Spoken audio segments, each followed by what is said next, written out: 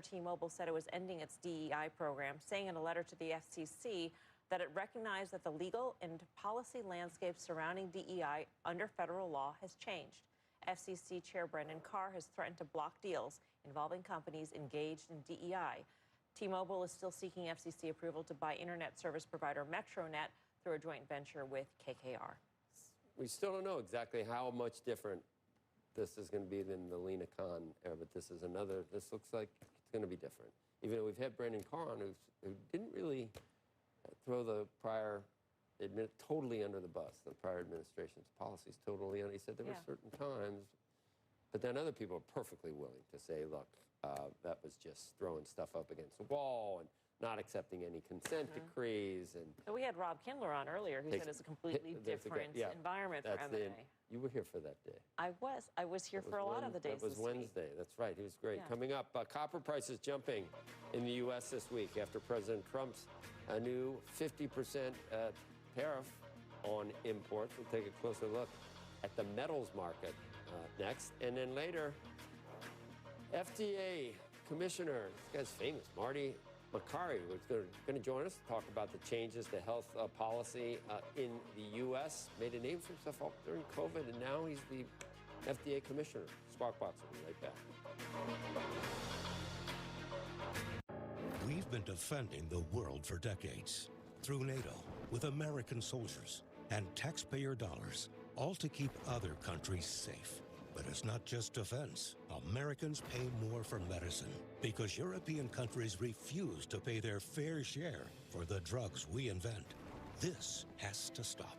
President Trump will negotiate stronger trade deals, just like he did with NATO, and he will stop the foreign freeloading.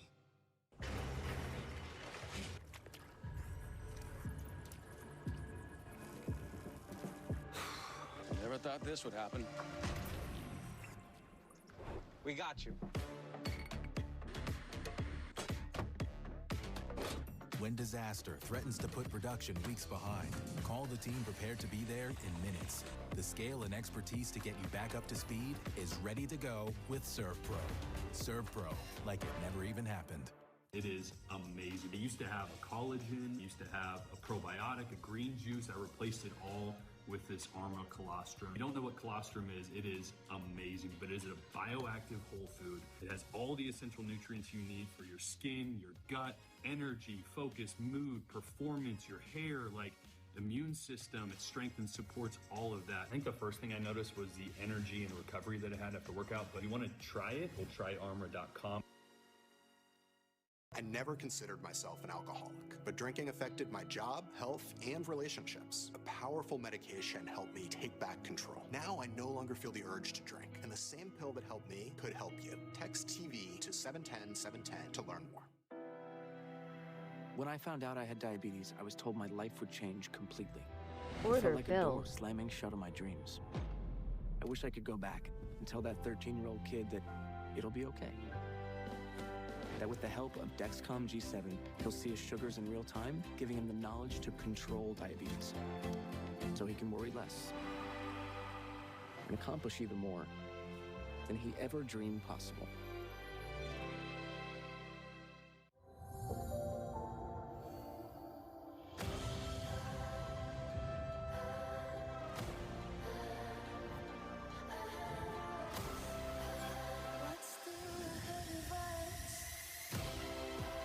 Order filled. Order submitted.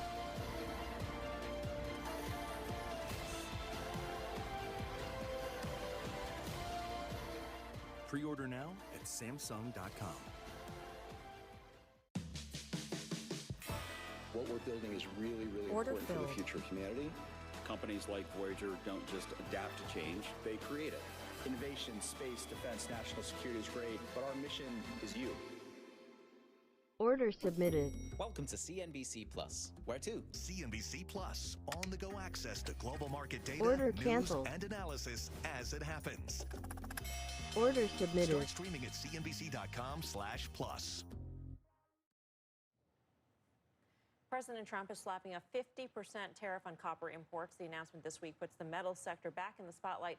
Joining us now is Craig Hutchison, TD Cowen Base Metals Equity Research Analyst. His coverage focuses on Canadian miners, and Canada is one of the top copper exporters to the U.S. Craig has highlighted a few names that could benefit from these Section 232 tariffs, including Capstone Copper, Order Hudbay submitted. Minerals, and Taseko Mines. Great to have you with us, Craig. And I'm wondering, given the new tariffs on Canadian products that are non-USMC compliant, and then you have the sectoral tariffs on copper as well, what is the ultimate tariff level? How should we be thinking about the copper coming from Canada? Yeah, thanks for having me on the show. I mean, it's difficult to pin down right now. I think originally, I think that the thinking was going to be a 25% tariff on copper, and at the time, the spread between the LME, which is the main benchmark exchange, and the COMEX in the U.S. was around 10%. Now the threat is around 50%, but the spread between those two exchanges is closer to 25%. So I think, it's difficult to say how it'll all shape out, but I think, the market is sort of factoring in something less than 50% at the moment. Okay, so even though Canada specifically has a Canadian tariff and then the sectoral tariffs, the market is still assuming less than 50%. Yeah, I mean, it's a global market, so I think that's the way the market's thinking about it, just across the two exchanges. In Canada specifically, a lot of the producers in Canada aren't necessarily impacted by the tariffs. U.S. does import a fair bit of copper from Canada, but the producers that we cover, particularly those on the West Coast, actually ship all their concentrate over to China, where it's refined and smelted into copper, then often imported back into the United States. I mean, the U.S. right now consumes around 2 million tons of copper, and they only produce around 1 million tons. So they're obviously heavily reliant on imports from countries like Chile and Canada, and in fact are actually reliant on China in terms of refining capacity and smelting capacity. In terms of the broader goal of the copper tariffs, and that is to bring production back to the U.S. and to spur that sort of investment, can we do that? I mean, it takes, 3 decades or so to bring a mine from discovery to actual commercial production. But China did invest a lot, and it accounted for a lot of the smelter growth in the past decade or so. Order submitted. I think there are other alternatives that are probably more effective than tariffs, to be quite honest. I mean, policy reform is something, I think it's a bipartisan effort in the United States. The U.S. is still reliant on the Mining Act of 1872, which is obviously very outdated in today's climate. We've seen very effective policy changes for other industries, trying to stimulate the wind and solar industries, nuclear, but providing tax credits. Staffing up agencies like the EPA to make turnaround times for permits a lot faster. I think those policies would actually have a better impact in terms of stimulating U.S. production. Like you said, some projects take 2-3 decades to get permitted from discovery. Order canceled. And I think that's been probably the biggest factor in terms of stimulating the U.S. industry. We highlighted some of the picks that you had in the sector, Craig, and I'm wondering, how those picks stack up to some of the U.S.-based miners and the other miners around the world. Yeah, I mean, we don't cover it, but Freeport's probably the biggest beneficiary of the tariffs if they go ahead. Freeport produces around 1/3 of the U.S. copper, and they also have domestic smelting and refining capacity. So they would be able to, produce a refined product that could sell directly into COMEX. So they would get that tariff premium. Companies that we cover that I think would benefit would be, one is Hudbay Minerals. They have a good business in Canada and Peru in the copper business. They're also, trying to build a project in Arizona called Copper World. They're right now actively in discussions with partners. I think there'll be a lot of interest in that project, just given the fact that it's high grade, it's in Arizona, and they have the potential to produce a cathode. So they could be a beneficiary of these tariffs longer term. Taseko, more immediately, they have a project called Florence. It's in Florence, Arizona. They'll be producing cathode later this year and ramping up the next year. And so they would be able to capture that COMEX premium. And so we've seen some of these stocks have a really good run here in the last couple months on the back of the tariffs. Craig, great speaking with you. Thank you. Thanks so much. It is 7 a.m. On the East Coast, you're watching Squawk Box on CNBC. I'm Joe Kernan, along with Melissa Lee. And among the stories that we're watching, President Trump announcing tariffs on imports from Canada of 35% effective August 1st. In a letter to Prime Minister Mark Carney, which was posted on Truth Social, the president criticized Canada for retaliating with its own tariffs instead of, in his words, working with the United States. NVIDIA CEO Jensen Huang met with President Trump at the White House yesterday. It's unclear what the meeting was about. We can imagine, though. NVIDIA has been grappling with export controls on its AI chips, and now Huang is headed to China. NVIDIA's market cap closed above $4 trillion for the first time yesterday. Right now, the stock is off just slightly. And crypto in rally mode, big time, bigly. Bitcoin topping 118,000, up more than 40% in the last 3 months. Ethereum now at the $3,000 level. And check out some crypto-related stocks, if you wouldn't mind. All up significantly this morning. You can see some by more than 3%. Let's get a check on the futures right now and how we stand after yesterday's record close on the NASDAQ, record highs in the S&P 500. We're pulling back just a touch here. S&P looking to be lower by 44 points. NASDAQ looking to give up 142 at the open. Let's get to Frank Holland with a look at this morning's pre-market movers. Frank, good morning. Hey, good morning, Melissa and Joe. We're following a group of analyst notes this morning. Order Why don't we start submitted. off with shares of Tesla and Rivian? You can see they're both moving lower. Tesla down more than 0.5%. Rivian, same story. The EV makers there, their price targets lowered at Goldman due to the signing of the One Big Beautiful Bill and the elimination of what's called CAFE penalties. Basically, fuel efficiency fines as electric vehicles. Tesla and Rivian, they made significant revenue selling credits on those penalties to gas automakers. Now, since there's no penalty for the standard, there's really no reason for those gas manufacturers to continue buying credits from Tesla and Rivian. Both stocks down just about 0.5%. Tesla just moving lower, down about 0.75%. Also looking at Freeport-McMoRan, also falling this morning after a downgrade to neutral from buy at UBS. UBS saying the metals miner could be hit by a downturn in copper prices in the second half of the year. They forecast a buildup in U.S. inventory ahead of President Trump's August 1st tariff deadline, and they say that could weigh on demand over the next 6 months. You see Freeport-McMoRan shares down just about 2% right now. Copper prices over the last week, they've jumped up about 7%. Also, rounding out things with shares of Texas Instruments, upgraded to buy from hold at TD Cowen with a price target of $245, moving it up from $200. Analysts there are seeing positive cyclical trends for the stock, especially around semiconductor destocking. Again, raising the price target to $245, one of the highest on the street right now, according to FactSet. Shares of Texas Instruments, they're up just about 1/3%. Back over to you. Thank you very much, Frank Holland. Amazon's Prime sales promotion draw. Is it? Today's the last day. Really unbelievable. Until the next Prime Day in 6 months. Good point. It comes fast. It's like America's best state for business. Comes fast, too, doesn't it? Courtney Reagan joins us with an update on this big week for retail. Was it not great? We don't know yet, and it's really hard to compare because it's twice as long as it was before.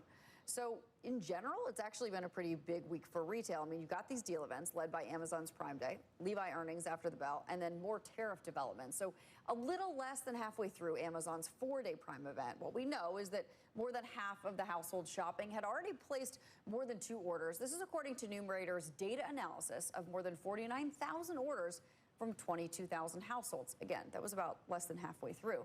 Now, the majority of Prime Day shoppers tell Numerator they like the extended event and the discounts, with more than half buying something they'd been waiting to buy. Then you had more than 1/3 that just bought what they normally buy, but on sale. So the top category is household essentials. Top 5 items: Liquid IV packets, Dawn Power Wash, Premier Protein Shakes, and Amazon's Fire TV Stick, and its everyday paper plate. So essentials. Important for this one. Now, more than 1/3 of Prime Day shoppers told Numerator tariffs did have an impact on their purchases, even though Prime Day shoppers skew high income, suburban, and female, aged 45 to 64, and they're price comparing. 69% also looked at Walmart prices, 46% at Target. Now, Adobe data backs that up because after the first day of Amazon's Prime event, Adobe online sales data shows all U.S. online retail sales grew 9.9% over the comparable period last year. So for a total of $7.9 billion, which for context is actually bigger than Thanksgiving Day online. Now, Adobe says the increase is driven by demand and not inflation or higher prices, and that 18 retail categories it tracks have seen prices fall for 34 straight months. Now, while consumers are shopping these discount events, Levi Strauss says they're also willing to pay more for its brand. Levi saw its AUR, the average price a consumer would pay, up year over year, also in a quarter that beat expectations for sales and profit. So it's been quite a week, and then obviously the tariff deadline or push to August 1st probably provided maybe some relief for at least a little bit more time to work through these mitigation strategies. So a lot going on, but the XRT flat for the week, at least as of right now. Fascinating what you say about prices at this point. They're still falling? I mean, that's what Adobe says in the 18 retail categories that it tracks, that for 34 straight months, prices. I mean, it's starting to dawn on me. Maybe I may be Pollyanna, like with whistling past the graveyard, but maybe the Fed was going to get the two. Maybe that, the post-pandemic surge that we saw because too many dollars and supply chain issues, but maybe we really were going back to. I mean, there are so many things in a way that don't make sense. I still can't believe that what happened in 2020 happened the way it did, beyond the pandemic, but just the consumer resilience of all of that. Right. And I mean, it still sort of blows my mind. If you would have laid out those parameters and said, what's the consumer going to do? I wouldn't have said that. Yeah. Were we in a powerful disinflationary period when the tariffs came, and all it really does is just slow the disinflation instead of causing a rebound in what, because we all got so burnt by those 40-year highs, and right. No one got burnt more than Jay Powell, and maybe we're fighting yesterday's battles. I don't know, but with the numbers we've seen, along with what you said, but all the recent CPI every month, waiting for something, and we haven't seen it. Maybe it still comes. Maybe it still comes, and then the companies. They get slapped by the White House if they even intimate that they're going to pass along the increases. Right, but then you've gotten these studies from like Penn and Yale, and they say actually what can potentially be more damaging to the consumers in the economy is sort of this, call it half and half. And I'm being general there. I don't actually mean the companies absorb 50% and consumers absorb 50%, but to some degree, that can be worse if you share the pain and then you lose jobs and other things. There's sort of other ripple effects of that too. So I just don't think we know, right? Especially when we especially we don't know what happens August 1st. Yeah, right. We don't even know. That's what I mean. And so how can we predict it? I am afraid we haven't seen the pain yet. But then again, look what happened in 2020, 2021 with the consumer. I wouldn't have bet that would have happened. Courtney, thank you. I didn't buy anything. Nothing, not a thing. No, one thing. You were just like, I'm just going to sit here. I feel like you're not the primary purchaser in your household, though. But like the right age, basically. It's not the right. You're female, suburban, no, I'm not 45 to 64? Not currently. Not currently. Not currently. I mean, that's what Courtney said was okay. Not currently. Clarifying. Thanks for listening, by the way, Melissa. No plans. You really picked up on that detail. I like that. Coming up, the S&P 500 at a new high, just in time for earnings season. We'll take a look at what retail investors are watching right now. And later this hour, FDA Commissioner Dr. Marty Makary on everything from vaccine policy changes to funding cuts during his first 100 days on the job. That's 7:30 a.m. Eastern Time. Don't miss that. Squawk Box returns in just a moment. Eczema isn't always obvious.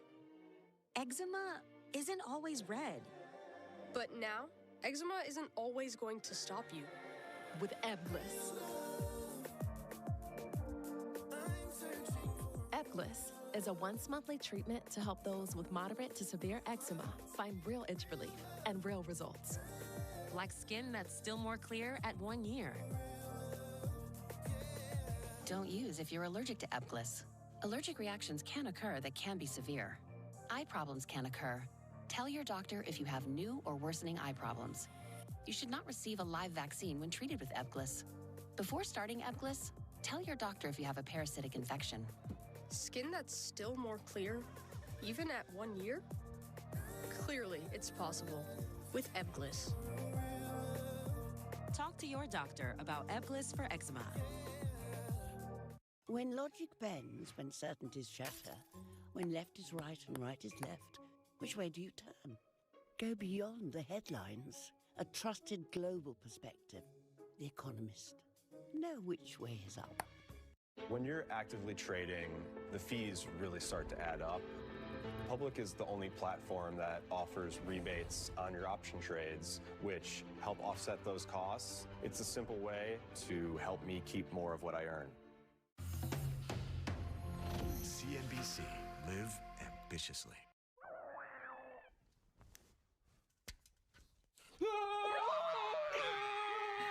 Honey, I thought you were going to cancel those subscriptions that we don't use. I thought I did, but I guess I just missed a few. Obviously. You need to use Rocket Money. It'll show you all your upcoming charges in one place, and you can cancel subscriptions right in the app. That's pretty cool. That was pretty easy. Yeah. What's Pimple Poppers Anonymous? Babe? Hair is a dare to show up different. Spread joyful chaos. Lather with imagination, never parabens. Bounce with bold ideas. Hair is a creative outlet. What will you say with yours? Method Hair Care. Different makes a difference.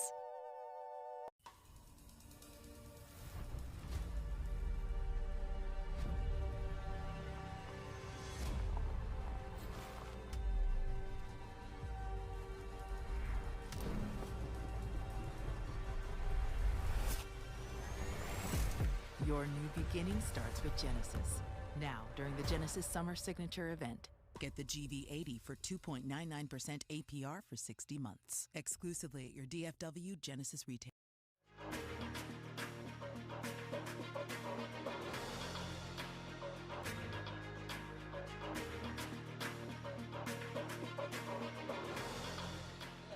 I do.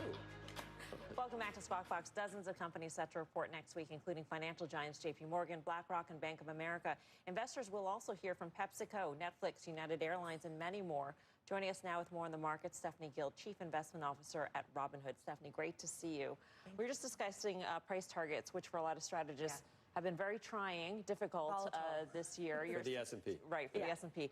6,200 is where you are currently, although you were higher at the beginning of the year, and now you see that old price target as a possibility for this year, 65. Yeah, I started at 65 when tariffs hit. I said, you know, GDP could come down and that could impact earnings. Usually 1% hit on GDP is about a 4% hit on earnings.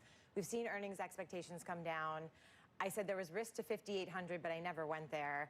And now I think there's risk to 6,500. Obviously, we're over my target. So, I mean, with the pumping up of potential tariffs now, I'm just sort of waiting to see what happens. Yeah, you were never a panicking. I was never panicking. Yeah, I mean, because we got down to well below. I just also think like this was all driven by tariffs, but is driven by our president, who also I think cares about the economy and wants the economy to grow. So I just said like I think this is the opening bid, and wasn't sure we would end there. Right, 65 is good for me. I think you.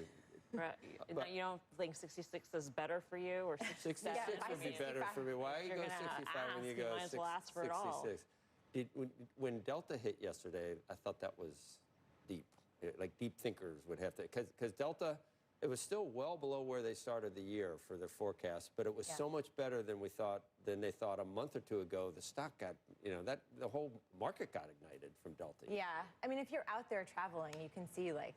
The airports are not empty. The economy is still growing. People are still spending money. Booking Holdings, for example, is still making money. So I was surprised. I mean, I think Delta was just trying to reimagine their supply. Like, I think that's one thing they have pulled back on. I've noticed it from flying myself. But when you are managing your business, you can show better rewards. And if you're Delta and you see all that stuff coming out and there's so much uncertainty, you're like many companies, you're probably going to move your expectations down a bit more than they maybe should be. What will you listen for out of earnings season? Because you're going to get much sort of more real-time data than some of the economic data in terms of the reads in the consumer and business spending. You're really excited about earnings this time around, aren't you, to see what's happening? I can tell. I mean, I am, right? Like, this is, it's a pivotal part, I think, because, price earnings ratios are, 21, 22 times. But I do think like there's a lot of stuff in the hopper with the big beautiful bill. I think it's really illuminated. Like, we have fireflies all over the backyard now today. Like, I think it's really brought fireflies to certain parts of the economy. I think for bank earnings, like that's obviously coming up first. The comps for this quarter are kind of rough. I think some of them had really good quarters, you know, year over year, but I still think we can look past that because I do think the financial sector and the banking sector should really benefit. Despite the valuations on the on the bigger banks. Yeah, I mean, I'm more bullish on the regionals than the straight at than the large half in terms of price to book. Yeah, exactly. And I think they'll just benefit more from deregulation. And if we do get some rate cuts this year, which I think we should, but obviously there are reasons why they haven't been cut yet, then you get I think you do get a steeper curve, and then that does help also.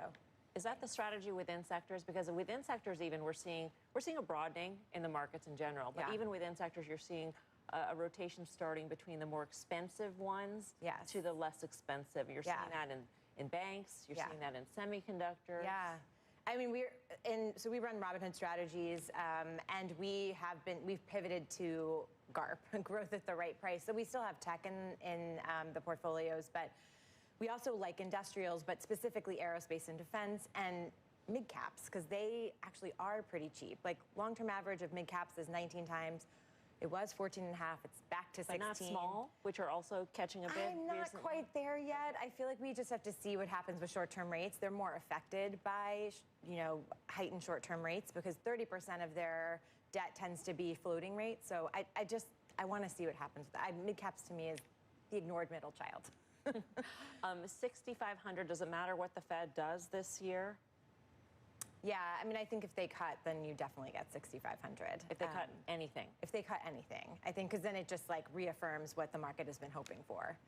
But I'm worried about the labor market. That's where I think the biggest risk is. I think it's cool you made the move to Robinhood. It must be cool working there. I mean, happening it's and so young different and glad and everything. Yeah. But it's amazing. Like it's just everyone works so hard and really has. The mission is in our blood. I know that sounds cheesy, but it is. No, I think I mean, you were at, JP Morgan Private Bank for 21 years. So this was a big switch for you, was it not? Huge switch for me. Yeah, but I did it because I said, if there's a time to change, it should probably be mid-career and not the end of my career. So, yeah. Yeah. Great. Thank you, Stephanie. Thank Good to see you. Stephanie Guild. Coming up, Superman. We need another Superman movie, right? Returns. It's not a Universal movie, is it? No. Okay. Oh, yeah, just what we need. Another, no. Return to the box office sees faster than a speeding bullet. Fast isn't always great, is it? More powerful than a locomotive and able to leap tall buildings in a single bound, but can the latest Superman reboot jumpstart a critical franchise for Warner Brothers Discovery? That's next as we head to break. Check out some of the studio and streaming stocks. Squawk Box coming right back. Down, up, right, left, inside, out. Sometimes it's hard to make sense from nonsense. Go beyond the headlines. A trusted global perspective. The Economist. Know which way is up. Everything about PXG totally changed my game. The whole experience that PXG brings is top-notch. They make the best equipment and really tailor it to your swing. I've seen great results. The forgiveness, the workability definitely makes the game a lot easier. I hit 15 yards farther, and it's going straighter. The joy and the great feeling of seeing the ball get in the hole is pretty special. Yeah, you should go get fitted. PXG, you've never played like this before. Hi, I'm Jay Jackson. For almost 20 years, Abacus Life has been purchasing life insurance policies from seniors. And in just seconds, you can use the free calculator at abacuspays.com to learn what your policy might be worth. For many of my clients, selling their life insurance to Abacus was right for them and their estate plan. Don't sell or lapse your policy without going to abacuspays.com first. There are no fees and no obligations. Get the real value from your life insurance when you need it with Abacus. The stock market is in chaos, and you need to take action now. My name is Mark Chaikin. I got my broker's license in 1966. I've invested through 9 recessions, several massive market panics, and many bull markets. Today, I have a warning. During volatile market moves like the one we're in now, most people freeze up. They just hope everything will get magically better, and it's a recipe for disaster. You need a big picture plan, and you need to take specific actions starting today. My new briefing lays out what we expect to happen in the markets this year and in 2026 as well. This research is based on the market cycle that helped me call the bear markets of 2018 and 2022 and the roaring bull markets in both 2023 and 2024. Visit the website on your screen to see my detailed briefing in full. It won't be hard to find someone to fix this. But before I started Angie's List, different story. A lot has changed for us at Angie since then, but the issues facing homeowners are the same. And the solution too, skilled local pros. Get started at Angie.com. You just said something to me which makes me a little bit nervous. What is the thing you worry about the most right now? Is this the right way to do it? President's latest, I swear he's watching. Squawk Box, 6 a.m. Eastern, and streaming on CNBC+.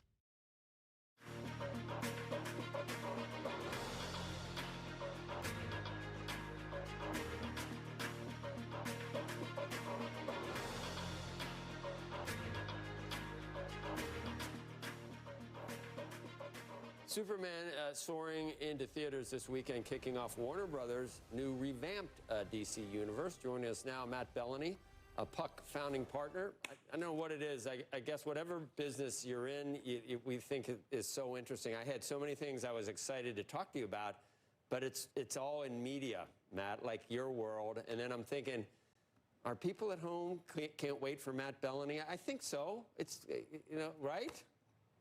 It's been a while. It's been a few months since I've been on. I missed you. Yeah, I missed you too. Let's start. I mean, it's better for AMC and other people like that. I mean, things are going a little bit better. Jurassic and Superman, and it's a good summer. So far, the numbers are not back to pre-pandemic numbers. But better. No, still not, but better. No, people are showing up, though. If the movie is right and if it's appealing, people will show up. And that is the key question, because there was people that were saying, nope, movies are over in theaters. Doesn't matter what's there. People are not coming back. And that is not the case. We still have billion-dollar movies out there. And it's looking like this Superman movie probably won't get to $1 billion, but the reviews are there. The fans are going to like this movie. The marketing has been good. It seems like they kind of won with this Superman movie. Which is no small feat, because there was even the TV show, a couple of TV shows. There have been so many Superman. I don't know. I'm trying to figure out which ones I really. It's almost like James Bond. There's so many different ones, and I've seen comparisons to the brooding Henry Cavill and the icon of Christopher Reeve. People like this guy because he's what? Because he's human or conflicted or emotional. What is it? Quirky? That's been the problem with Superman over the years, is that he's not human. He can't be killed. And he's not as relatable as some of the other superheroes, particularly in the Marvel universe. And Superman, honestly, in the past has been kind of boring. And I think the thing that's interesting about this Superman movie is the first time you see him on screen, he is hurt, he's on the snow, he's bloody, he's kind of down and out, and they do a very good job in this movie of sort of humanizing him to the extent possible, giving him conflict, giving him a little quirk to his character. And I think that is the secret sauce there that James Gunn, the filmmaker, who's also the co-head of DC, has brought to this character. And that was the first thing that David Zaslav did when he took over Warner Discovery, is he got rid of the film head, he got rid of the DC head, and brought in new people. And now 3 years later, they are finally debuting this first reboot in the DC universe. And if this goes well, they've got Supergirl, they've got a bunch of other DC properties that are going to benefit if this Superman movie does well. That's amazing. So it really is important for Zaz and for Warner Brothers Discovery, which has got a lot of other moving parts at this point. It's not a panacea, but it would be nice. No, and the stock does not trade on whether a movie opens or not. The stock trades on their overall financial condition, which is largely governed by the television side of the business, and we all know that's going down, down. Well, let's get to that and talk about that. Talk about, my own company here with Versant and Zaz. Iger's not going to do it. Are the legacy assets still worth something? What does the future look like for the entire industry, Matt? Well, it seems to be a sell-off right now, or at least a split-off, where Warner Discovery and NBC Universal splitting off the cable networks.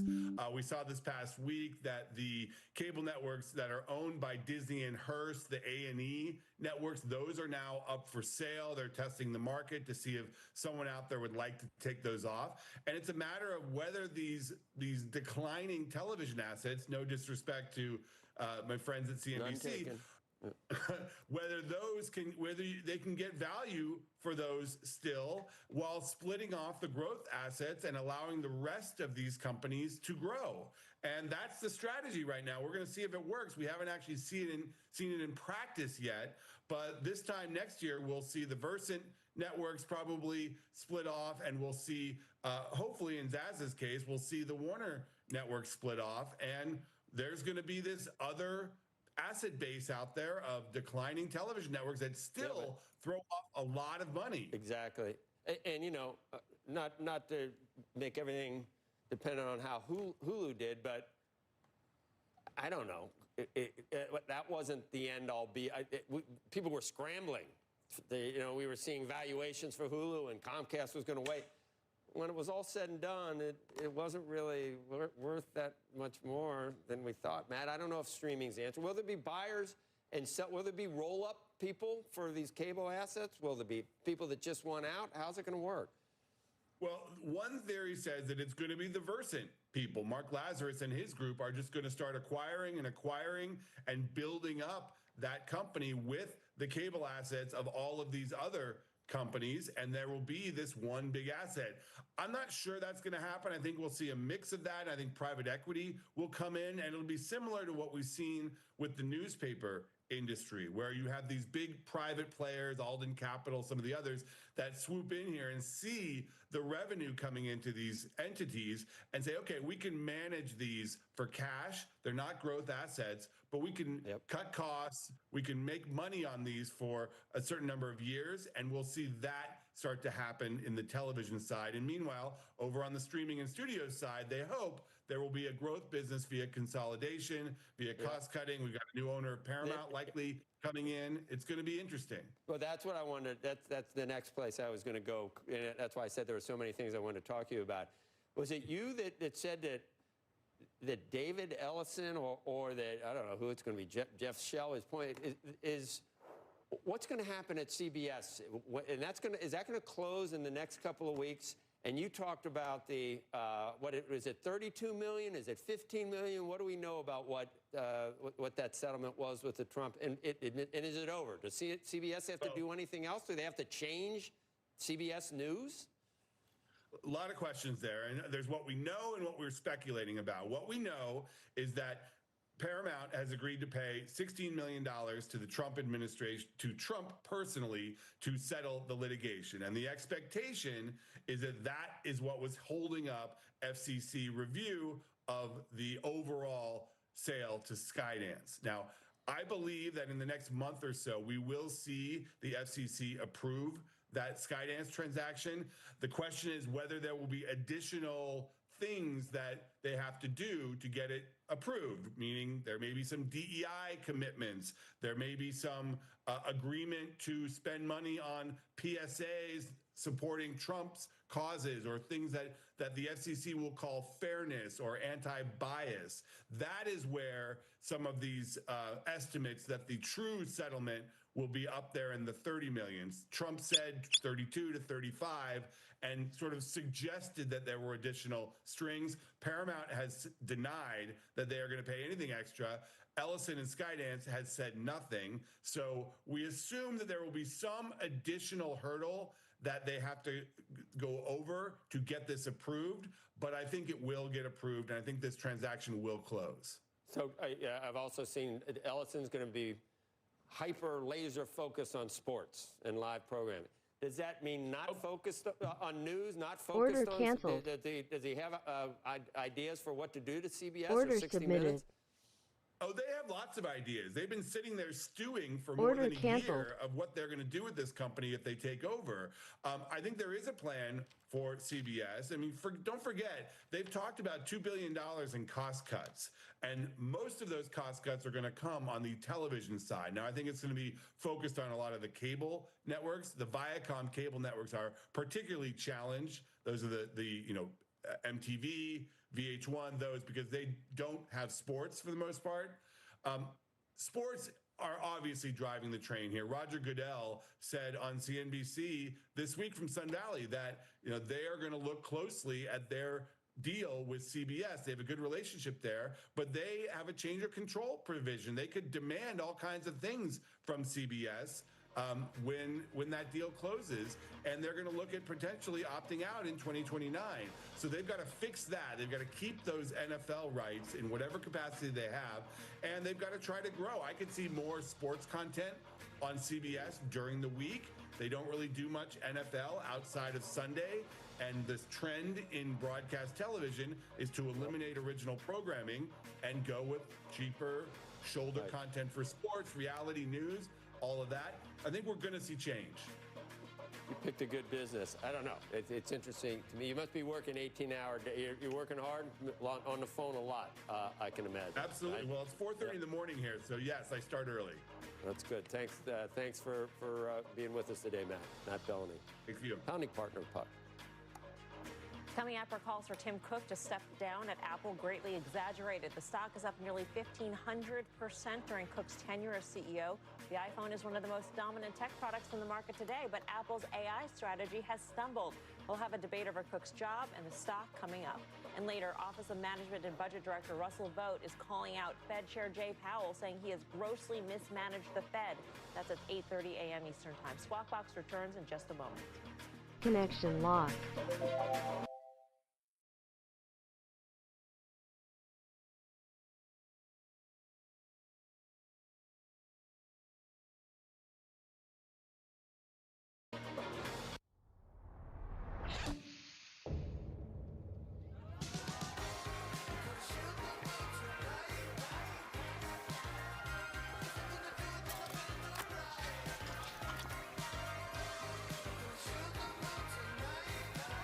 Decking and railing that's ready for anything you throw at it, or on it, even John's 40th. Trex, performance engineered for your life outdoors. We're Mizuho. Sound familiar? It should. Bringing a microchip powerhouse to market? Mizuho was there. Anywhere a tech company needs a corporate and investment bank, we're there. Mizuho Americas, a name worth knowing. At Public, the high-yield cash account's a no-brainer. I know my money's working hard for me, and I know I can access it anytime I need it. It's very simple. Better rates mean faster growth, and that's exactly what I need.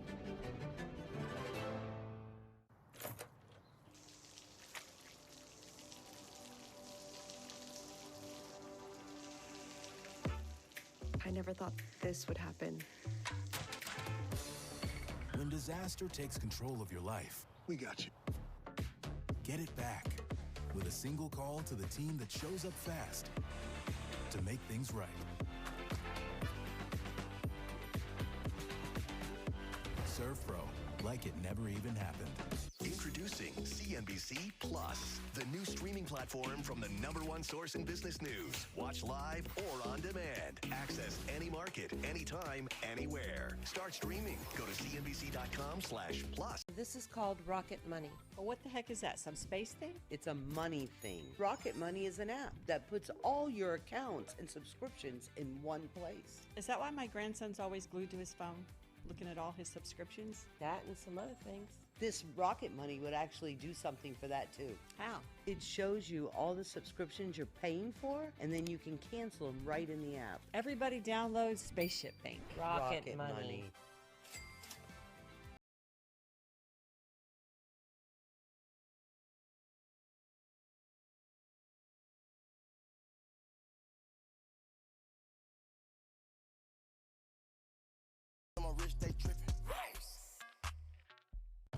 The next legendary big league is here. Athletes Unlimited Softball League.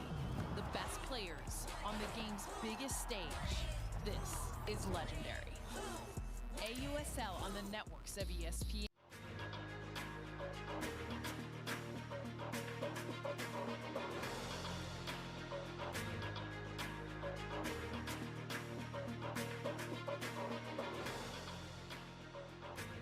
Coming up, Dr. Marty Makary on his first 100 days as FDA Commissioner. He joins us next in a wide-ranging interview covering everything from regulation changes to new vaccine policies. Squawk Box returns in just a moment.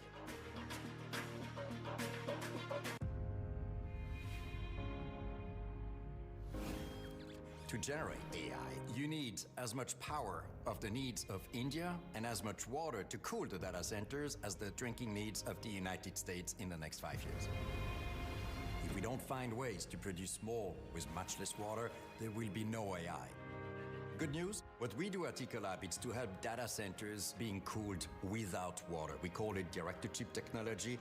Conversely, to produce microelectronics, turning to Ecolab help those fabs reuse and recycle water at every step of the process. So you can produce way more chips while using much less water. We are the World Water Company. We've been spending 100 years helping customers. Today with AI, that's going to be game-changing. So all we've developed, all we've produced, we can use to help them power our AI dreams in the years to come. As a business owner, I've got a lot on my plate. That's why I use ZipRecruiter to hire. ZipRecruiter has this feature called Zip Intro. I chose the time, and it did all of the work of finding and scheduling the candidates for me. I just picked my top choices and talked to great people the very next day. The plan was to hire 2 people, but the candidate quality was so good, I wound up hiring 4 in a week. Zip Intro. Post jobs today, talk to qualified candidates tomorrow. Try it free only at ZipRecruiter.com/CNBC. I like things personalized, like my coffee. So when my doctor prescribed Vyvgart Hytrulo self-injection for my generalized myasthenia gravis, we personalized my treatment goals. Vyvgart Hytrulo can improve daily abilities and reduce muscle weakness. It's my treatment, my way. Vyvgart Hytrulo for Weekend Away Steve. It's travel ready and can go where I go. Self-injection fits my plans. Do not use Vyvgart Hytrulo if you're allergic to its ingredients. It may increase infection risk and cause serious allergic or infusion or injection-related reactions. Tell your doctor if you have an infection, fever, recent or planned vaccinations, allergy history, or kidney problems. Most common side effects include respiratory and urinary tract infections, headache, and injection site reactions. My Vyvgart Hytrulo self-injection. Reducing my symptoms. That's treatment my way. Ask your neurologist about Vyvgart Hytrulo. The club is really about empowerment, empowering you to manage your own money. One of the key benefits for me is knowing where Jim is going to buy or sell before he does it. Join the club today. Go to cnbc.com/join-Jim. Our newsmaker this hour, Dr. Marty Makary, the FDA Commissioner, marking his first 100 days on the job. It's been a busy few months with many changes at the agency, from vaccines to staffing. Good morning, Doctor. Good morning, Joe. Maybe you've been on a few times. I don't remember, but we all went through that period together, obviously, and there's a lot of a look back now at that period. And I was, it's a hot button issue, and sometimes it's tough to talk about, and there's conspiracies and controversies. I think of Novak Djokovic. Right now, he's going to be in the finals, I think, at Wimbledon. And at the time, I wondered about his decision, the decision of tennis. What do we know now, Doctor, in your view, about what we should have done with COVID? Should healthy people have been, not forced, but strongly coerced to take that? At the time, I thought it was a game changer and a lifesaver. Well, look, Joe, I had said during the time of the pandemic that if we have vaccine mandates for young, healthy individuals, we were going to see a rise of an anti-vaccine sentiment, and I think that's exactly what happened. We saw a tremendous loss in public trust.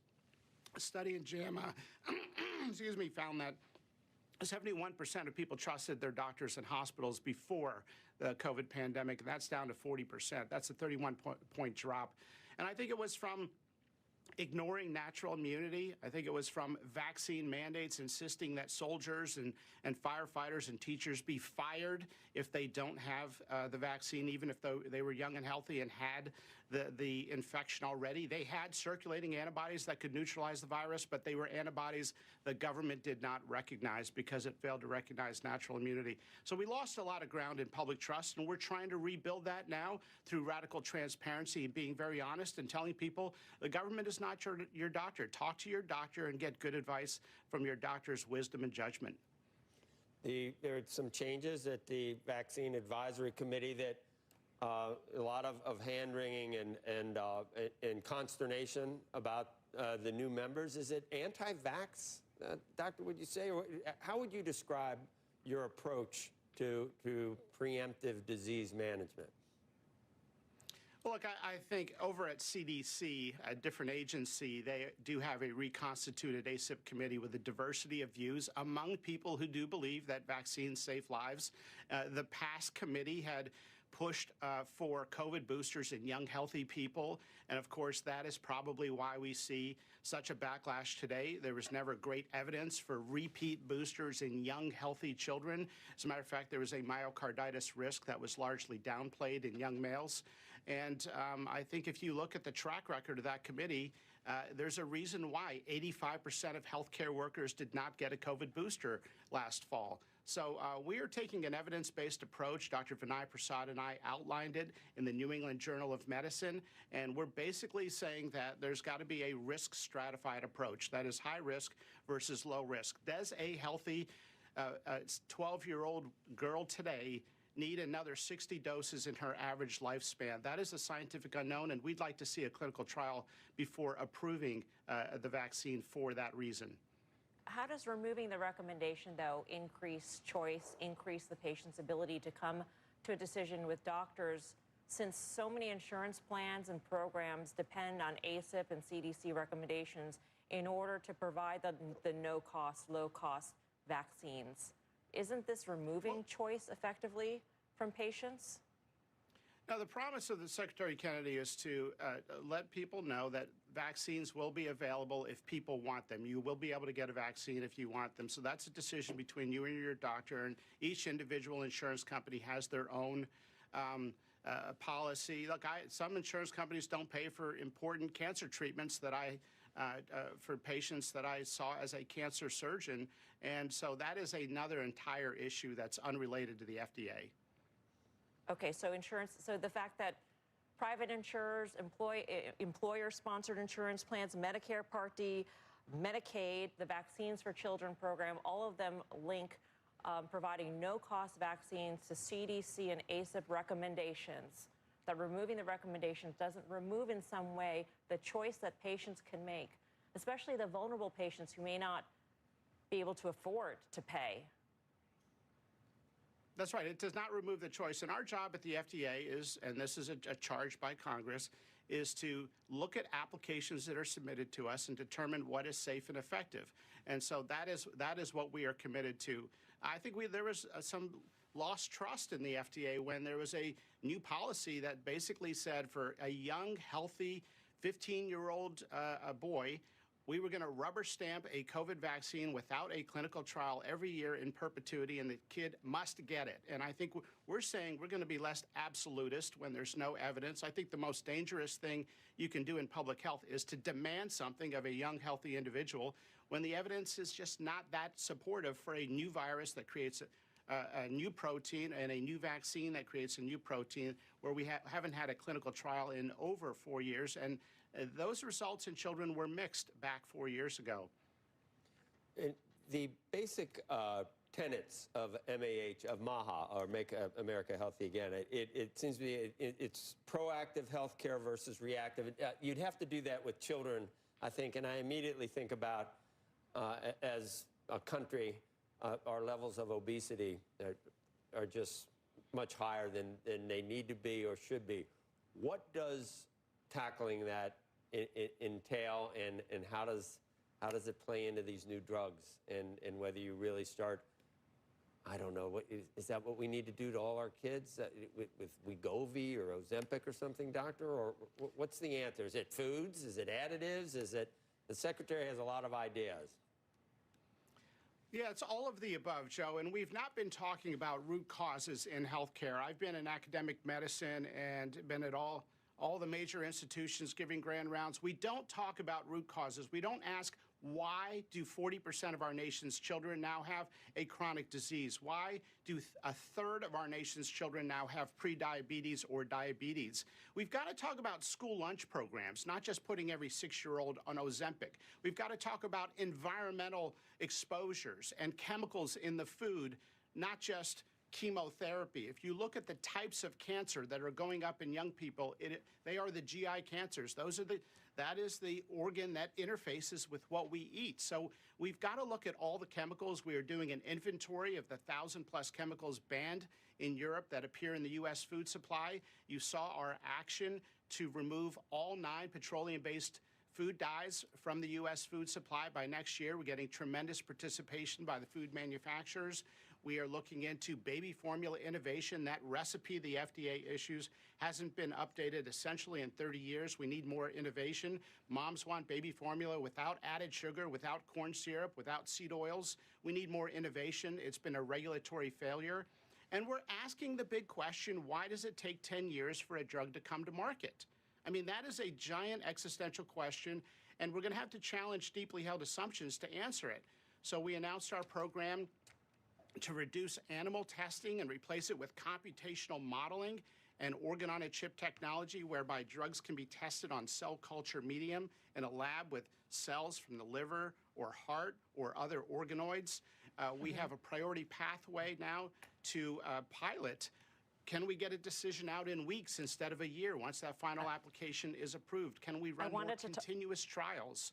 And can we use AI more in the review process? We now have AI agency-wide for our reviewers. And yesterday we announced we're going to make our decision letters, including rejection letters for drug, public information so companies don't spin the results and developers can see exactly how the FDA thinks. And that's part of our radical transparency agenda.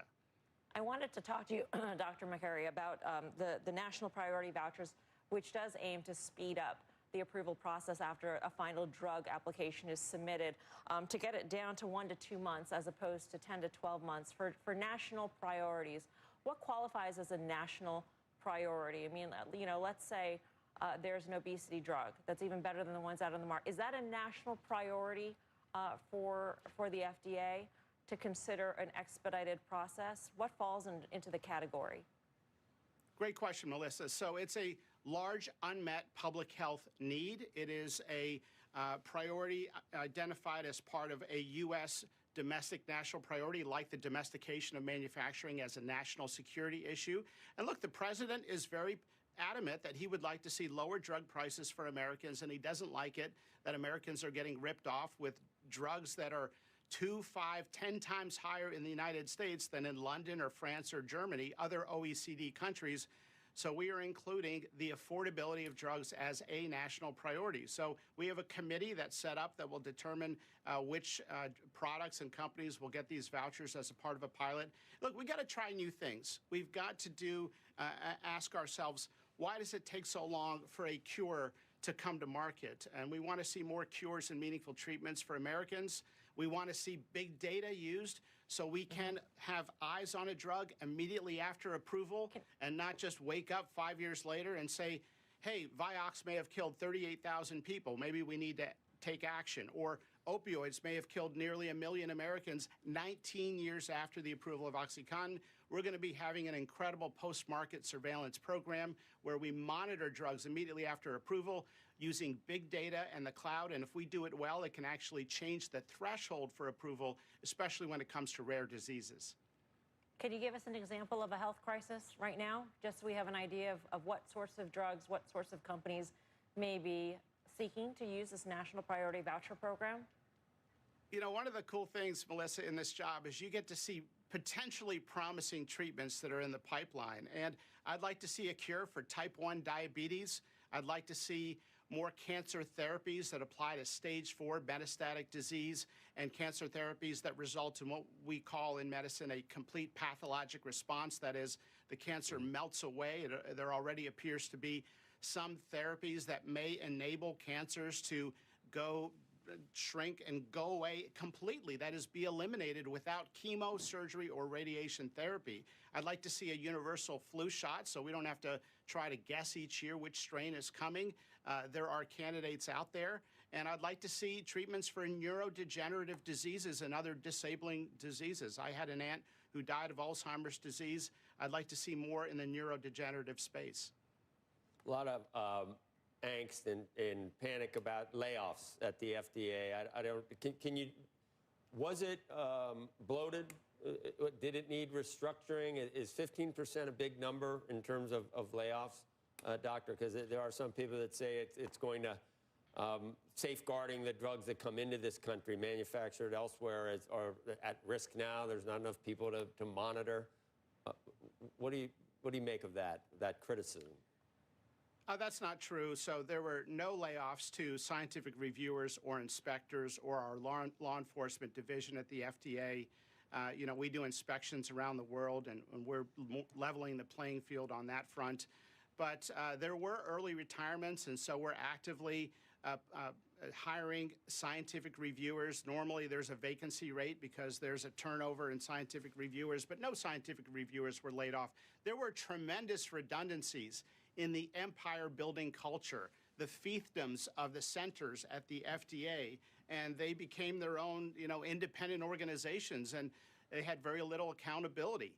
They had their own revenue stream from user fees, and they had redundant services as a result. That is, we had 12 different travel offices. We had nearly 2,000 HR people and budget and procurement staff, and a lot of it was just because of the center fiefdom culture. So we've consolidated that now to say if we're going to launch AI for the FDA reviewers, as we recently did, we're going to do it agency-wide. It's not going to be each center independently with their own IT teams coming up with a product. Just look at our adverse event reporting systems. They are so clunky, Joe. We have one for vaccines called VAERS, one for devices called MAUDE. We have VAERS and CARES and FAIRS and Sentinel. We have 10 different adverse event reporting systems, all sort of independently developed. We're going to go to one, and so that way we can have a great user interface and a great database of adverse events that we can use for our post-market surveillance of drugs. Doctor, I also wanted to ask you about your quest to make the FDA more transparent, and part of that was yesterday releasing more than 200 rejection letters, as you had mentioned before, to the public, so the public can actually see why a drug was rejected, as opposed to getting a press release from the company, which may or may not give the full details or may have spin involved, et cetera. The letters were from 2020 to 2024, and investors at least are wondering if it's going to be more real time, because that's the only way it's really going to be useful.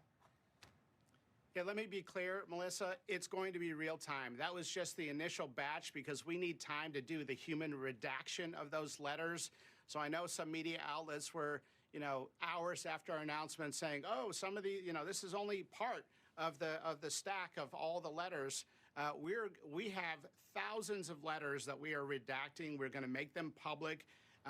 Drug developers and inventors are going to be able to go through them and see not just how the FDA thinks, but how one study section of the FDA thinks, the study section of interest. And we're going to be releasing them in real time as we make decisions. And that way shareholders will be able to see exactly what the FDA said. Look, markets like predictability. And I've been doing a CEO listening tour. We're about 2/3 the way through. It's in 7 cities. And when we meet with pharmaceutical CEOs, in private, that is where they can be open and honest about their ideas for reforming the FDA without their shareholders listening, they tell us they want more predictability. They want to know exactly how the FDA thinks, and they want better communication so they can, one CEO said, if we could just have a couple 15-minute calls with the FDA review team along the process, it could save us nearly a year of doing things just out of guesswork and trying to figure out what the FDA wants. So we're going to be radically transparent. When can you come back? I love your show. I'd like to see fewer direct-to-consumer drug ads on your show, but I love your show. I was just going to ask you about and that. I'll come back. I was going to say I want to talk to you about that because I still want this purple pill that's on nightly news every night. I don't know what it does. I have no idea, but they make me want it so much. I've been bugging my doctor. Give me that purple pill. I mean, it's crazy, doctor. Why do we need? If you need something, does the doctor need to be sold on something on TV for him to prescribe or her to prescribe the right thing for you? What's the whole rationale behind all these things?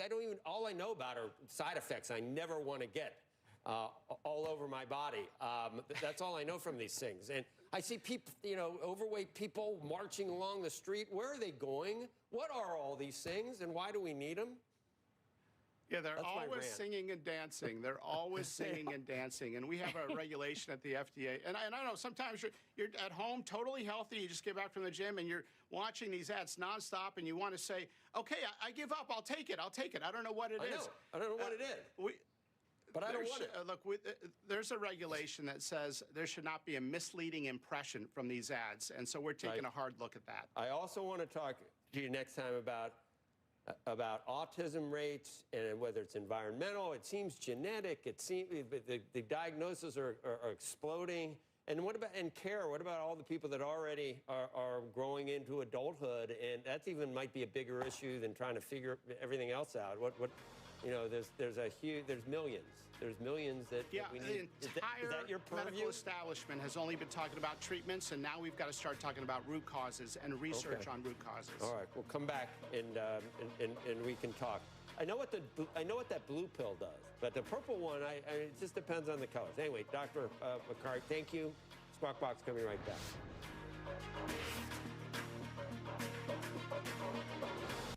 You stand at the forefront of building materials. Today, Amrize becomes the partner of choice for the professional builder of North America with our advanced branded solutions from foundation to rooftop.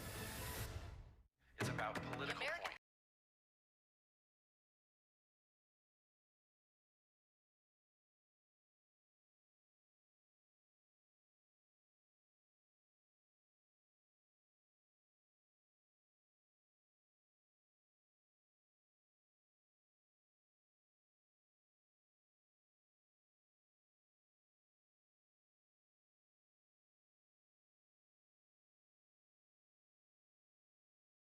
Logic bends when certainties shatter, when left is right and right is left. Which way do you turn? Go beyond the headlines. A trusted global perspective. The Economist. Know which way is up. When I started Walton Goggins Goggle Glasses, I had no idea what I was doing. But GoDaddy Aero does, using AI to build a logo, website, and social content. So I can let the world know if your goggles ain't Goggins, they don't belong on your noggins.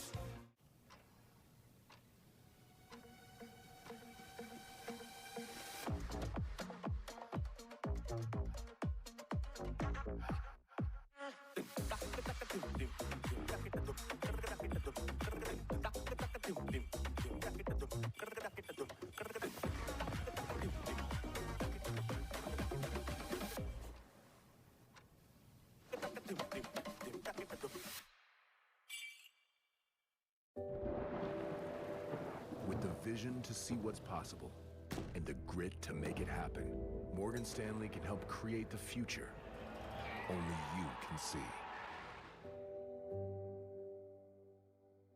We at Little Caesars know the Fantastic Four deserve a fantastic pizza. It's one pizza with 4 different topping combinations. Oh, I'm not a topping! Not a topping! See Marvel Studios' Fantastic Four First Steps in theaters July 25th. Okay, ready to be saved now! Get a Fantastic 4-in-1 pizza, only $7.99 at Little Caesars. Pizza, pizza. Yeah, if you're a parent and your child is interested in trade school, I would definitely encourage them to explore it. Junior year of high school, I looked at my mom and I said, hey, I don't really want to go to traditional college. And she said, okay, figure it out. And she supported me with that and gave me options of like, okay, you don't want to do this, let's look at this option. And I'm eternally grateful that she pushed me for this, and I think that this was the best thing that I could have gotten out of school.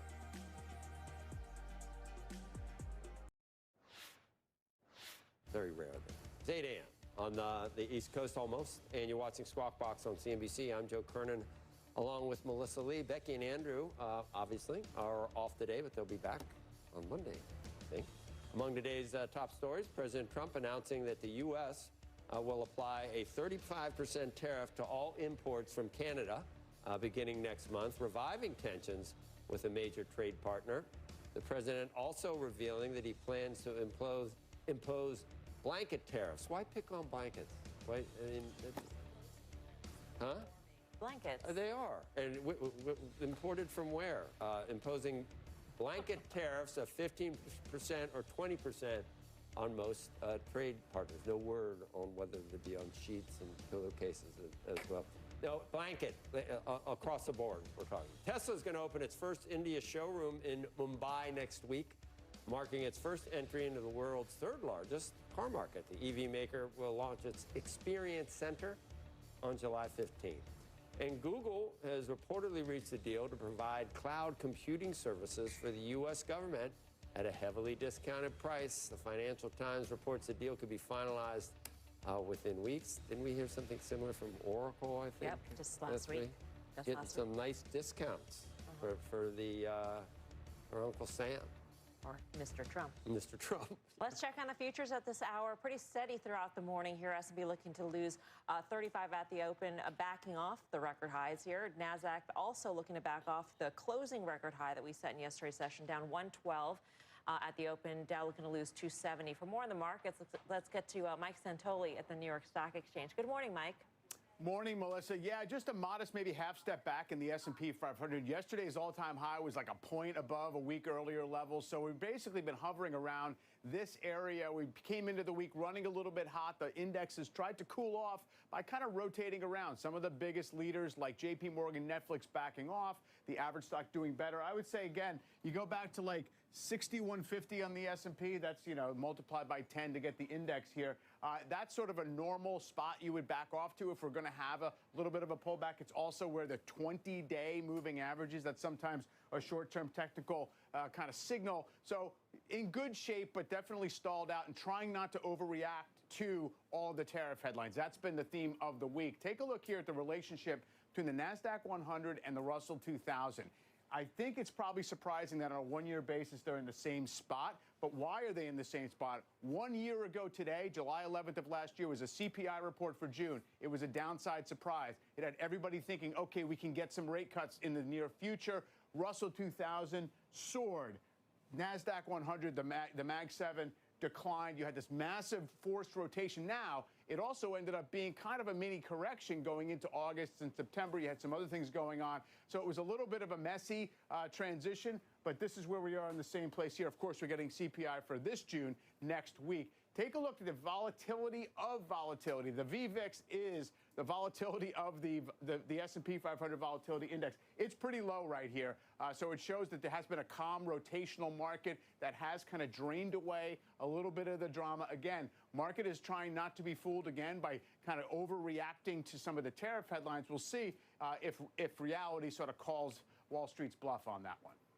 Yeah, bond volatility also low. Mike, thanks. Mike Santoli.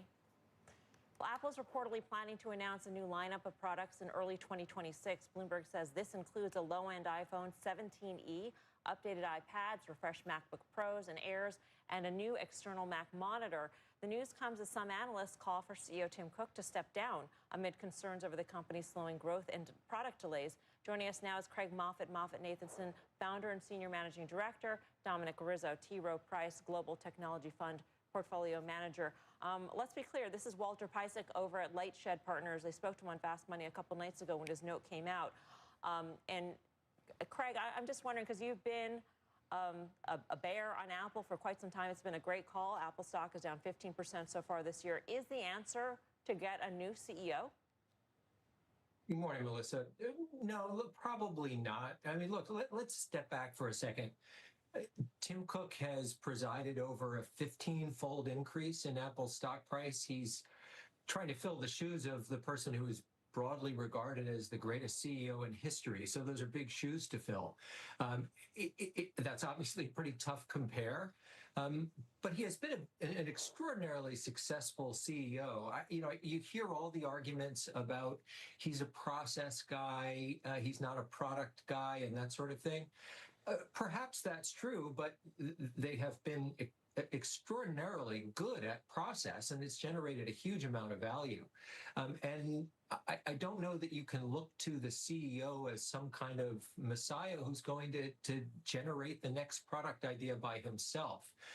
What Apple is struggling because, number one, they are struggling with an answer to AI. But number two, they have a lot of macro headwinds against them, like tariffs, at a time that they're trying to manufacture in China. Tim Cook started 10 years ago to try to transition that to India, so it's not like he's been caught entirely flat-footed. It's just these are hard problems to solve, that's all. Yeah, Dom, I'm curious what your thoughts are. You are underweight, I believe, in your portfolio, Apple, relative to some of the other Mag 7 stocks. So what causes your hesitancy? And maybe it is no surprise that Apple wouldn't fare as well in this environment as, say, a Meta, which has had an unbelievable performance this year relative to the group. Since Apple is a hardware manufacturer, it does face a lot of these threats that others do not. Yeah, first off, thanks for having me, guys. It's great to see you. When I look at Apple, I really have a balanced approach here. On the positive side, just look at how much time you spend on your screen every day. It is still the most important product in the world, the iPhone. We also have wonderful unified memory architecture on the silicon side, which theoretically is great for AI. Now, Craig made a great point, though. The reason Apple's struggling, frankly, is because they're nowhere in AI software today. And that's why we're underweight across all of my strategies. When I look at the AI software that Apple's delivered, it's really disappointed on every level, whether it's small language models, large language models, Siri, AI on device. And I think they need to make some fairly drastic changes on the AI side to get that upgrade cycle back, which is elongated to one of the longest levels ever. So I actually think they have to go turn around and make some acquisitions to make this work. Maybe something like a Perplexity could solve some of their problems. Craig, is the only answer an in-house AI solution, or can it be the best delivery system for AI software that it licenses or partners with another company? Well, I think it can theoretically be either one. But here's the problem, Melissa, and I don't hear this enough. And Don made a great point. Look, to believe in Apple stock, and again, you called me an Apple bear. I'm not an Apple bear. I think very highly of the company. I just think it's a very overvalued stock. That's all. And I think they face some secular challenges that are not reflected in the stock price. Part of that is the market is discounting an extraordinary acceleration in the upgrade cycle, right? Remember, go back to last year's WWDC when the stock price ran up because everybody thought, here comes AI, and AI is going to require 8 gigabytes of memory. It's going to require a neural processor. And that means that everybody with a phone that's earlier than an iPhone 15 Pro is going to have to upgrade their handset, and that's going to be a giant cycle, and it's going to be perpetuity and blah, blah, blah, blah, blah. If you go off the device and you choose a solution that's in the cloud, that will work. It may give up something on privacy, although you can probably run it on Apple hardware and Apple data centers. You can probably win the privacy argument. But if you take it off the device, you've given up the argument for why there's an upgrade cycle. And so I think you have to step back and say, okay, no one's arguing here that Apple customers are going to switch to Android. That's not the issue.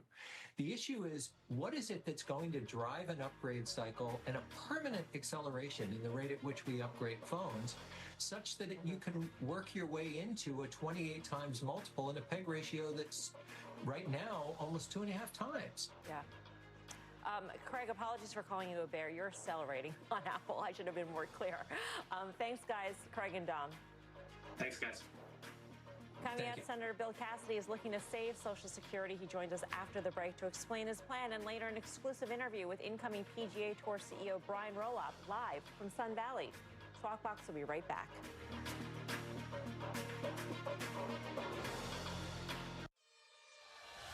Today is a new age. Circle is building the foundation of our new economic system. we can raise global economic prosperity. Oh no, is this the episode with the breakup? Rebo, we can't agree on the house. Y'all need Realtor.com. With over 500,000 new listings every month, you could find the one today. This could be it. Better put a key ring on it. Realtor.com. Did you know that somebody could literally steal your house? Yeah, that is a thing that happens. It is when a criminal forges your signature on one document, uses one fake notary stamp, they then take out loans using your home equity, and the worst part of it is, you don't even know it's happening until you start getting collections and foreclosure notices. This right here is why you need to use Home Title Lock. Find out if you're already a victim. Go to HomeTitleLock.com now. You did it. You took an idea on a napkin, built a successful business, and made it look easy. But at U.S. Bank, we remember what went into getting here. The hard work, self-doubt, tough decisions. From all those extra hours to finally enjoying the rewards. Our wealth management team is always here to work with you and every generation to come. Because there's nothing as powerful as the power of us. Welcome to CNBC Plus. Where to? CNBC Plus, on-the-go access to global market data, news, and analysis as it happens. Start streaming at cnbc.com/plus. I know what you're thinking. Total glow up. What's her secret? Fine, I'll spill. I totally upgraded with Verizon. Everyone gets a free phone with any plan, even if you're already a customer, like me. Now I have Google Gemini. It's like a little glam squad in my pocket. Gemini, what eye makeup goes with this lipstick? I'd suggest a classic cat eye. Wow, setting the bar high for daycare pickup.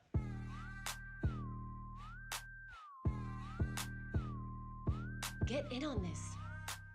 Fire it up. The all-new Dragon Flame Grilled Whopper is here at BK. Bold, juicy, flame grilled, and ready for adventure. Experience a new kind of flame at Burger King. How to Train Your Dragon, only in theaters.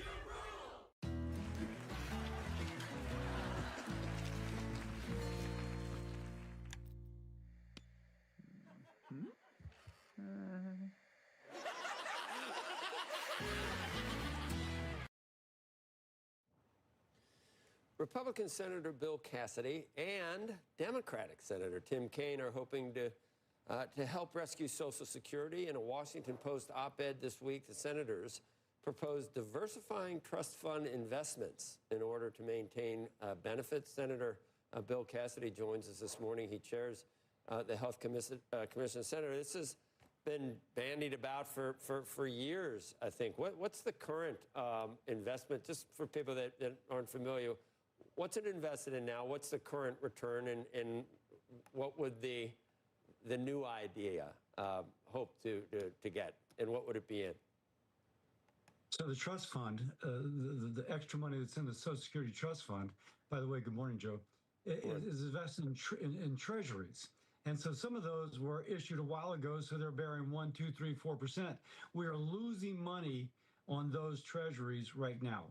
What we propose is a separate fund from the Social Security Trust Fund, in which we would put $1.5 trillion in it over 10 years, invest it in the U.S. economy, hold it in escrow for about 65 to 75 years, and then use that return to offset any unfunded accrued liability in the Social Security Trust Fund. Okay, where do we get the 1.5 trillion?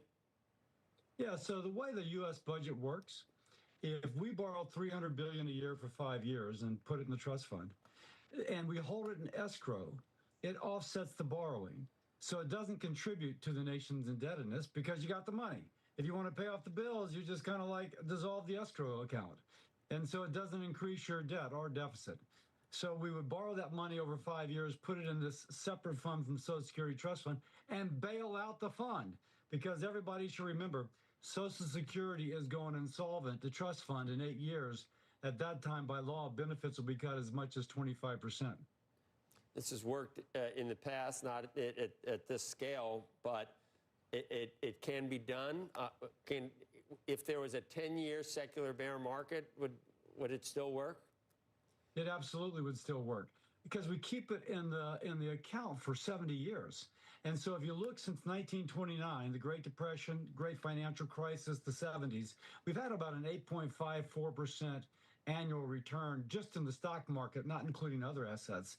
And so we would go through those times. But by the way, we modeled this through the Great Financial Crisis. And the Great Financial Crisis, of course, it dips down, but within like a year, it's back up to where it was. The power of our economy is so great. Lastly, I will say, even if it only offsets 60% of our unfunded accrued liability, that's a lot better than we're doing now. Any other assets that you would, I mean, this would be a big step, obviously. I guess crypto would be out of the question, Senator. Joe, you don't want me deciding where the money is put. I can promise you that. You know what I'm saying? I don't give financial advice. But we would have patterned after the thrift savings plan, which the federal government already does.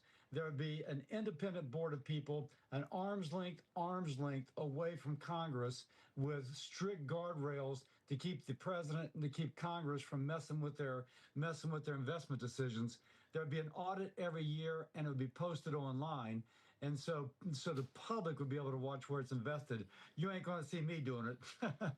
And it'd be safe, right? I mean, God knows when people need money in Washington, they go after anything that's available. Is there a way of making sure it's not touched? So the federal government already does this. They do this sort of system with the Federal Railroad Retirement System. Right. Worked for them, yeah. It works for them great. And for the thrift savings plan. So we took those same guardrails. We had Heritage Foundation help make them a little bit stronger. We had David Walker, the former comptroller of the U.S. currency, make it even stronger yet. We put them into law. And then we said, Congress, if you ever do anything which decreases the return on investment, you got to raise taxes to make up for it. We figure mandating Congress raise taxes will be a surefire way to keep Congress from messing with it. Do we need to raise the age of retirement? Do we need other things, do you think? Would this be sufficient? Or do we need like our energy policy? Does it have to be all in? I think that we have avoided the need to raise retirement age. Whatever you say about it politically, it's really difficult to do that. But we take care of 85% of the unfunded accrued liability. We actually increase benefits for some, by the way. And so you have to do a little bit more for that 15%. There's little dials you can turn that make that up. And by the way, we've taken a very conservative estimate of the return on investment. So I think a future Congress might find that this strategy would end up covering the entirety of the shortfall. We had just shifting gears, we had the FDA commissioner on. I wonder if you just listen to this and then comment, and if your fears are allayed at all about what's going on with the FDA. The promise of the Secretary Kennedy is to let people know that vaccines will be available if people want them. You will be able to get a vaccine if you want them. So that's a decision between you and your doctor, and each individual insurance company has their own policy. Look, some insurance companies don't pay for important cancer treatments that for patients that I saw as a cancer surgeon. And so that is another entire issue that's unrelated to the FDA. And obviously, you have had comments about the Secretary of RFK in terms of the answers he gave you and the current state of things at some of the panels with the CDC. Are you concerned at this point? Absolutely need to emphasize the safety and the need for immunization. You can't keep America healthy. You can't make America healthy again unless you acknowledge the safety and the importance of immunization. Makari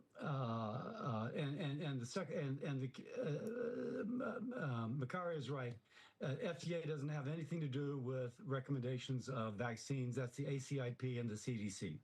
But if the ACIP and the CDC do recommend them, then insurance companies are required to cover it. And for that middle-income family, and we're concerned about that middle-income family that wants to make sure their child is protected by immunization, then they need to know, the insurance company needs to know that they should cover that vaccine. By the way, I think Marty's doing a great job. I have incredible respect for Marty. And he's right, though. That's not an FDA decision as regards whether or not the insurance company should cover it or not. But are we over-vaxxed? I mean, that's just what we're talking about here. Do you think a teenager should be looking towards COVID shots every year for the next 60 years? So that is a recommendation. That's not a mandate. And if that teenager has diabetes, I would strongly recommend it. And Right. so yes, there is a risk-based approach on some of this, and others of it, like measles. We've got now more measles than we've had for decades. We've had 2 children die from measles in West Texas. And to the Secretary Kennedy's credit, he has subsequently said that people should get their measles vaccine, that it is safe. Kennedy has said this. And so we need to emphasize these vaccines are safe. You should get them. You can't make America healthy again unless you're up to date on your immunizations. Senator Cassidy, Senator Dr. Cassidy, thank you for coming on this morning. We appreciate it. Thanks, Joe. Happy Friday. All right. Have a good weekend. Thanks. Up next, incoming PGA Tour CEO Brian Roloff joins us for an exclusive interview. We'll talk sports streaming to the PGA's deal with, is it Live? And much more. Live. Obviously, I'm not a golf person at all. And then White House Budget Director Russell Vought says Jerome Powell has, quote, grossly mismanaged the Fed. He joins us to explain later this hour. Squawk Box will be right back.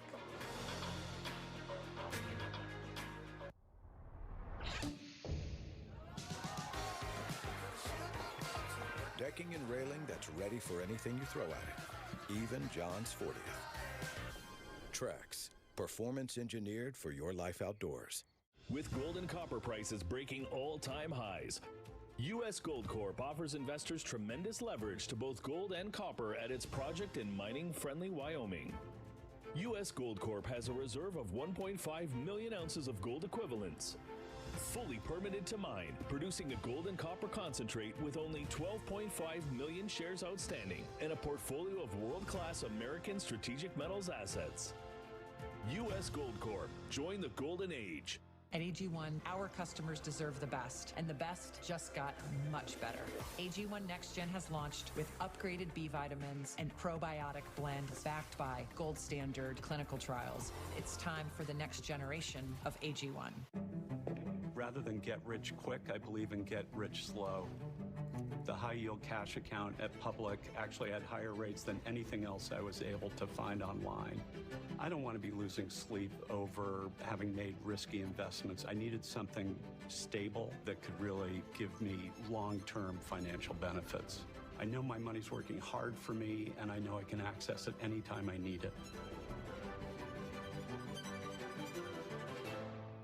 This thing is so good for your gut health. I used to have collagen, I used to have probiotic, a green juice. I replaced it all with this Arma colostrum. My hair has gotten so much thicker ever since taking it.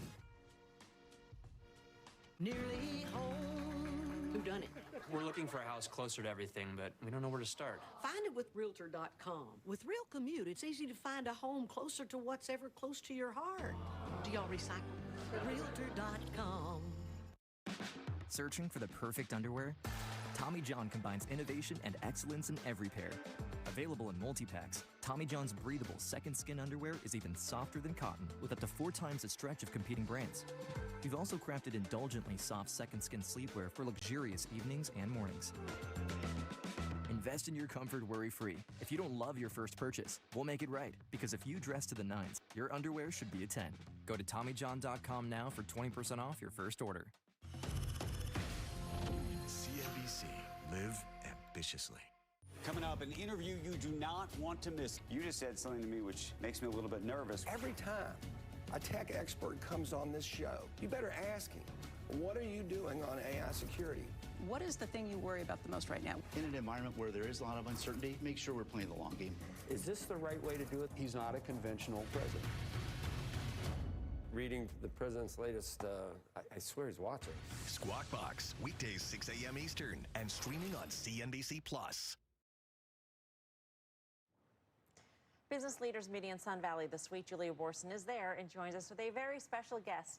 Julia, good morning. Good morning, Melissa. That's right. I'm joined now by Brian Rolap, the incoming CEO of the PGA Tour. You start in a couple of weeks, joining after 22 years at the NFL. What is your agenda as the incoming CEO of PGA? What are your goals? Good question. Well, it's good to be here. Thanks for having me. Look, I think the first goals, and I've had the opportunity to meet with partners and meet with a lot of players. The first goal is a bit to learn. I'm coming into this job with a blank sheet of paper.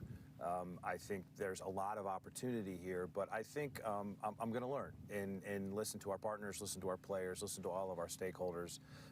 That's agenda item number one. So you negotiated so many complex deals when you were at the NFL, really working on that move into streaming and international. Now the PGA has been dealing with a complex deal with LIV for 2 years now. There's been this agreement in principle for 2 years.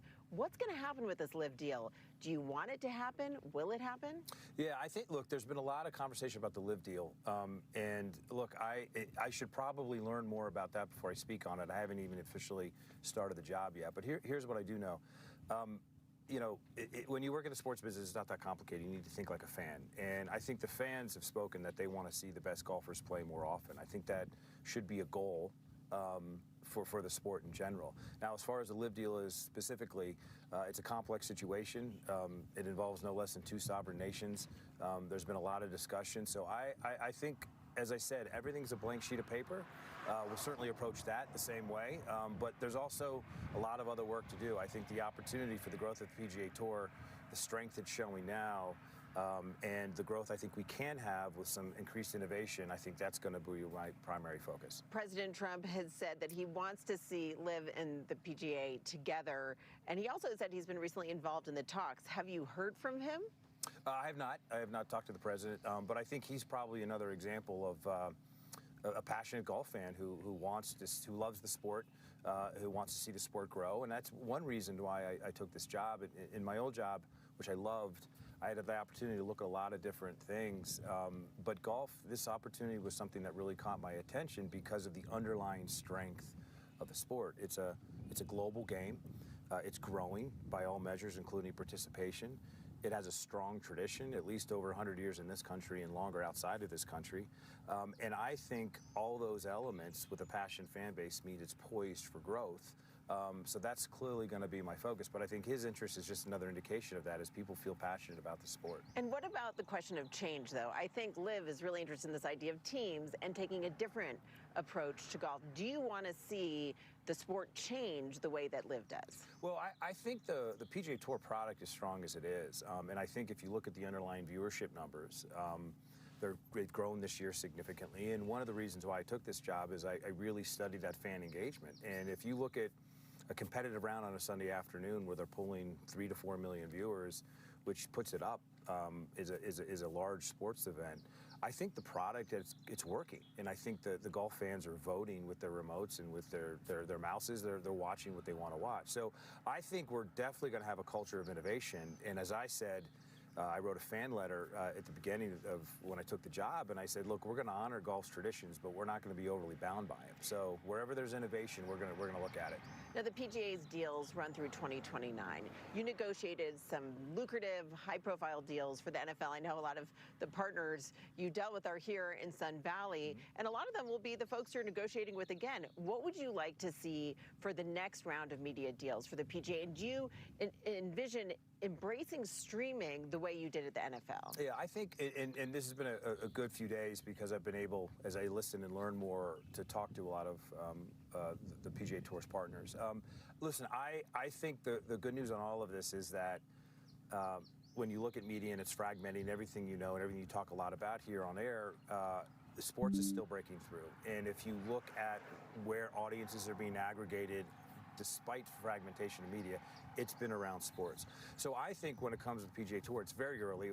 I haven't thought about these new deals yet. We have time, but I know we're going to innovate and increase the attractiveness of the television events themselves. But also, we need to go where the fans are. And increasingly, the fans are spending their times in digital. And I imagine a big priority of mine as I get there is to increase our digital footprint in all sorts of ways. That could include the tour events themselves, but it also include everything in between the tour events and tell the stories of these golfers and tell the stories of the sport, which I think is underrepresented in media.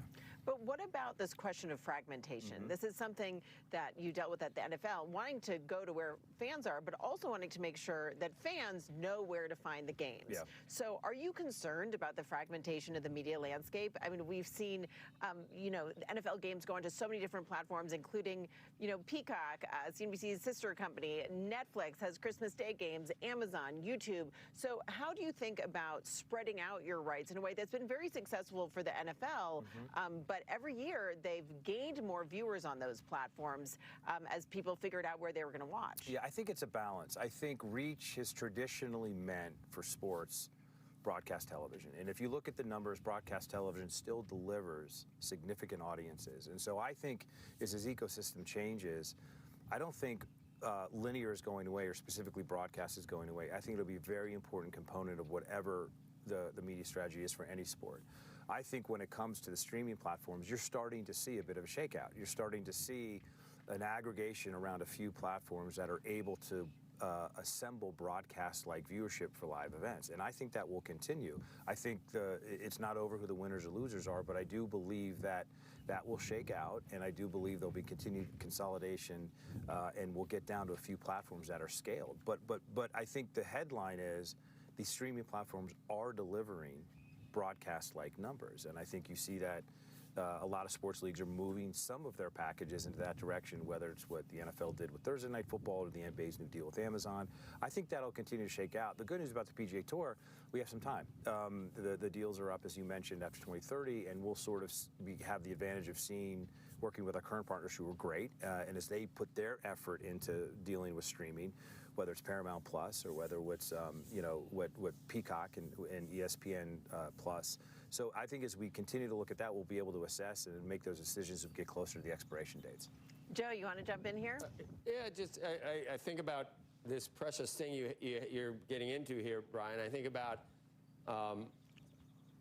just being on the edge of your seat. Ryder Cup. I don't know what you want to mention, but golf can be the greatest thing in the world. But then again, I'm not sure young viewers necessarily understand that immediately, or I don't know how you bring them in, and other great sports have had trouble. NBA, it's not guaranteed that it happens, but you've got something that it might be the most compelling sporting, the last round of the U.S. Open, whatever you want to tell. You got great stars like Scotty and Bryson and things like that. So maybe you should make the ball, you can move it out of a divot. Have you thought about that? Does that make sense? Why can't you move it out of a divot, Brian? Are we going to talk about that? Listen, we're not going to talk about that because I don't have a view on that. But I will say, I agree with you, Joe.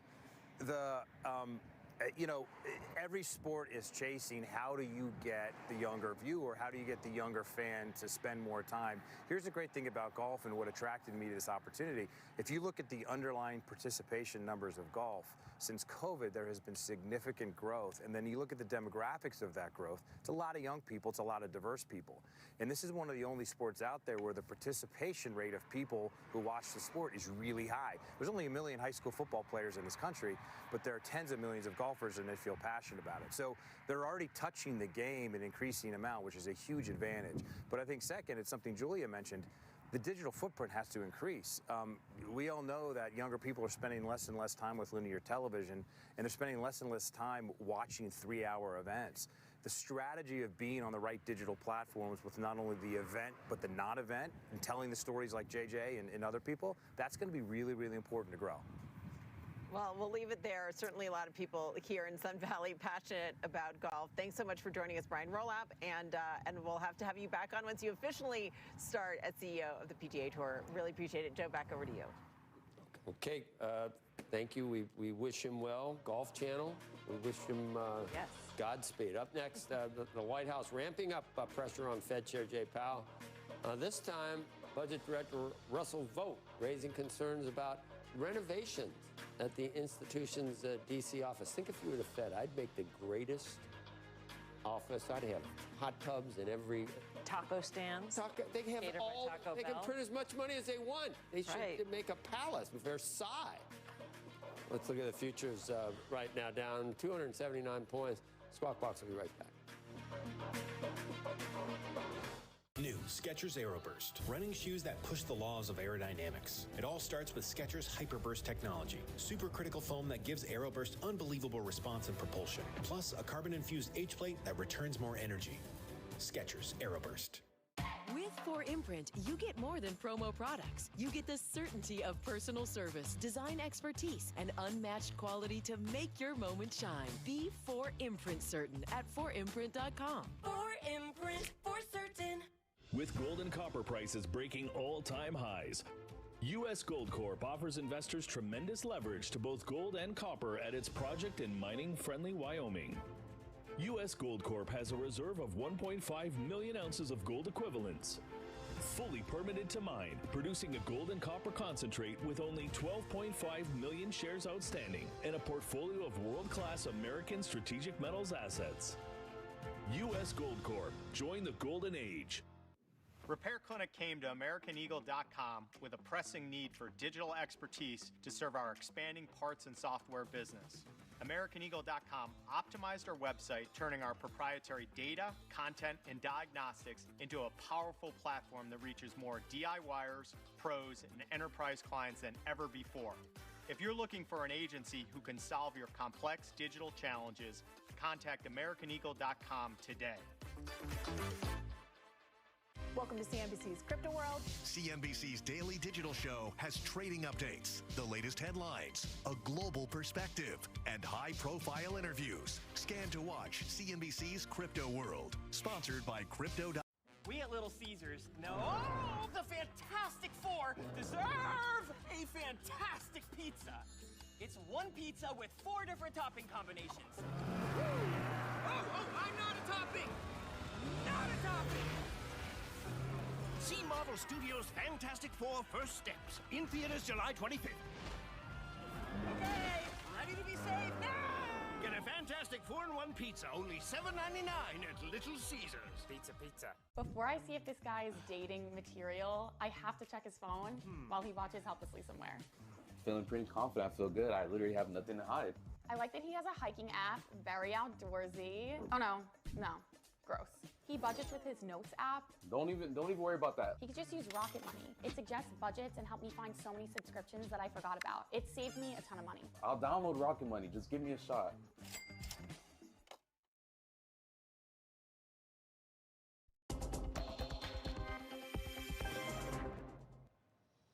Something may be cooking in the food service industry. Performance Food Group stock jumping in the pre-market. The move follows a Bloomberg report that the company has attracted takeover interest from U.S. Foods. Performance Food Group is one of the largest food and food service distribution companies in the U.S., serving restaurants, schools, hospitals, and other institutions, up almost 7% right now. OMB Director Russ Vought is calling out Fed Chair Jay Powell, writing in an ex-post that Powell has grossly mismanaged the Fed. Russ Vought joins us now, and we'll talk about the more maybe wide-ranging issues in terms of monetary policy. Then we can get into. I said maybe if I could print money, Russ. You heard what I said. I might make Versailles. I mean, I'd have servants. I'd have. I don't think I could overspend on my facility, but we probably don't. We probably don't want that. But let's talk about that after we talk about monetary policy. You think that there are political reasons that Jay Powell and the Fed have not lowered interest rates yet? Well, look, the president's been very clear. He's concerned with the tight policy that the chairman has had. He thinks he's generally been too late. That's our view. And we saw Chairman Powell, he was too late to recognize inflation, and now he's too late to lower rates. And the Fed has just mismanaged the institution. And we see that the extent to which they've been operating at losses for a number of years now. It's for the first time in their history. And then you just see a very practical example when you go to the nation's mall. You see the construction of this palace, in the words of one former official, upwards of $2.5 billion, massive cost overrun, and we want to make sure we have facts as to the largesse and the extent to which it's overrun, and the plans keep changing. The testimony that he has on the Hill keeps changing. And I think it just points to the fundamental mismanagement of the Fed under the chairman. Right. Maybe. That just sounds kind of vindictive. And I'm not saying that, you know, everybody's perfect in Washington, but if you're mad at the Fed for not lowering rates, then you start looking at their what they're trying to do with their headquarters. It just, you know, I don't know whether that's as substantive, but here's what I worry about, Russ. Let's say you got a president who loves lower rates. I won't mention any names. Might have been like a real estate guy. It might have been someone who just really likes lower rates. If he had a complete dove that would follow everything he wanted in terms of interest rate policy, you criticize Powell for not raising rates, not recognizing inflation when he needed to recognize it. You're really asking for someone who's on permanently easy, who has that switch permanently on for lower rates, and you would have done even worse in handling inflation with policy like that a couple of years ago. No, I don't think that's the case. I think the president has been a great prognosticator of where we should be in terms of rates. But this is a very simple debate today about what is going on in the national mall. What's going on with the Fed? If President Trump was in office a couple of years ago when it was obvious that rates needed, you really think he would have said the Fed has to raise rates? I can't imagine the president ever saying. It's hard for any president to tell the Fed to raise rates. Remember what happened to the first Bush and Alan Greenspan? He blames Alan Greenspan for not being reelected because he was too tight with monetary policy. The problem with Chairman Powell is he has been late at every turn. And I remember back during the Biden administration when we were seeing the warning signs. We were seeing the warning signs very early, potentially on this program, from people like Larry Summers. We knew the spending was out of control. We didn't have inflation under the Trump administration. We developed inflation as a country under the Biden administration because of the excess spending. And for a chairman not to be able to look at the warning signs, the dark storm clouds fiscally that were occurring, and to be ready, and they keep calling it transitory, and then once we have a new change of administration, we no longer have inflation, it's time to lower rates, you have a problem there. But again, this is about the large S and the fact that he has systemically mismanaged the Fed, and that is evident by what we're seeing with regard to this monstrosity, this Palace of Versailles on the National Mall, in the words of a former Fed official. Yeah, I thought I came up with that. But, I mean, I can still throw other things at you, Russ. At the same time, the administration is arguing, President, how great the economy is right now, and we're the hottest, country on earth and everything else. That's usually not a time where you need interest rate cuts. And there will come a time, who knows from what, where maybe the economy does slow, and then you'd like some dry powder. You don't want to, blow your wad before you need to do it if the economy's percolating. So, I kind of have some empathy for what the president's saying, because I think maybe we're too restrictive at this point, and we'd like lower debt service on this huge debt that we have. But then again, I could make the argument that the economy is in fine shape, and this is not a time where you need to cut rates, especially if the inflation demon has not, had a stake driven into its heart. Well, again, from an inflation perspective, we're not seeing that. The tariffs have not led to inflation, as all the experts said that they would. We're cutting spending. We're reducing the deficit. The tariffs are bringing in incredible amounts of revenue, $3 trillion over 10 years and counting. Those are all figures that come from the pause from Liberation Day. So fiscally, we are very much on the mend. And our point is, we want to see the benefits of a growing economy flow to all Americans. And I know that there are people who are still stuck in mortgages with high rates that they would love to be able to go to a lower level. I would love to see lower rates to be able to improve our fiscal situation. I want to see the Fed get back to not losing money every year, so we can actually get remittances to the United States Treasury and improve our deficit. So look, at every step of the way, we have problems with regard to the management of the Fed. He's too late, and he's incredibly expensive with regard to his building project, and we're going to get to the bottom of that. So would you have tweeted what you tweeted yesterday, Russell, if Jay Powell said, I'm on track, I'm on board for a cut at the July 30 meeting? I mean, is this completely motivated by your stance that he should be cutting rates and he should be more dovish? The president is a builder. He's horrified by the notion of cost overruns. I go over to the Martin building not fairly often in my role as CFPB director, and you see this largesse. You see the artwork in the Martin building. You see the extent to which they just have built and built with no consequence and no conscience with regard to the taxpayer. And now it's overrun, and you get the sense that they're talking about the gardens on the terrace, the waterworks outside, the private VIP elevators. This is wrong. The American people should deserve better from their public officials, and he's made comments that would suggest that they have changed the plan that the National Capital Planning Commission approved. He can't do that, and so we have new commissioners. This has nothing to do with his stance on policy. What's nothing that? to do with it. If he were cutting rates, you would still call for this investigation. This is about the extent to which this building is incredibly expensive and overrun, and we're going to be able to do what we can to deal with that kind of largesse that is offensive for anyone going to the National Mall. And that's the kind of thing that our National Capital Planning Commission... So this has nothing to do with his stance on rates. Nothing to do with his stance on rates. This certainly has to do with the fiscal mismanagement of the Fed, of which this is one aspect of it.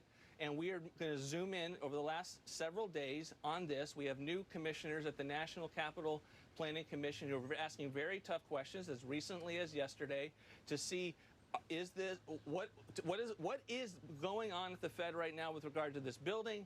Is it in compliance with the plans that were approved? Should the plans be reconsidered? That's the debate that we'll be having over the next several weeks as our wonderful commissions do the hard work of their oversight activities. And we expect responses to the letter that I sent yesterday to the Fed. Russ, just in closing, do you think that President Trump really wants an independent Fed and an independent chairman of the Fed? And if so, if he really does want that, would there be a time, and I don't know what the circumstances would be, where interest rates needed to be raised for whatever reason, for inflation or whatever? And do you think the president would be okay with that at some point? Because it just seems like most presidents want lower rates because they want a strong economy. Joe, that's not the debate that we're having. The debate that we're having is the president came to the office on behalf of the American people, and to the extent that the Fed has a lever with regard to the economy that it is not using that we think is appropriate. Right. The president has a voice in that, and the president is articulating his viewpoint, his administration's viewpoint. It's totally appropriate. We're now articulating our view as regard to this building, and I only expect that to continue. But this is not kind of a metaphysical debate about the Fed. It's about, should the Fed lower rates on one hand, and in my lane with regard to this building, is this building largesse? Should it be overseen, and should it be potentially reconsidered at the Planning Commission? Which Kevin do you like? I'll end with that. Those are all questions for the president. The president will make all those kinds of announcements at the appropriate time. Okay. OMB Director Russ Vogt, thank you. Talking about Kevin Hassett, obviously, and Kevin Warsh. I don't know whether they're the front runner. Scott Bessent's in the mix as well. Up next, NVIDIA CEO Jensen Huang meeting with President Trump at the White House ahead of Huang's trip to China today. The chipmaker's stock closing with a market cap above $4 trillion in yesterday's session. We'll talk about the stock's move and other chip names after this break. Squawk Box will be right back.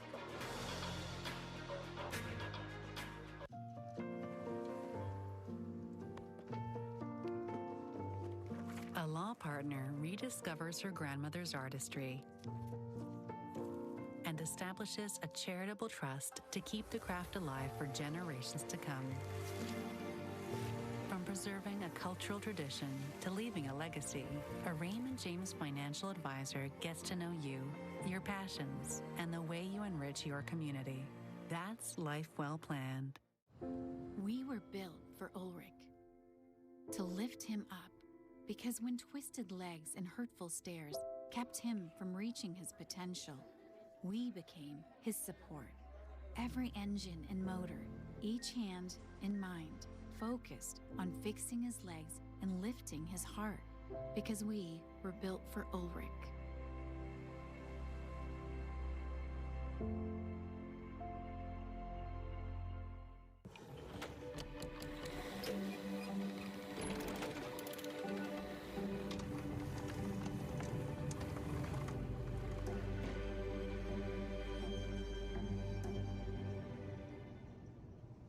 When I started Walton Goggins Goggle Glasses, I didn't know how to turn all this fancy prettiness into a classy-looking logo. But GoDaddy Aero does, with its magical AI powers. It not only creates it, it slaps that sweet thing everywhere. Nearly home. This place ain't big enough for the three of us. Like y'all got a case of the zoomies. Reba. Have y'all seen the real view maps on Realtor.com? You can easily compare homes by lot size. Who wants to find their dream house? Realtor.com.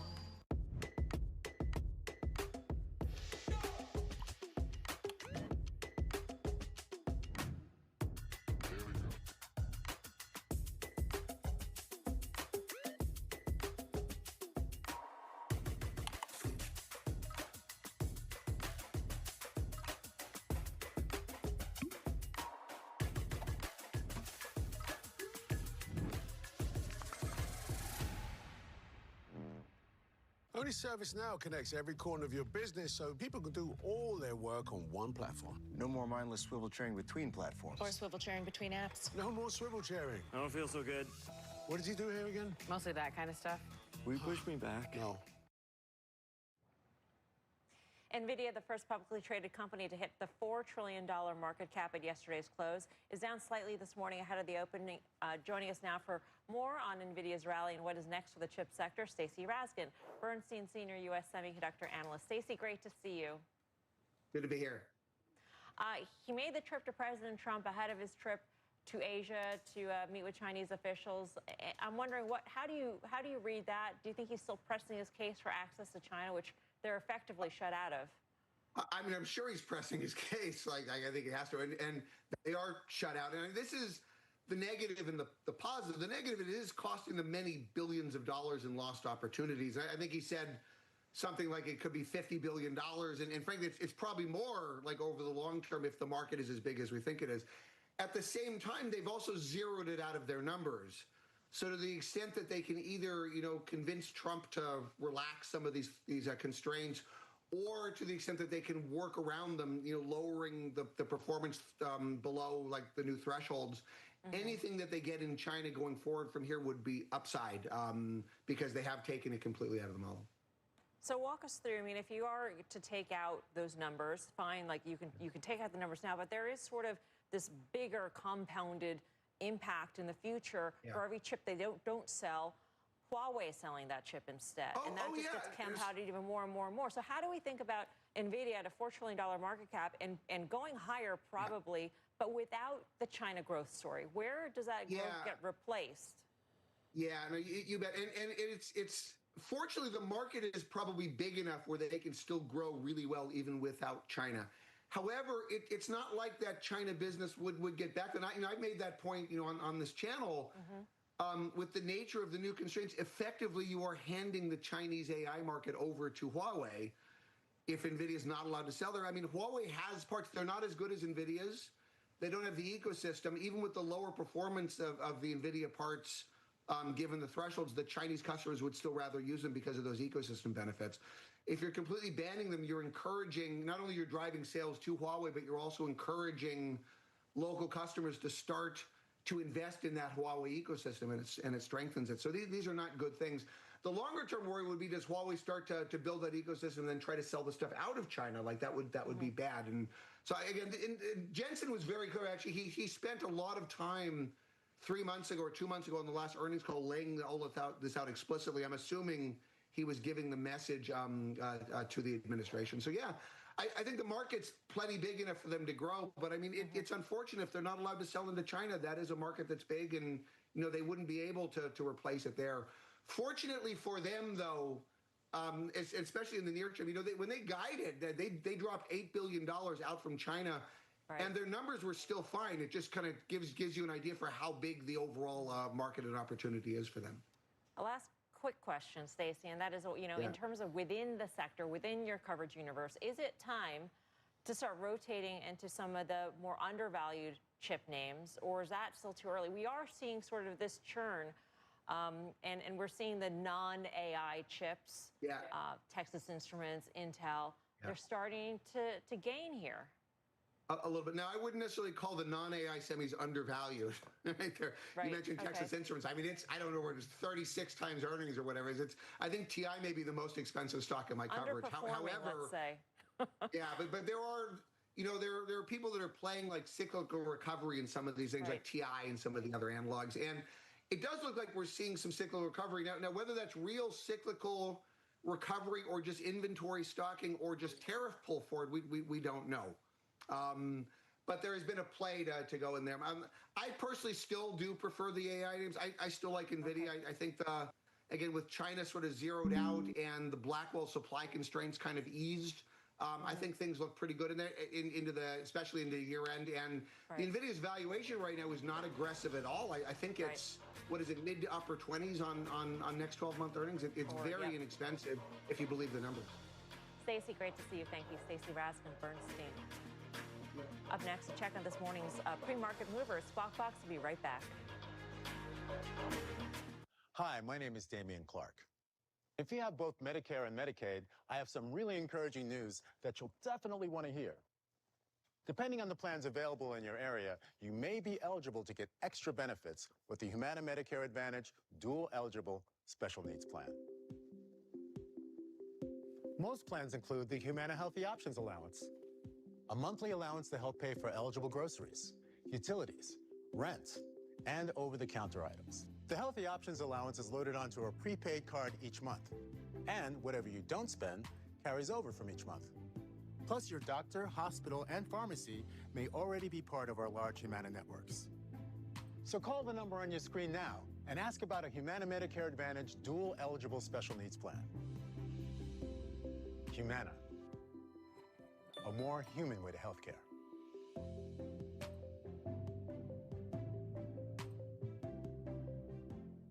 With gold and copper prices breaking all-time highs, U.S. Gold Corp offers investors tremendous leverage to both gold and copper at its project in mining-friendly Wyoming. U.S. Gold Corp has a reserve of 1.5 million ounces of gold equivalents, fully permitted to mine, producing a gold and copper concentrate with only 12.5 million shares outstanding and a portfolio of world-class American strategic metals assets. U.S. Gold Corp. Join the golden age. The club is really about empowerment, empowering you to manage your own money. He makes it easy for someone like me to understand how to invest my money properly. Booyah, Jim! Join the club today. Go to cnbc.com/join.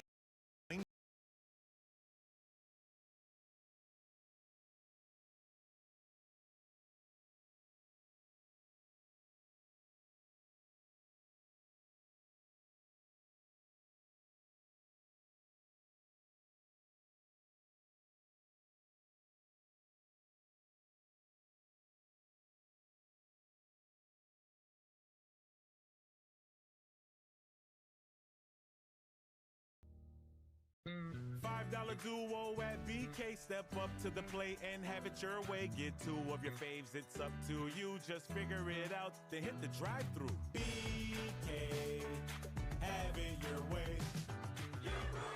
I've been trying to quit nicotine for like about 10 years. What helped me actually get there was X Program. It's free, it's backed by actual experts, and it doesn't ask you to be perfect. It's just support, like real support.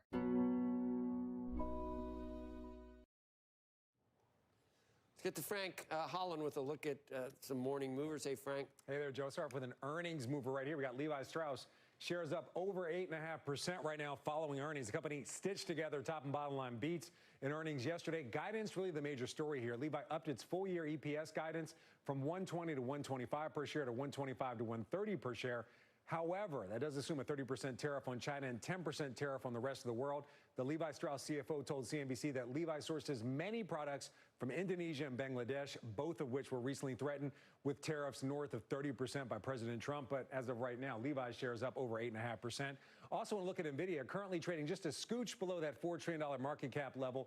It became the first company to close above $4 trillion yesterday. You see right here, shares are pulling back just about 0.5% in the pre-market. Again, just a scooch below that $4 trillion mark. And also, it's worth keeping an eye on today. We're talking Bitcoin, of course, had a major rally over the last 24 hours. Now, just very slightly off the record high it reached earlier. Right now, Bitcoin up about 4%, trading at about 117,925 a coin.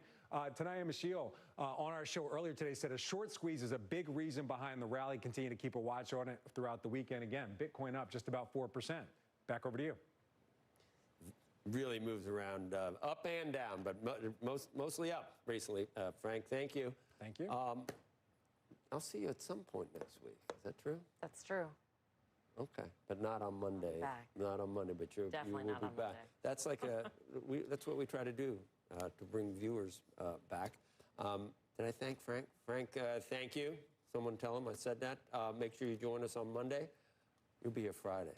I know that already. Squawk on the Street is next.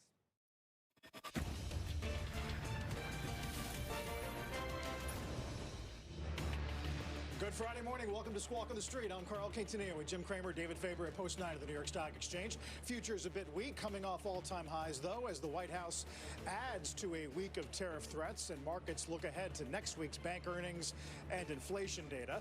Our roadmap begins with this renewed tariff uncertainty weighing on the street. The president does announce a 35% tariff on Canada and threatens higher tariffs across the board. Plus, the White House continues to up the pressure on Fed Chair Powell. We'll discuss that. And shares of Levi Strauss, they're surging ahead of the open. The company raised its sales guidance and says it will absorb tariff costs, at least for now. Let's begin with the president threatening to impose 35% tariffs on some imports from Canada effective August 1st. He outlined that move in a letter to that country's Prime Minister, Mark Carney. For now, Canadian goods that are compliant with the USMCA agreement would be exempt. Carney responded late last night in a post on X about the trade talks, saying his government will continue to defend Canada's workers and businesses and work towards, in his words, the revised deadline of August 1st. Again, Jim, if we were overreacting to this kind of stuff in April, are we underreacting now? Well, I just think that we've got this situation mentioned in the nightly news report where he just said, look, the market doesn't mind. It does seem like you've got some sort of Treasury Besant put here. The president waits, the market's all the way up. The president then whams Canada. And I got to tell you, Carney, obviously not a fan favorite there in the White House. Very left-wing, by the way.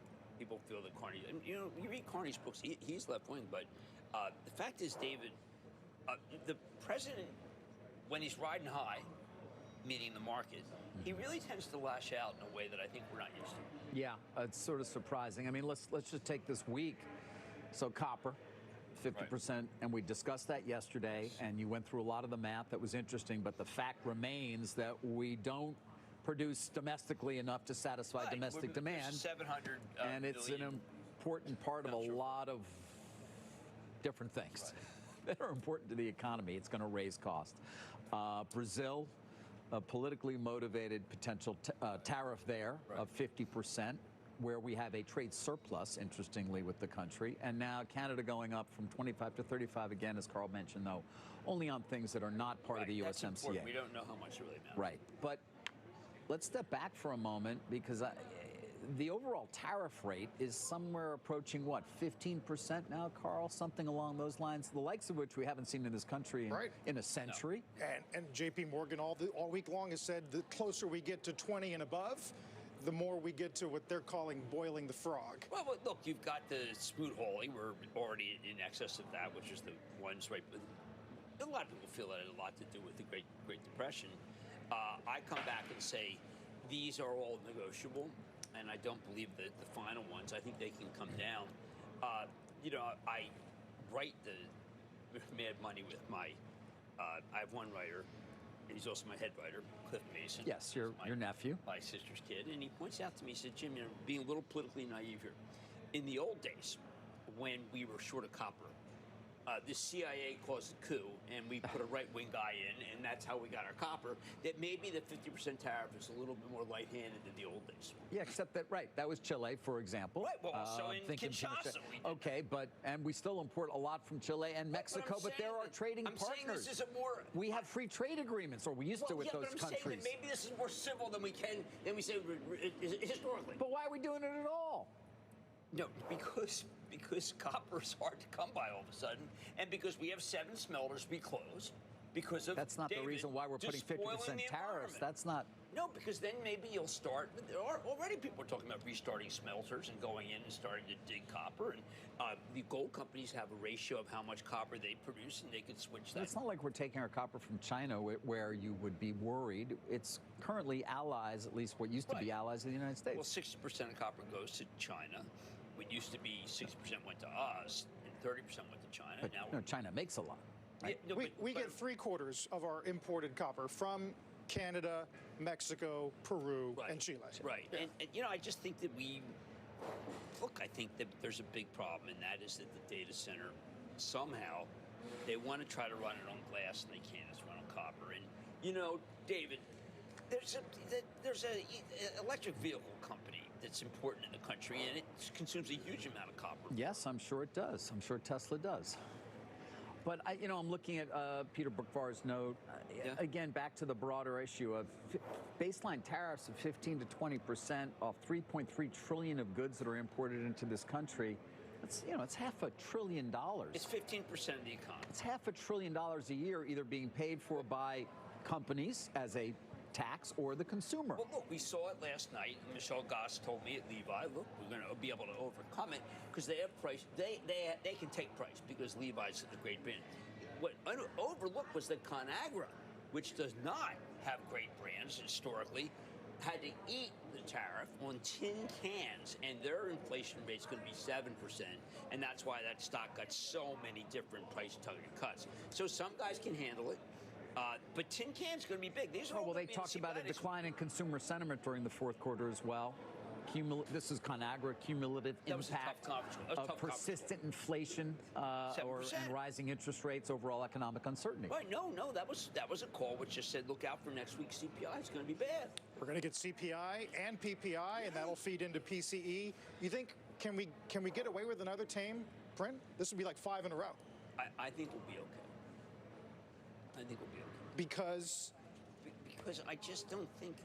I think that there's a lot of other forces at work right now. I'm talking about this in my club speech today. There's a man, and that man met with the president yesterday, Jensen Huang. And what he stands for is 2 things: accelerated computing and generative, which is incredibly deflationary. It's not in the numbers yet, but you want to see something in the numbers, David, you go and see the Norwegian robots. Go see what am I seeing? The Norwegian robots. Oh, the Norwegian robots. Yeah, the Norwegian robots. Okay, I just didn't know. The Norwegian robots at the Stanford Robotics too. You go see those robots. I've got to tell you, Andy Jassy told me maybe 2030. But these are the most deflationary things I've ever seen because they can make your bed, they can put the dishes away. They save a lot of marriages, by the way. Wait, do I have to go to Norway to see the Norwegian robots? No, they're going to be exported here. No, you don't. I'm just wondering. It's going to be a worldwide. He's laughing. He's laughing. He'll be the first to order one. He'll be the first to order a Norwegian robot.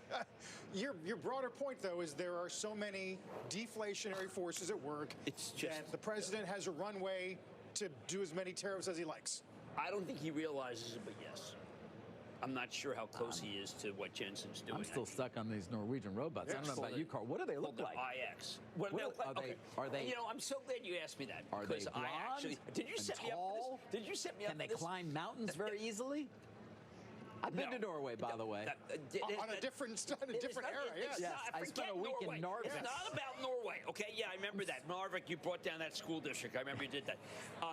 The point of it is that Jensen has said robots have to be exactly like people because when you ask them to do tasks, they have to know where they have to put the dishes away. They have to be like a human. So the robots that I saw even have human faces. They're very scary, very Rod Serling. Oh. But I've got to tell you, we're all going to have one. We're going to rent them first, except for the oligarchs. They're going to own as many as possible. The fact that this is actually true is quite scary. But they're replacing people. Now, maybe you could always say, well, people are going to go do something else. Jensen would tell you that because they're of low birthright and no immigration, these are a savior. But I can tell you that the deflation that's coming from the robots and from the computer programs, it just, tin can on the one hand, wages. We are going to be in a deflationary spiral, David, that you're going to fight to get out of. Sound like but nobody's going to have a job either, though. So no, there'll be. So there'll then be jobs. there's that just offsetting the jobs it. may not pay as much as the current jobs. Oh, that sounds good. What do you do with a person who's a third-year legal associate at Paul Weiss? What does that person do after Paul Weiss You're kind of painting a dystopian future with a bunch of robots running around and people not having jobs, nothing to do. I'm sorry to give you a But there'll be deflation. Yes. And not only that, David, they're Norwegian robots. Which is, they've already got a sovereign fund, the likes of which the world is no one larger, so they're all good. There's only 6 million Norwegians. At GTC, they showed you these robots, and I asked the robots to do certain things. The robots were very compliant. They'll do what you want. Maybe that's a Scandinavian thing. I think we're a long way from the robots, Carl. Yes, still. 3 years. 3 years? Chassis says 4. I say 3. This is when the oligarchs own them. The not us. oligarchs are buyers, and the rest of us are renters. We're going to rent them. We're going to rent. Oligarchs get to buy. Meantime, J.P. Morgan Chase's Jamie Dimon speaking out about the investment backdrop right now. Some comments yesterday about tariffs and rates. He said in an event in Dublin that he sees complacency in the markets and that they should not rule out the possibility of higher rates, adding, quote, the market is pricing a 20% chance. I would price in a 40 to 50% chance, Jim, of higher rates. Nobody ever remembers when he's wrong. He's been so. I remember when a branch he opened in Philadelphia, and he was coming with some sky-high rate. But who cares? Had it gone up, we would have all said he was a genius. But it didn't. Now, I think the more important thing was that he basically called the Europeans a bunch of suckers. He said, you guys don't have any dynamism. I thought that was more important. I know that everyone's going to focus on this, and I get that, the complacency. But I thought he took it to the Europeans, right in front of the Europeans' faces, David. Did you see that, what he said? Yeah. Well, what'd you think of that? You're losing. You're losing. He called them a bunch of losers. Yeah, you're losing. Europe has gone from 90% U.S. GDP to 65% over 10 or 15 years. That's not good. No. True. I know, but that was devastating. He goes right to it in their faces. Well, he's never been one to mince words. To your point, by the way, when it comes to predictions, he's been just okay. Yeah. He's been just okay. I mean, there was a time where he refused to even talk about Bitcoin, right? Which now outpaces a 10-year gain of Nvidia, Amazon, Netflix, Tesla. He may have gotten that wrong. He may have gotten Bitcoin wrong. The thing he's gotten right is he's been the CEO since 2006. What he's gotten right is that J.P. Morgan's got an $800 billion market What he's got value. right is that next week, and that's what shareholders care about. When it comes to his predictions, I'm always happy to listen, because how can you not listen? And by the way, it's always refreshing because he actually speaks his mind in a way that many CEOs are incapable of doing. He does. That said, he's not right a lot. Okay, so David, there's another bank. Yeah. European bank, not a loser. Banco Santander. Woman used to run. Yes. Very important person, J.P. Morgan. Banco Santander, on the boutique, stocks up 88%. Jamie's is up 20%. Which would you rather own? Well, I will, again, this is the part in the show where I, for a moment, praise you. Because you have been, Santander, and I don't even think our viewers can find a clip of you where you haven't said something positive Do you know about how long Santander. it took for me to try to find something where you ridiculed me for NVIDIA? And I really couldn't find it. Which just shows you that we have no AI. I rarely, if ever, ridicule Kramer, and like 10 things came up, but not NVIDIA. No, not exactly. I know, because I think that was a false narrative you were pushing. Counterfactual? That said, you've been consistently positive on Santander. You continue to be? Yes. Even with the stock up almost 90%? Because she's reinvented the bank. She just went really big into UK. She's making these small acquisitions. Look, it's a $127 billion market cap. It dominates in all parts of Latin America. No one talks about it. It's been a huge home run, and you get a great yield. And I just think that Spain, and she would tell you that Spain's not necessarily the most capitalist of countries, but I don't think she's a loser. I think Jamie Dimon should have asterisked it. We've talked a lot about European banks as a group. outpacing Mag 7 last couple of years, Jim. Yeah. I mean, so is Jamie about sour grapes? What do you think? I think that Jamie wants to be off the cuff, which is delightful, but I think that you can't make that sweeping comment about Europe anymore. They're not losers. They got winners and losers. Well, we all know their stock market has obviously been a winner, Yes, at least it this has. year. We've talked a lot about Germany's decision to increase defense spending, and what that could mean for These don't sound like losing things to me. You know what the best country ETF is year to date? Greece. 50, What a 55%. comeback. Good piece in the FT about the Greece comeback. I see a lot of people visiting Greece now, so become. Remember the European debt crisis? Corzine was so right, and he got blown out because of that Eating Jones thing. That darn pigs. MFS. Remember that? Yeah. I love that. And he would have nailed it. He owned it all. Ran out of time. Ran out of time. But I would tell you that the comeback in these countries is extraordinary, and I didn't think that his comments about being losers was apropos of anything, given how strong their markets have been. Now, I do think, by the way, that the strength in the markets versus ours may be peaking, but that I would have used that comment like a couple of years ago. But right now, I would have said, you know what, you guys, winners. Right. I would have not used the term losers. I would say winners. It's like the president sees that. He's like, we're going to put more tariffs on you until your stock market performs not as good as ours. That could be. Yeah. Well, it's like the Canadians. Remember, they were trying to put a tariff on intellectual property and tech. The president doesn't like that. Do you remember we had Peter Navarro on? We talked about how they're fighting those tariffs. You know, the old the digital services tariff. Yeah, it would have been. That was a big one in Canada. Removed it. Yeah, although they still now are facing, back to the beginning of our show, 10% more on everything other than what's covered on the USMCA. That was a slap in the face of the president. But they removed it. Doesn't matter. The intent was there. Meantime, got some Fed speak yesterday, Jim, from Waller and Daly about whether or not we're going to get passed through from these tariffs into there's a lot of dovish commentary out of the Fed this week. Look, I think it's going to be not as bad as people think, but that's because of offsets. Like, for instance, the Saudis putting out another 700,000 barrels more than we thought. So I think we're going to see gasoline come down pretty dramatically. I know that the Costco's and the Walmarts are ready for food inflation, and I don't know if you guys have been. There's a vast national shopping experience going on right now in this country that is reaching its conclusion. But Amazon Prime. And I've got to tell you, I bought Diet Coke, I bought Gatorade, I bought shoes, I bought backpacks. What are you looking at? I'm not looking at anything. I'm just my saying shirt in. That you want inflation, I give you jassy deflation. I think these prices were good. But look, people shop. It's what people do. So you don't believe these 40% down Prime statistics we've been getting all Go week? to Amazon Prime. You get anything you want. I got a 2-for-1 deal on wingtips. I couldn't believe it. That's 2-for-1 deal on what? That's at least 4 or 5 wingtip references on Prime this week from you. No, I told Jassy. And you know what Jassy said? No, I don't. He said I crushed it. Really? Yeah. Okay. CEO of Amazon said I crushed it on Prime. Congratulations, Jim. Futures are a little weak here. We actually got some price target increases on Amazon today. We'll get to that out of Morgan Stanley. Futures remain in the red on this Friday. Don't go anywhere. Why'd I go to the doctor? I remember being so lightheaded I could barely stand. Good thing my crew nudged me to get checked.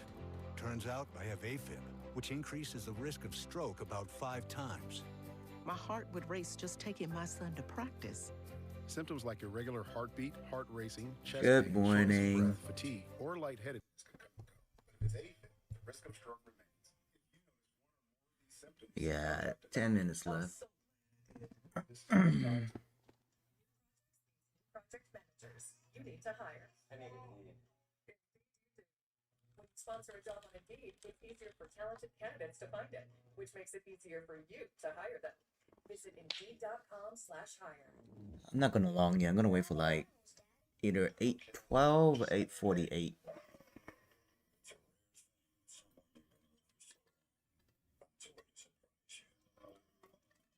Discovering each HTCU's platform now comes with expert insights from Morgan Stanley to help you navigate the markets.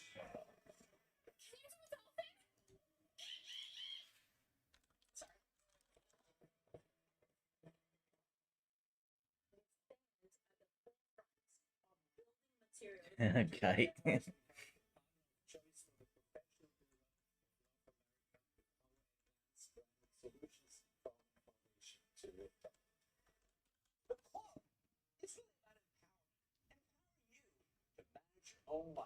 See, bought long at 9:05, but 3 minutes looks like there's going to be some downside, but 15 minutes still looks good for the upside. Maybe we'll pump it open. Who knows? He makes it easy for someone like me to understand how to invest my money properly. Oh yeah, dude. Get invested and join the club today. I should test a long and see. Some of our best ideas and innovations. I'm gonna try a long. The idea for Chipotle mayonnaise or buffalo chicken might have started as something that Sharon made for her family. Order filled. Okay, I went long at 90. Let's see. She knows what she's brought to serve. Small sizing.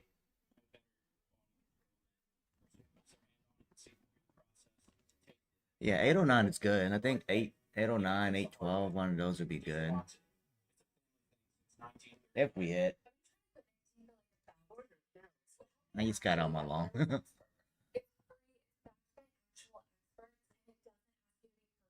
Yeah, I think it's gonna be pump and dump too. In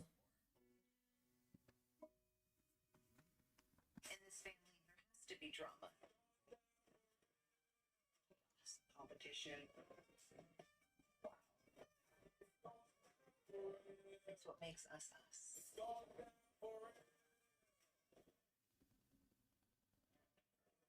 It's been a busy week of all-time highs, whether that's Bitcoin, the NASDAQ, NVIDIA. Futures soft today, but the NASDAQ is trying to eke out a fourth up week in a row. See, that 90 was good. What up, Jenny?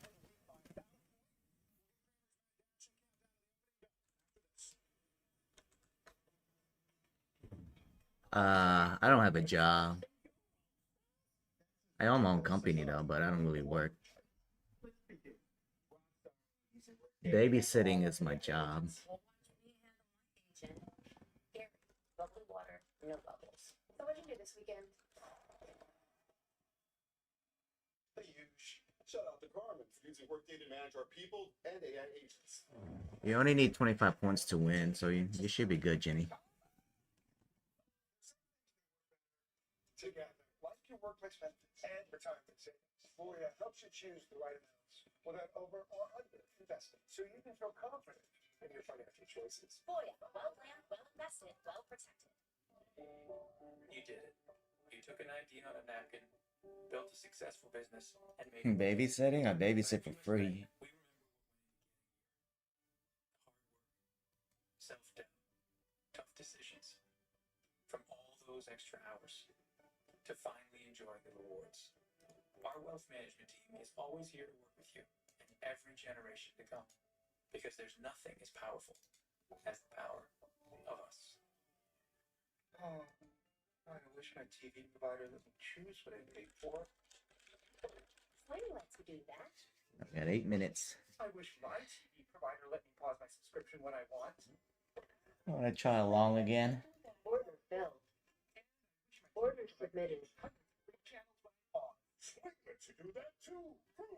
Oh no, they've been asking how to trade and stuff, but they're only at 8. It's too young to trade.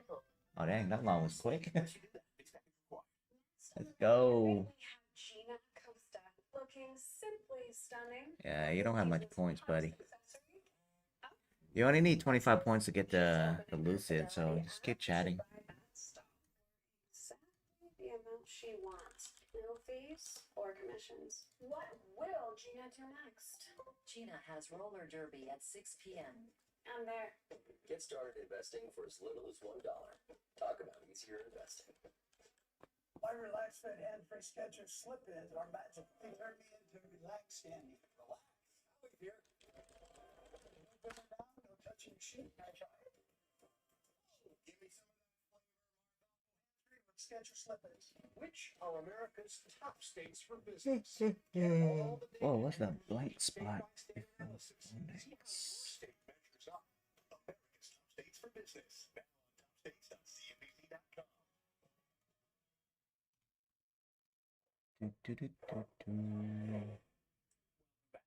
Time for a Friday version of the Mad Dash, for which we are standing. Nice. All right, let's talk one of the biggest companies that is out there, Amazon. I want to go away from the Amazon product. A lot of people are saying it's good. You think we're gonna pump that open? That's just me. It's not about retail. It's about Amazon Web Services, which you have long reminded me is really where the money is. Well, the margins there are incredible. Right, and advertising too. But and what I thought was interesting was they were saying that Azure's got good numbers. That could be an harbinger for Amazon's numbers. But they said the latest CIO survey shows that Amazon is gaining over Microsoft, Google, and Oracle. And then they even say now It's Friday trading, so it's gonna be hard because it's Friday. Anthropic AWS growth speaks to the strength of business, and Anthropic growth is going to be good. Now, Anthropic, they have to stake it. But, David, what they're basically saying is that the part that you really should be concerned about is not web service. It's not profit. Yeah, I'm sizing down. And web service could be better. And because of that, they really are looking at lower estimates. Right. And they can beat those estimates. And I thought it was good to talk about the same thing we talked about. Look at that pump. I missed it. There's this overwhelming sense that the estimate's not too low. And I thought that was interesting because this is the one that I think a lot of people say, well, you know what, Jassy hasn't done as well as the other guys. What did we cancel? Clark hasn't done as well. Give me a break. There have been some unbelievable people like Jackson, hard to keep track of. But I think Jassy's doing well, and I think that web services is really good. What up? So web services overlooked in some ways. Typically, the focus of the conference call to a large extent. Its growth rate obviously is so important in terms of whether it can maintain the level of growth that it's taken Amazon to. Taking any trade yet? Oh, can you hear me now? I didn't know I was muted the whole time. Mm-hmm.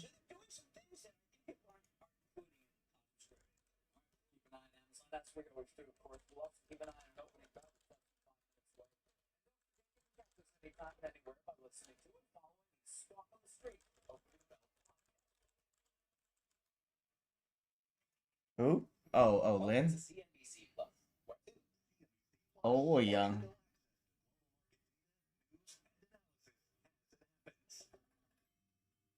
Was she old or young? Oh yeah, just DM me.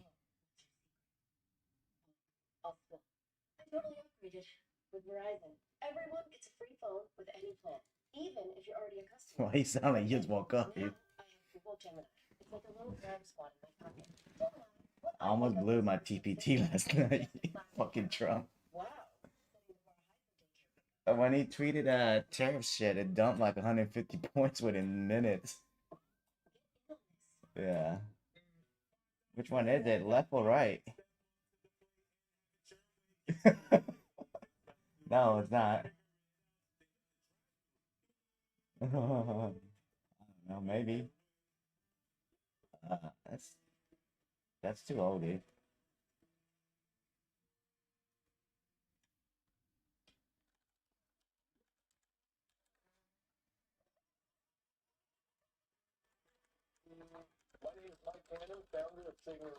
Oh yeah. I actually held. I was like negative 800, but it went back to green.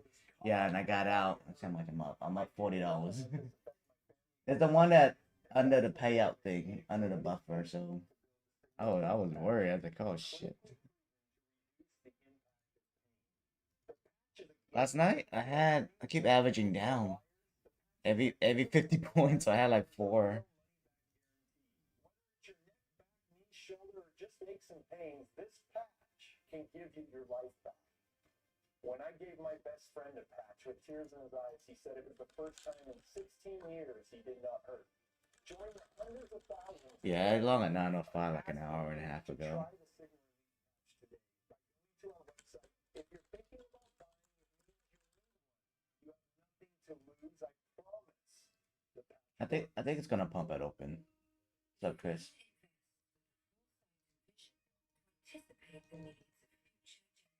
I wouldn't do that, dude. Not at open. Remember what happened last time when I tried to do that open? I got stuck for 4 hours holding.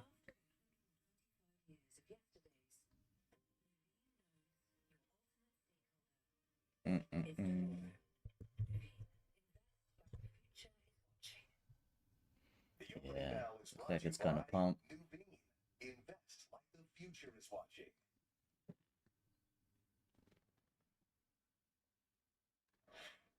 The president's been very clear he's concerned Well, 15 minutes looks like I had more upside on the oscillator. I should have kept my long. I was long at 890 too. What's up, Sean? Yeah, Bud is long at 905 about an hour ago. I want it long, but I want to dip first.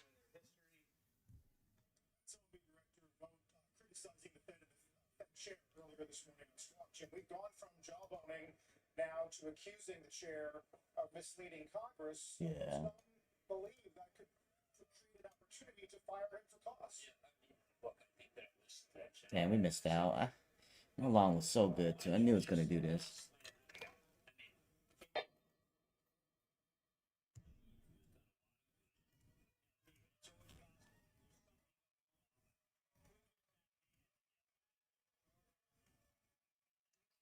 I did that yesterday and I got caught. Wow. That's 40 points on the bot. Damn it. We missed out big time. Yeah, that long was good. Bot caught that. Oh well, we can't do anything but wait. Yeah, 15 minutes got more upside.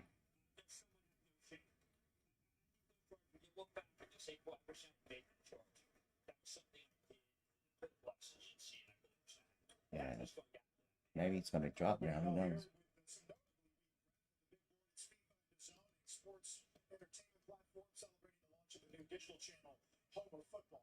At the NASDAQ, its diverse representation focused on hiring black agents, attorneys, and managers in the sports and entertainment industries. Jim Piper had a report yesterday, and the title is, Will Fox News Supply What's up, man? the next Fed chair?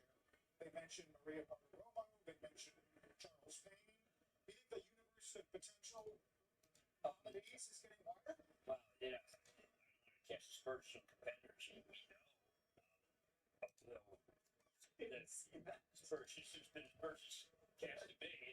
know. Let's go back to 900. I'm not long.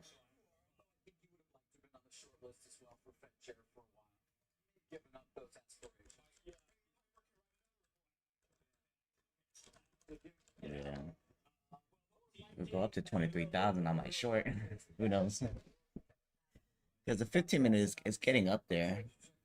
Maybe like in an hour, be overbought again.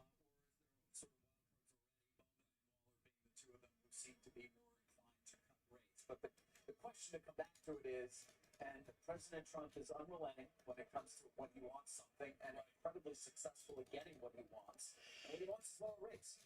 Right. He wants lower rates. He wants lower rates. He wants to.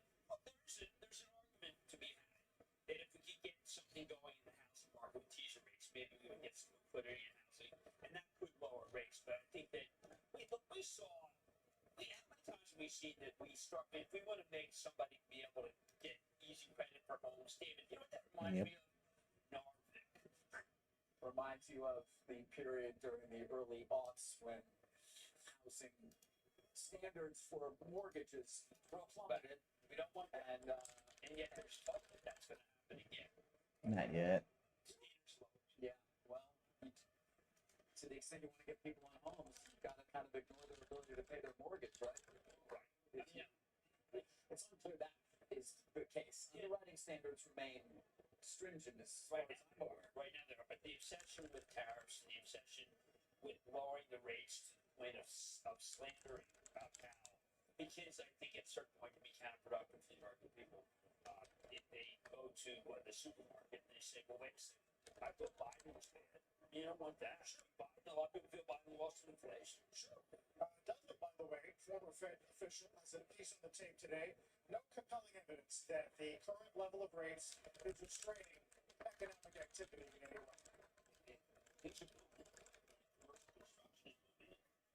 Reshoring is causing a tremendous amount of explosion of work. And by the way, this data center thing, I know people think it's constrained. I heard Bird is down today because maybe Amazon's got something special, but the amount of electricity is a great indicator. We used to say that with China of economic growth. And we're going to have 5% growth of electricity, so you can tell that we are on the move. Right. Let me know if you're long. Yeah, bot's still up. It's still long. It's not gonna go short yet. It was long at 9:05, so it caught like 40, 50 points already. Zoe was asking on YouTube.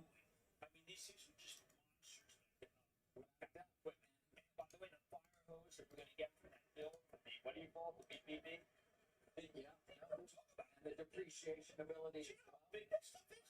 No one talks about it. What's your point? And then the financing markets and what it can do in private credit and everything. Everybody else is involved in the financing of data centers and providing the debt and equity for them is enormous as well. So you're right.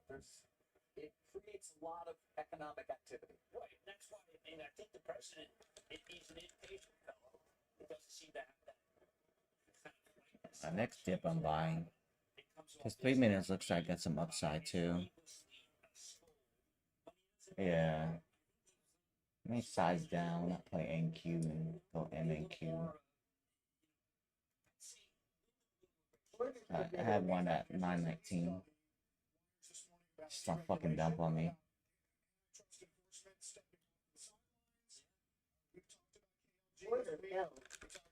Yep, I'm long. I want to go fucking down.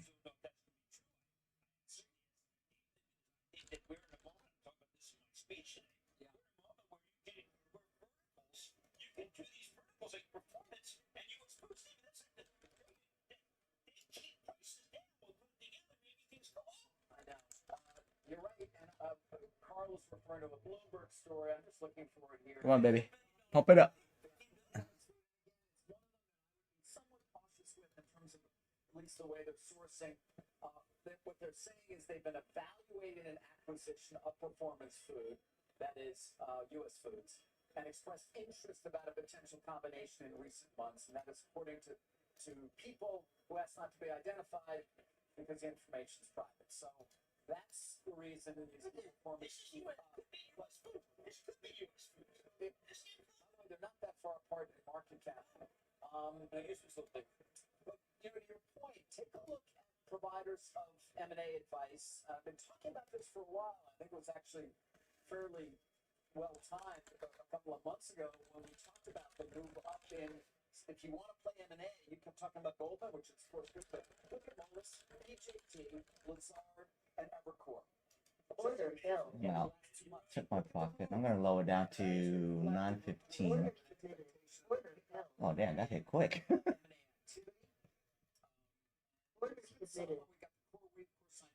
Oh boy.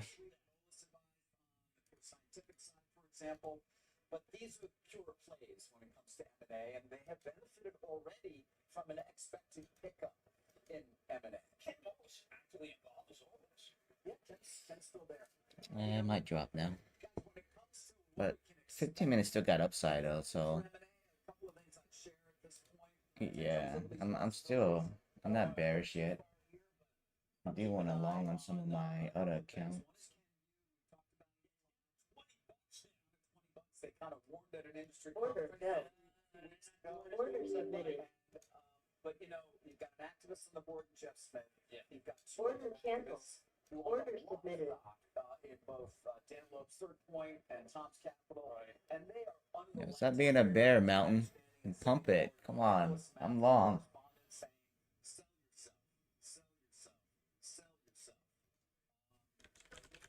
The board is certainly listening, and while it's not clear to me that there are any conversations between Kenvue and a potential buyer, and there you're Put screen. maybe Oh, P&G. yeah, my put's at $15. I'm gonna wait for another drop and sell those puts. Pursuing any and all potential alternatives to create value. Yep, I got caught. Unexpected, perhaps, possibility of Yeah. But still, I think sizing was down. If you imagine a P&G or a Unilever being interested, I'll add another one to 82 if we hit.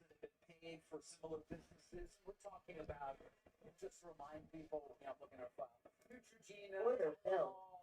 Order filled. Wow. Order submitted.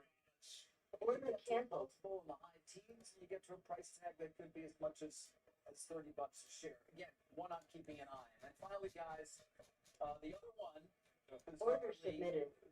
bizarrely, there's been so much chatter about Order it, is the submitted. rails. Have you been thinking this up at all? The idea of a transcontinental rail, a merger that would create a transcontinental merger. Understand, go along with me. No more mergers and rails. That's no more mergers. Except that's not the case. But they've said over and over again, no more concentration in the rails. last one, the Canadian Pacific, but now the STB has been saying things. It's an idea as well that would Union Pacific be interested in being? Yeah, it doesn't look good now. Looks like 3 minutes curving down. But the 15-minute on the oscillator still show upside, so yeah. Come on, just get up to 900 so I can get out. Get me out. Order canceled. Order submitted. Activity. These are a couple of the things that I'm keeping an eye on as we start the second half of this year.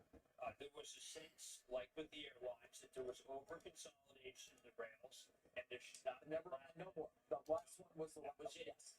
I don't believe that's the case anymore, Jim. That's Look at the comments from some STB board members. Look at even what some of the CEOs have said. There is definitely an undercurrent here that points to the possibility that the STB would not look at stance. In 7 months, how far we've swallowed. No. I mean, this goes back Or VIX? Let me see. Absolutely. It's just Oh yeah.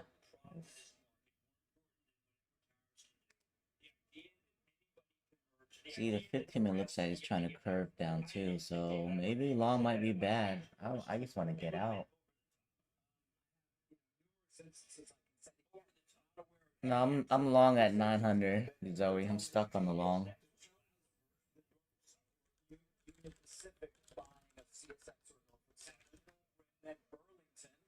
Yeah. Man, that pump was fake.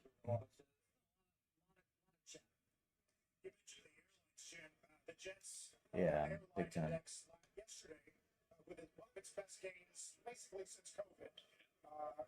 I need to try my trading real quick.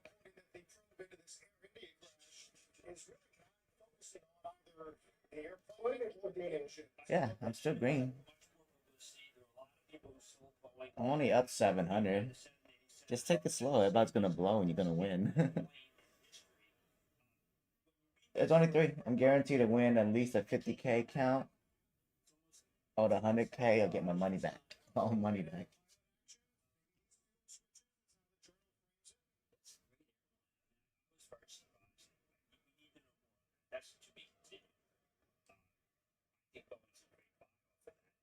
Come on, baby. Let's pump this. Get me out of here. Man, that prop firms are making so much money this month, dude. Everybody's blowing. Except for us. Or you. Those after hours. Killing people.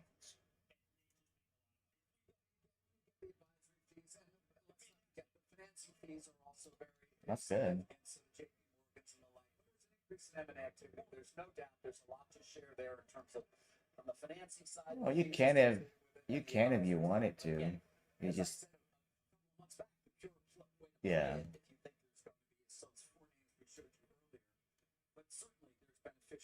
Oh no, my short's coming down.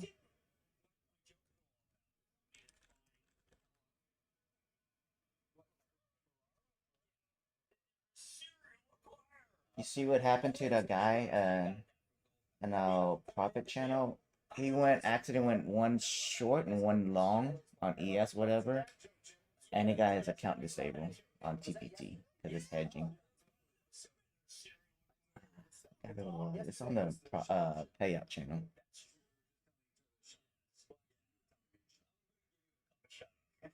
Order filled.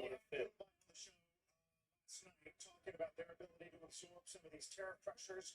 I think that's going to be it's going to be a multi-year time. I think. She's doing a great job. Order filled. Give me a break. She's cut the numbers. Let me say on accident, like within 10 seconds he closed it out. But you know, TPC don't care. They'll just disable the account. But he did get his payout. They're strict. They won't do anything. They won't fix it. They'll just make you buy a new one.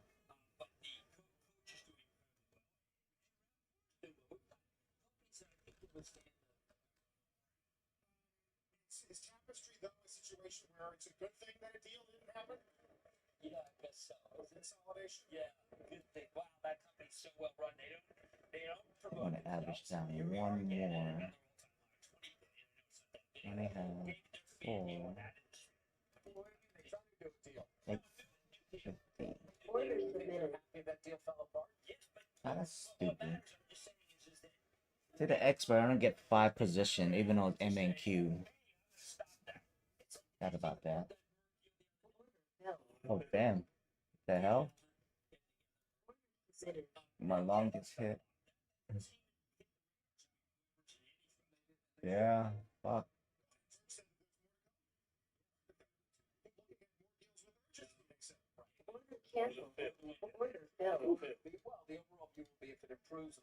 Took some profit. I'm $30 away from being over the buffer again on my TPT. Justify pretty much anything, unless you run afoul in some way of the agenda. Right. The agenda being order submitted. Great. Well, however you want to define the agenda. And what can Tim Cook do in this environment? He could resign. They're fine. I mean, I'm kidding, but why all this talk was one analyst? I want to say that I thought that was outrageous. I thought that was outrageous. I wish that I could have.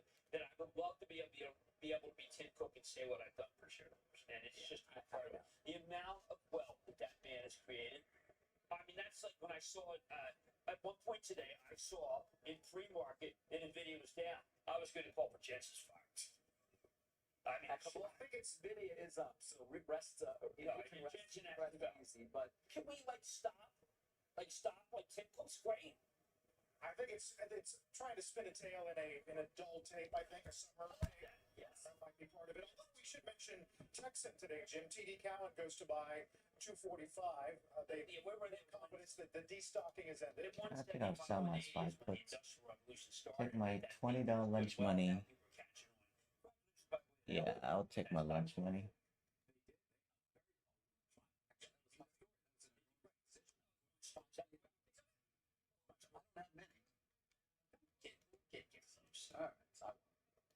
But yeah, that was a very large position. There we go. Got my lunch money in. It's notoriously not going. Yeah, let's just say that they're more close-minded than others. David, I'm hearing this Oscar could be a little bit of a jam. That's Mark Bertolini. Yeah, I think Bertolini is already down as a result of what we saw from. Yeah, but there's a I do 840 on my pro. Could go long. I thought that they had a price target of 16. They cut it to 10. Yeah, the one that's above the buffer. Oh, I'm about to get out. Get me out. Get me out. Get me out. Just be aware that that sector. Oh, bot hasn't gone short yet. And I'm out. I got saved. Woo! Yeah, bot's not going short anytime yet, so we can still good. I'll read long later. There's so much going on a lot of people in this country. If we're going to be able to do deals every day, every Monday when we come in, it's going to be like this. Order submitted. Home Depot does this deal. We haven't had an environment like that in a long time. Well, that's because we had a Democratic administration. Now we're going to have, you know what? It's moved. Here we go. We're at 6 months into this year. Been many years. Alright, I'm on. That was scary.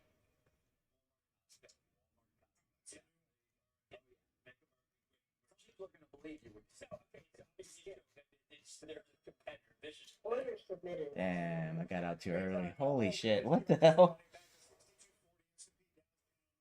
Yeah, wow.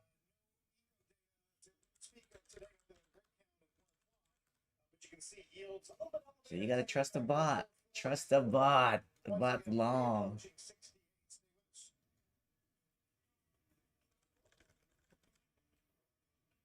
Yeah.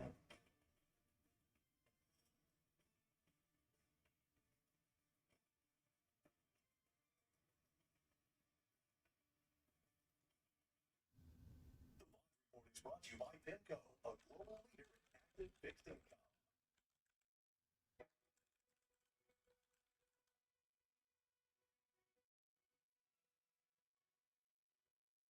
Maybe dip again. How long? Probably the 15 minutes still had upside, so it wasn't too scary.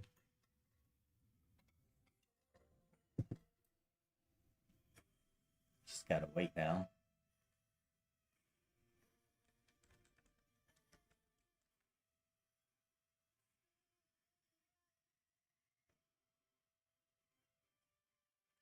I want to go long under 900 now.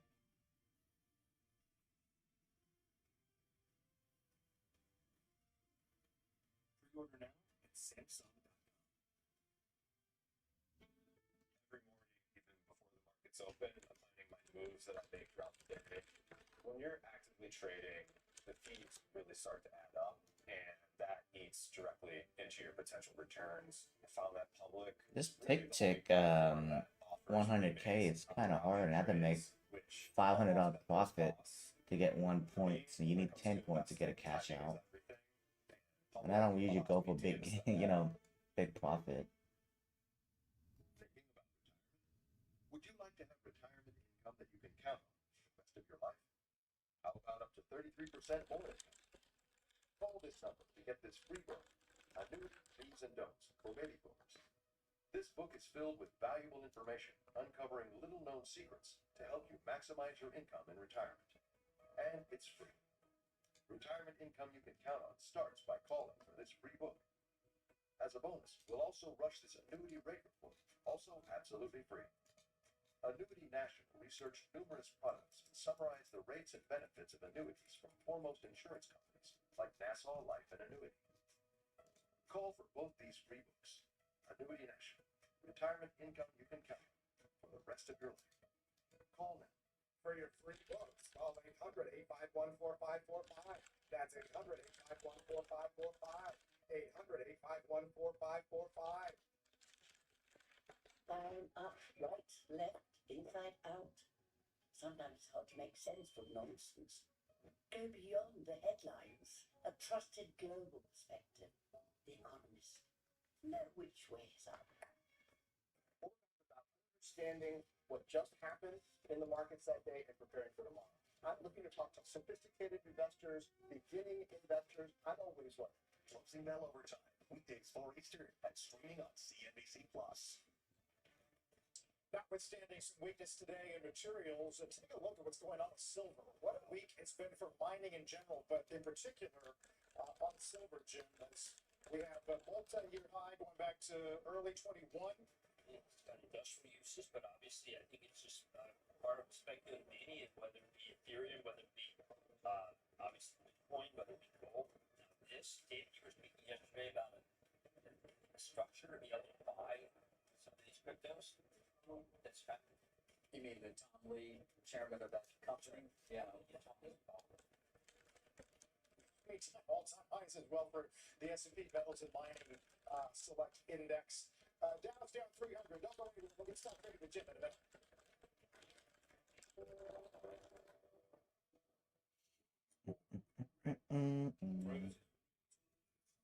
Now it's just chopping. Can't even do anything.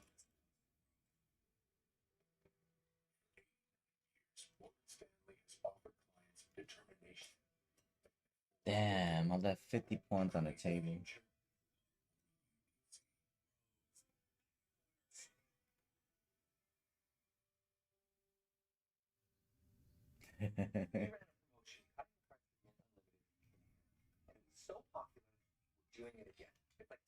Oh, your shit doesn't have consistency, you know that, right? You're doing the TTT, right? Yeah, there's no consistency. Yeah, that's the thing I don't like, because, okay, it's hard to get a point, right? But any red day, you lose a point. Losing a point is going to be hard. Yeah.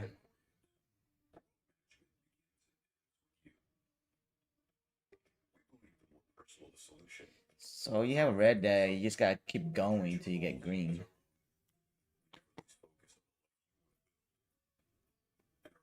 Trust advisors design custom-built strategies to help you get there.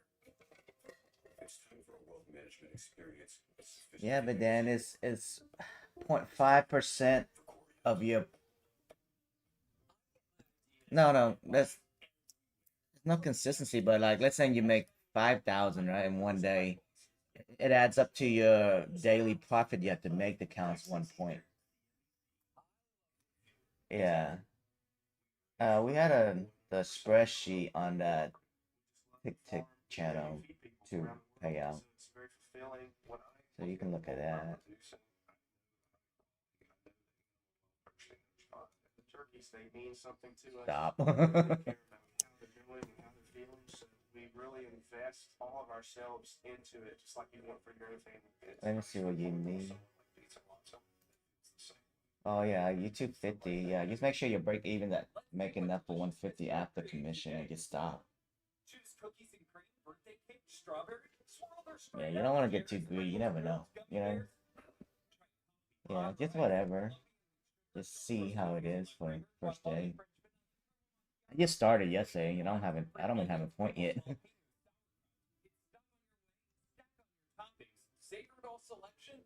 Yeah.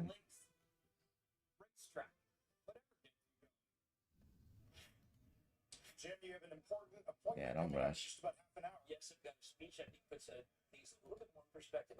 I bet you they make a lot with people adding on that the add-ons, because that's $150. No, free because of the coupon, but I'm talking about people actually paying it. It's not free. Yeah. CNBC.com/Jim's meeting. There's still time to get in on the action. You said Really? Yeah, I got 3 o'clock today because I didn't like my speech. I agreed until 11. Ben Stowe was with me for a minute. He said, listen, Yeah, that's true. So. 3:15. I'm just let me do this. I didn't Yeah. trash for this thing because this is really important. People are really. Let me see. I have to do a little rip up because of this possibility of a railroad. Yeah. 3 minutes looks like it's got more upside, so we might get 23,000 again.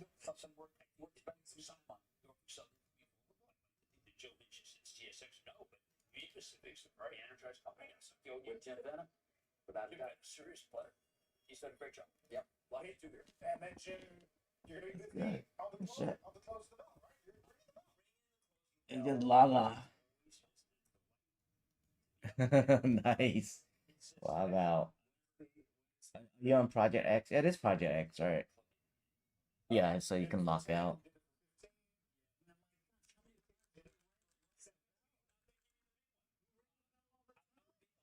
Exchange last week, friendly exchange, obviously. What's your dream come true? You know what dream come true? If Pop, my late dad, could ring the bell. Set a record. It's a bell ringer. It's like Billy Joel at Madison Square Garden. You want to Pop a set a record as a bell ringer? We'll see you at 4. See you at 6. And of course at 10:30, the club meeting, the annual meeting, Chip. Thanks. Down, coming off the opening lows, down 260. I just leave mine on default. Service now connects every corner of your business, putting Gotcha. AI to work for people.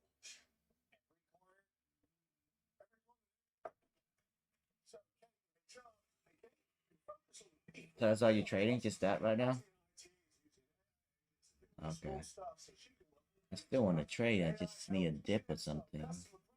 I don't want to short yet. So we all work better together. My work here is done. Excuse me. Wrong channel, buddy. Posting a TTT. One of my favorite supplements is Cunol Turmeric. Turmeric helps with healthy joints and inflammation support. And Cunol has the #1 doctor recommended form Yeah. of Cunol, the brand I trust. Here last year, can't help but wonder if they'd be okay without. We still need to get life insurance. We need that. It's a smart financial move that helps protect their future. I'll get coverage now. Check your price I today need at a- ethos.com. Okay, I need to post that. Personalized, like my coffee. So when my doctor prescribed Bugatti Hytrulo self-injection for my generalized No, I myasthenia don't. gravis, we personalized my treatment goals. Bugatti Hytrulo It's can me. improve daily abilities and reduce muscle weakness. I think I'm at 50,800. So I'm up 800, and then everybody else is red. Everybody else is red. Trying to pass it. I mean, there's no rush if you have 7 days. Yeah. Fever, recent or planned vaccinations, allergy history, or kidney problems. Most common side effects include respiratory and urinary tract infections. Yeah, headache, Trump and just injection smacked site everybody reactions. down. Self-injection. Reducing my symptoms. Yeah.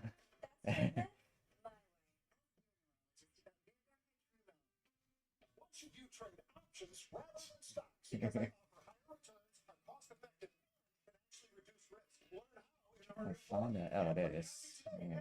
Substance. It's not an option.com.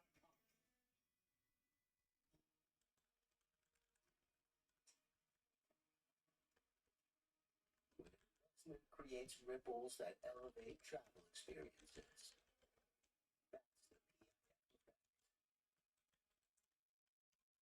Never miss a moment. We're running a very tight labor market right now.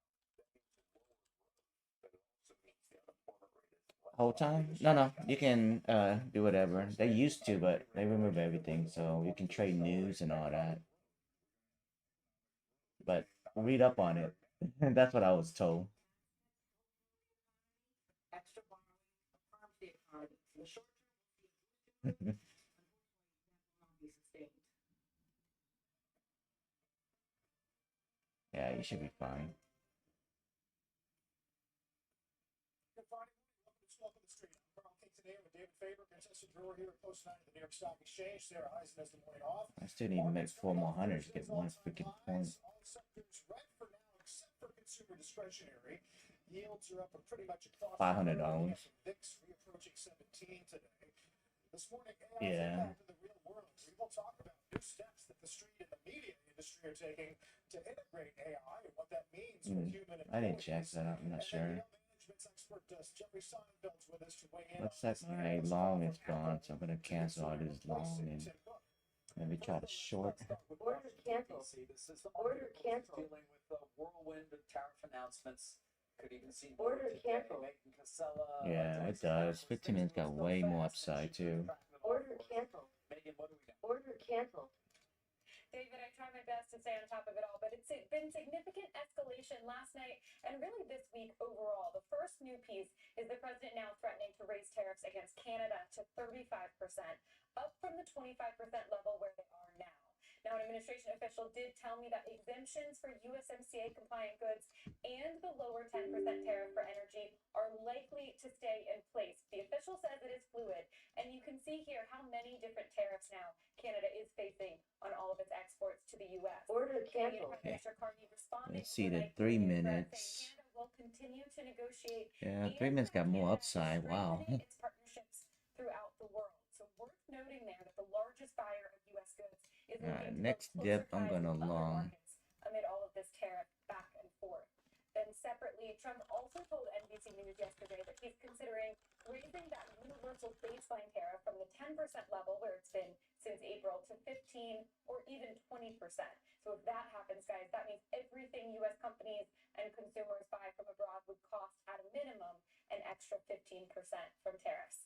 As for what's next, Trump threatened again yesterday to send a new tariff threat to the EU, so we wait to see if that might come today. And then just to sort of take a step back, I know there's been a lot of headlines, but this week began with the president postponing that July 9th deadline for the country-specific or reciprocal tariffs to kick in. It looked like a potential softening of his trade stance. But since then, we've seen new tariff threats for Canada and Brazil, neither of which were previously facing reciprocal tariffs. A 50% tariff on copper this week, a potential 200% tariff coming on pharmaceuticals, and now this possible doubling of the baseline tariff. So to sum it all up there, it's been a vast expansion, at least in rhetoric, of the trade war on multiple fronts. Are you short already? Wow. So, Megan, Good short. I'm just curious because we've seen some different positioning from the White House on this. Is there concern, do you sense, from the administration not the president himself, but those around him, about what the uncertainty, the volatility, the yes, the no, the back and forth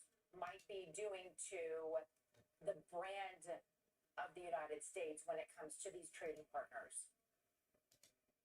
Not that we're picking up on as of now. That's something that's a little bit different from the first term, is there is real unity within this White House on this. And what it appears is that the uncertainty, by all accounts, is by design, and they like that. We do know some officials are really focused on really wanting to get these deals. Scott Bessent has been out there. Kevin Hassett has been talking about getting deals done. But they are very much behind the president and saying, we can't get ahead of him. Hassett had an interesting quote this week about some of our deals have been close, but then the president comes up with a new way to potentially make things better, and that's what slows them down a bit again. So we know that they're working on this. They want to try to notch that stability, but at the same time, the president has always felt that uncertainty is sort of the best negotiating leverage, and that keeps countries coming to the table. So for now, he's keeping it up. Although I will flag another thing he said this week is that August 1st deadline, that all of this stuff now takes it back. He says that's not moving again. Yeah. Megan, where do we stand in terms of the overall tariff rate then, or the expectations of where that will end up? And put that in some historical perspective for us if you can. Yeah, it's good. It's a good point. I should probably figure out now what the average effective tariff rate on all imports. I'm gonna wait for maybe 900 to go wrong. If you have to weigh these tariff threats, and I always try to take a good look at whether I think one is more likely than another. Yeah. I think it's likely that one remains. Can't do anything right now. But then you look at something like potential doubling of the universal baseline tariff. So I think that one looks much more likely to simply be doubled. Yeah, his market's always by the dip. I'll wait for the 3 minutes go to overbought, and then I'll try to short. As of now, it's a long way. In terms of where the U.S. market has been since at least post-war economy, a very, very open market. We've always thrived as a services economy in the U.S., but had no problem buying goods from abroad to allow our economy to advance further. Now we're in a completely different world.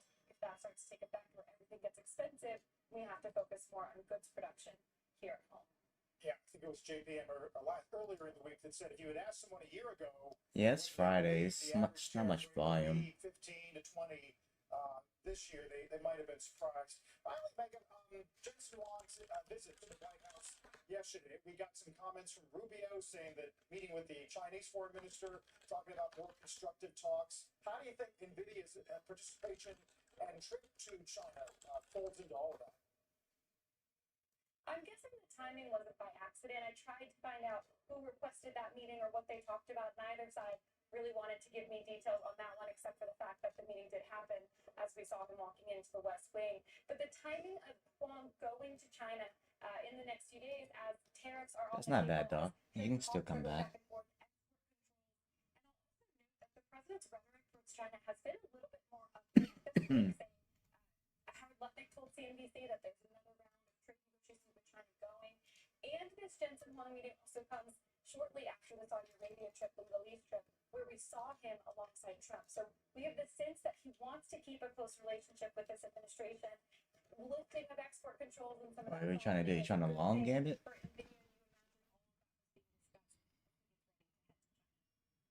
Maybe we'll talk in a bit. Talking about NVIDIA and some tariffs. Let's talk about the impact on the markets and all of these things. Joining us this morning, Janice Henderson, Equities Portfolio. We had a chance this morning. Jeremiah, happy Friday. Good to see you. Good morning, Carl. Thanks for having me. I wonder if you think the impact of any kind of tariff action. Oh, Tradify is doing a giveaway. Yeah, Brett just tagged everybody. Yeah, so certainly as we've seen, we've seen higher tariffs. Yeah, it's on the YouTube. I linked it in the chat. We need to see the offsets to those higher tariff rates as it does impact companies. But certainly, fortunately, we're starting from a strong base. The economy is strong. I think earnings, as we go into earnings season over the next couple of weeks, we're optimistic that we're going to see positive results. The results we saw from companies in June, and Delta kicked it off, and Levi kicked it off here the last couple of days. And those results were positive too. So fortunately, we're starting from a very strong point with the economy. But ideally for the market, we'd like to see more trade deals and less increases in tariff rates.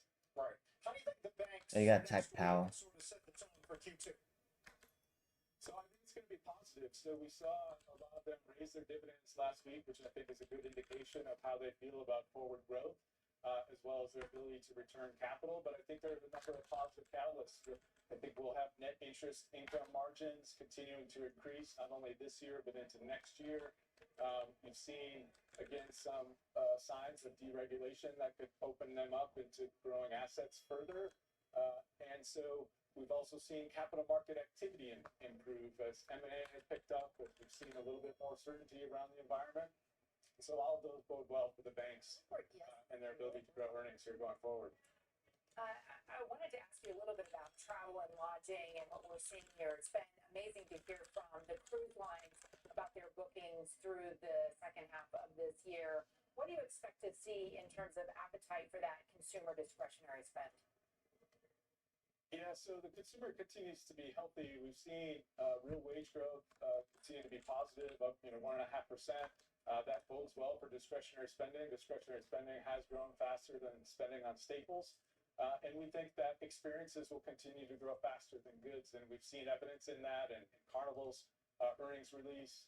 Delta, in their comments yesterday, talking about a second half improvement, as well as the premium customer continued to be strong. And so we continue to believe that the demand for travel continues to be positive.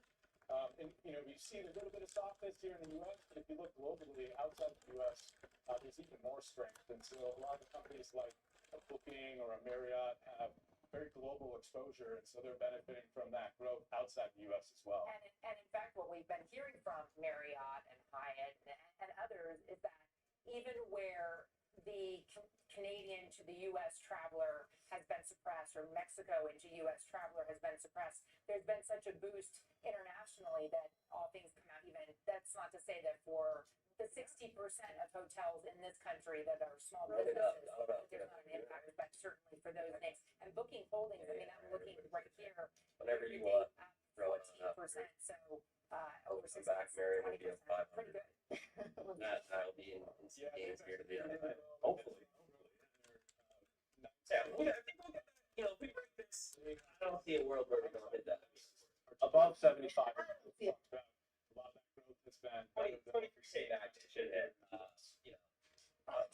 What do you make of this debate about the fact that the idea that software is no longer leading the world, it is hardware? I'll say out loud, do that. Yeah.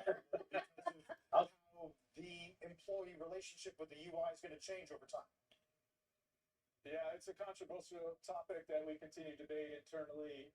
I think what we're focused on is making sure that the software companies that we are investing in are leading on AI. They're incorporating AI into their products. They have AI first offerings to their customers, and so that they won't be cannibalized by AI. But it's certainly something that we're watching. I think it was interesting. I read an article about Goldman Sachs hiring their first autonomous AI engineer. And if that's the case and we have continuation of that, certainly the AI infrastructure demand will continue to be much faster and go for a lot longer than we expect today. But it's really important for those software companies that are providing that infrastructure in those applications to adopt AI. Certainly they're benefiting from it today. They're using AI to write more code and faster, but they need to continue to be relevant as we transform into this new environment. Yeah, just even yesterday, comments from Microsoft about the percentage of code that's getting written by machines is pretty unbelievable. Jeremiah, have a great weekend. Appreciate the help. All right, thanks a lot. Take a look at our roadmap for the rest of the hour. Is AI in fact coming for human jobs? We'll talk about Yeah, if you want to short or not. Nope, still not shorting. Maybe I'll short a little bit. Let me just size down short. So bored. I'm shorting at 71.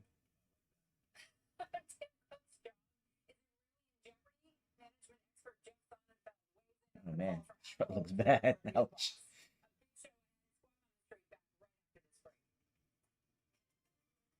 Yeah, come on, go down.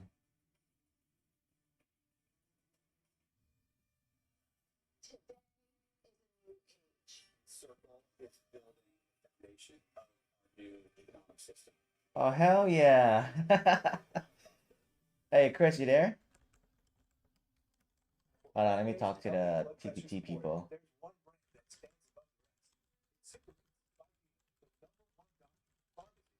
Alright, so they just removed that red day on the straight to funded thing. So you get 1 point for the whatever you make, but you don't lose any points for being negative.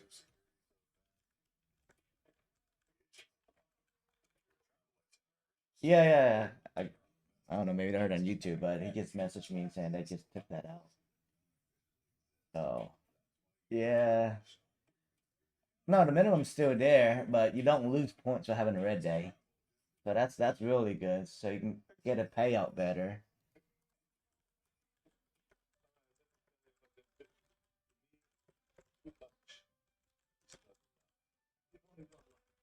Yeah, I gotta go write this up now.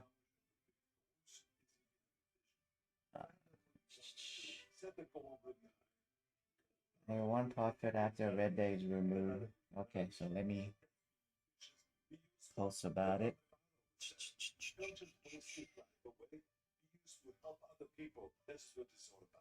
Want to glow up? For your phone? With Verizon, everyone gets a free phone on any plan. And now I have Google Gemini. Here's another beauty tip. Shh, let's keep this between us. Starting July, oh, like you sent the email too. Red days removed. So starting July 13th. Yeah. Let me. Yeah, but I don't have. I think I won't get a point. Only up $99. I haven't touched it yet. Yeah, I'll probably work on it more next week.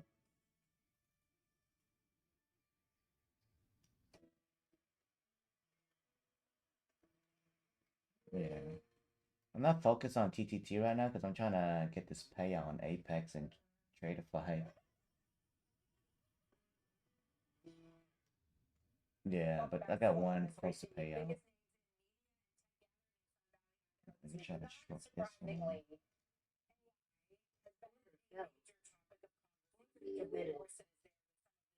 Key takeaways. What are you hearing from these executives, Julia? Order submitted. Scheduled to be on stage here in Sun Valley this morning are two AI leaders, OpenAI Sam Altman and Palantir CEO Alex Karp. As the media giants who are here are all telling me they're considering how AI is going to transform their business. I've been talking to sources who are telling me they expect AI tools to dramatically cut production time and costs with tools that can help pre-visualize an entire script. I had a good long too. I can't believe I just didn't hold on to it. Called Sora, which turns text into video, showing the potential to dramatically reduce the cost of content production.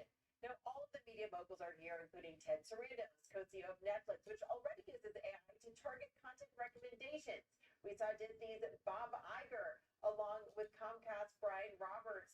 Their studios are already using AI to improve visual effects.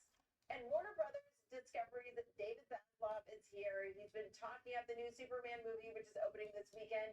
Its visual effects benefited from AI tools, while there has been a flood of fake Superman trailers on YouTube, which its director James Gunn has criticized.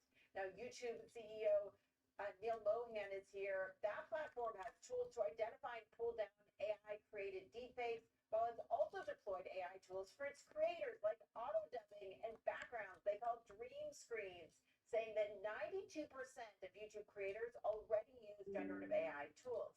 Now, digital ad platforms are at the cutting edge of generative AI use. Meta's tools will enable brands to create ads entirely with generative AI. David? Julia, thank you.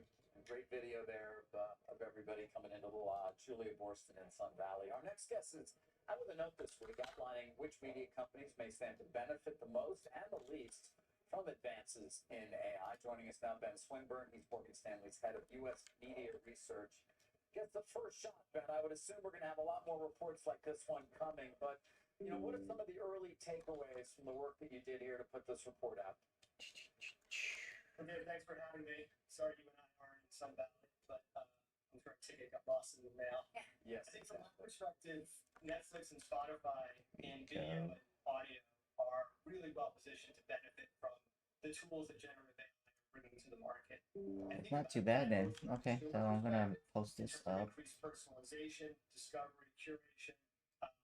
From a creator perspective, talking about some of the tools that Julia was just referencing, we do think going to production costs that there are savings in the range of 10 to 30% that generative AI can help deliver to studio production. We do caution that in a competitive market and a talent-driven industry, a lot of those things may end up just moving from below the line to above the line into talent costs. So greater payouts for top actors, directors, etc.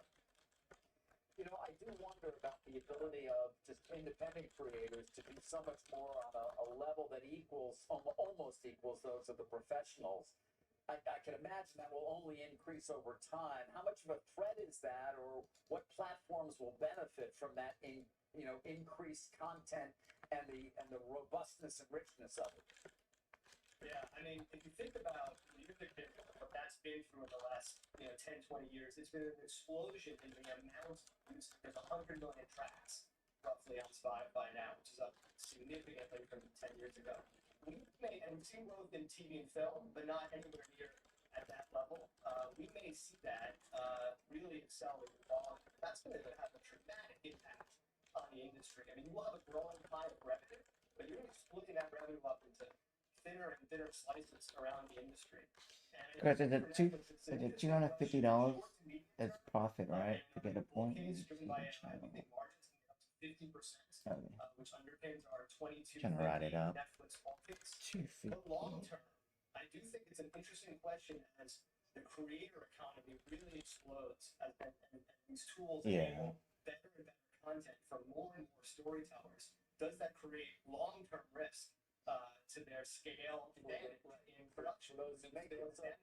But then it takes me to YouTube, and I think, well, I would imagine that would be a continued beneficiary. Already, probably the most highly valued pure play media company if you were to break it out of Alphabet. But is it potentially a beneficiary of all these new creators that are going to be empowered by these new tools?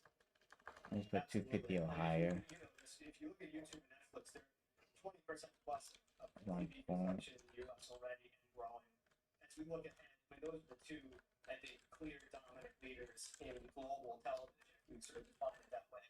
And I think YouTube comes at this from a position of real strength, given they've built the business on the back of the creator economy. Netflix, however, their business model, which really sort of I'll do the I do like a lot of Tick Straight to Funded Plus giveaway next week on stream.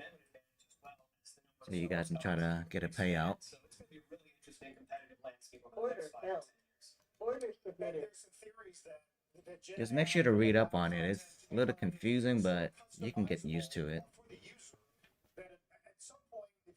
Oh no, I was talking to the YouTube.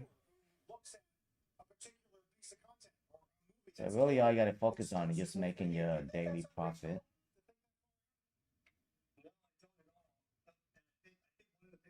Yeah, no consistency. How do we handle copyright?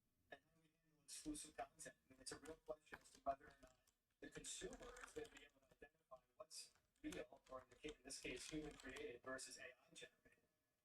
And my guess is over time, those lines will blur. So things like copyright, content tagging will become more and more important. And just as an aside, I think this does actually increase the value of experiential assets. This is a point we make in the report. Oh damn, we're about to hit 23,000? Shh, I'm still stuck in a short. Personalized digital experiences, but more we're going to seek out communal experiences where we get together. Let me know they picked someone out for the winner. So we do like Oh, they did? I missed it. Live Nation, Disney's theme parks, etc. Sort of maybe not obvious AI beneficiaries. I mean, you can see though how the Sphere, which combines entertainment and content production, and that immersive experiential opportunity for consumers could benefit from both ways, because you can explode the content production for less of the cost and still provide that opportunity that humans are demanding. By the way, Carl, if they tailor the content for individuals? Doesn't it kind of cut down on our ability to talk about, hey, did you see that movie? And it was a totally different experience for you than me. What Ben is saying is that you might have something hyper specific on an individual level, Ben, right? But you still want to have some water cooler effect, right? Experience, yeah. Absolutely. We're communal beings, I think, in our DNA, and I think the pandemic actually supercharged the value we place on live experiences. And so this whole trend, I think, is just going to accelerate as our digital lives grow in customization. We're all going to seek out those live communal experiences. I think those are businesses that'll benefit for sure. Yeah. Well, Ben, as you say in the report, it's your first deep dive. I'm sure there will be more to come as we learn and start to see how behaviors change. Appreciate it. Ben Swinburne. I just messed you. They're very strict. I thought I told you. Or was it you or someone else? They're really strict. Sports betting. Get some details on this big deal in the gambling space next. Later on, should investors be more patient? Don't spend money on there. His approach to AI and Apple. Management expert Jeff Sonnenfeld will weigh in on this call from Wall Street for Apple to look for a new boss.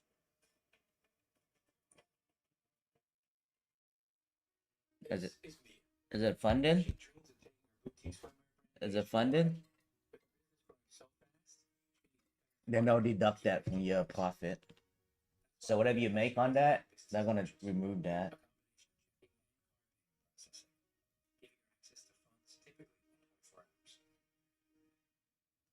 No, they won't deny. They just remove your profit. Manager left to find himself, leaving you lost. You need to hire. I need Indeed. You do. Yeah, I don't mess with them anymore.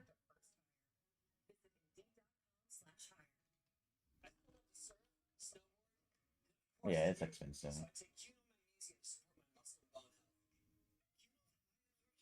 Glycinate helps me get the full benefits of magnesium. You know, the brand I trust. Is this your dream of retirement? How about this weekend? I like cooking.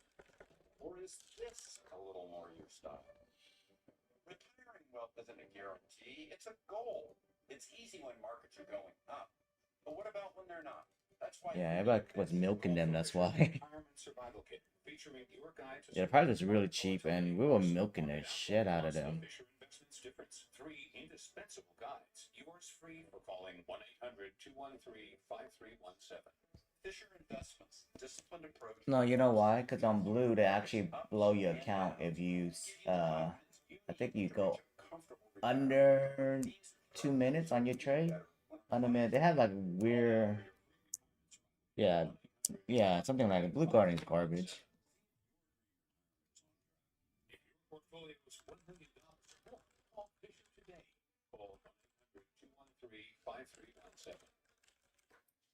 Especially when trading NQ. Instead of using Quicken. Quicken pulls all your financial info together in one place and updates it automatically. How easy is that?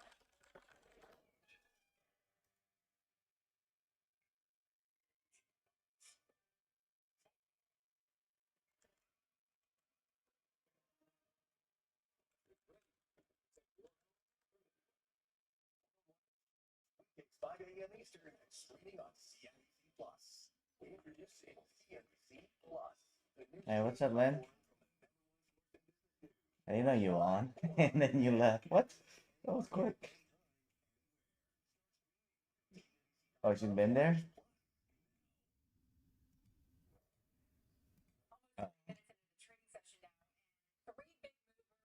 We're watching shares of Levi Strauss surging on an earnings beat and raised sales guidance. The company says it's working to absorb some of the higher cost of tariffs. What's Rosales, dude? Didn't get on freaking Discord. DT's trying to help you.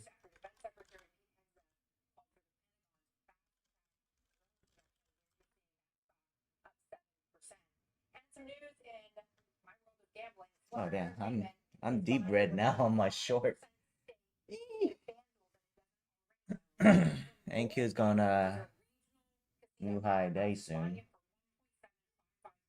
Yeah, that short was bad. I'm stupid. I wasn't focused. It's eval.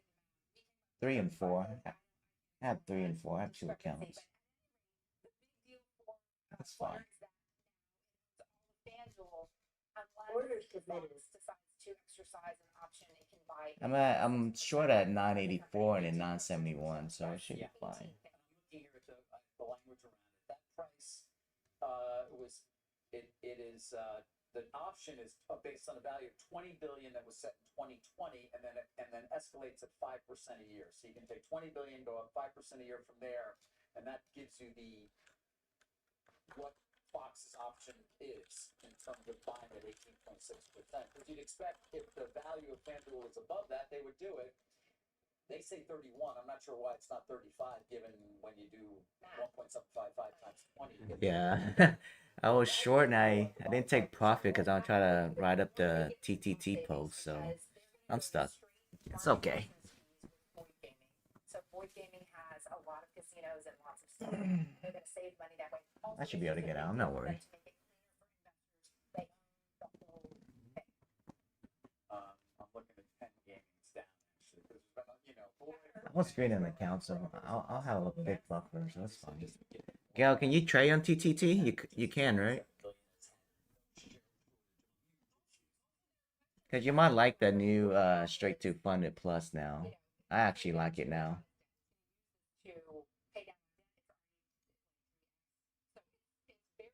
Gail on YouTube.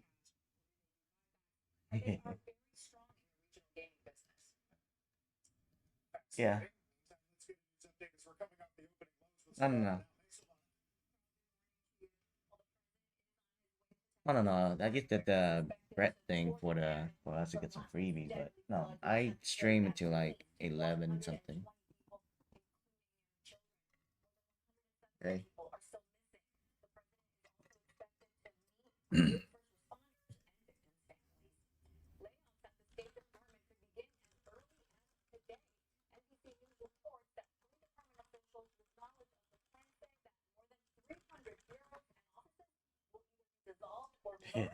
Yeah.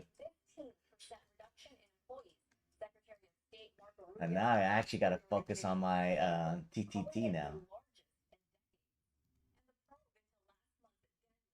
TTT is nice now with this thing they just removed, and then it's cheaper too than the other straight to funded.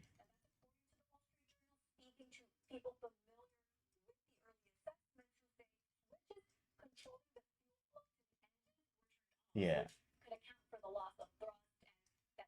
It's Project X only. The bigger size is on Tradeovate. Damn, I should have got out earlier. I was even.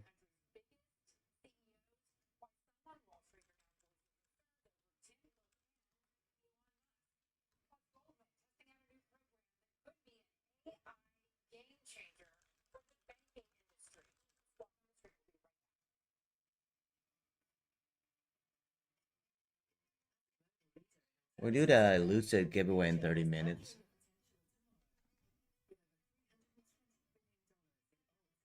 Just 25.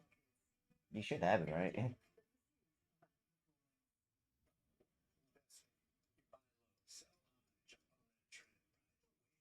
Just test it out.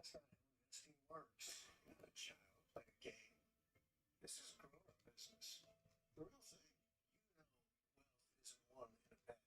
Luck is not a strategy, and success demands discipline.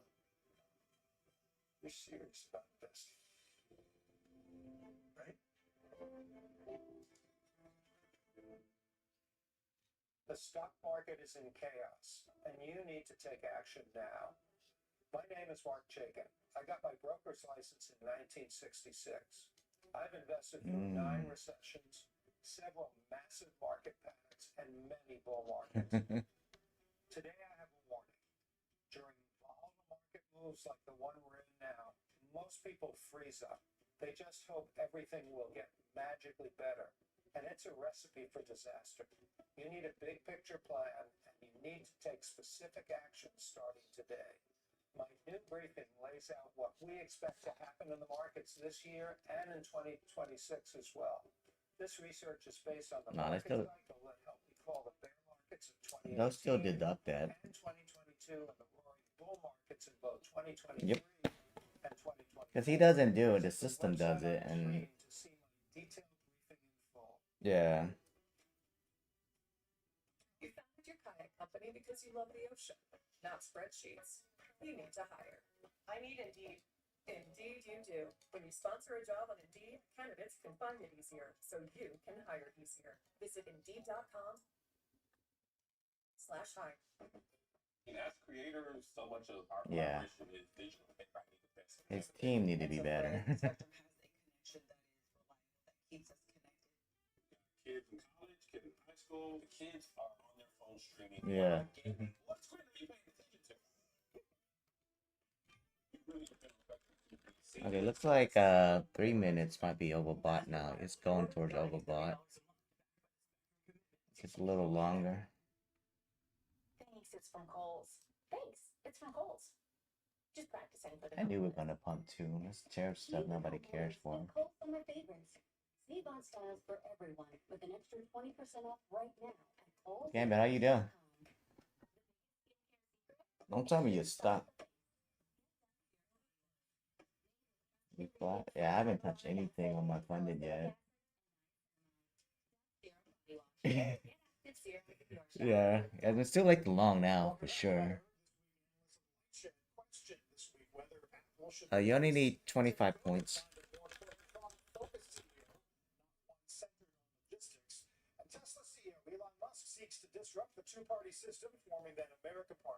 Yeah, fake Bugatti, you ain't gonna make it. Speaking of Jeffrey Sonnenfeld this morning, Associate Dean for Leadership Studies, also a CNBC contributor. Got two good ones for you this morning, Jeff. Let's start with Apple. I'm guessing you think there still is room for the world's most famous logistician to help Apple manage its supply chain. Yeah, it is a Carl. I have to say, I'm in rapid agreement with where you and Jim and David were earlier this morning. I hate to disappoint you, not bring controversy, but I need to work on this.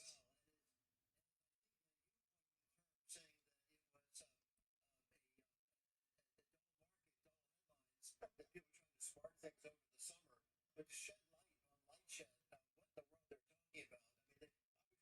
I mean, Rich Greenfield, we all admire, not quite sure what his problem is.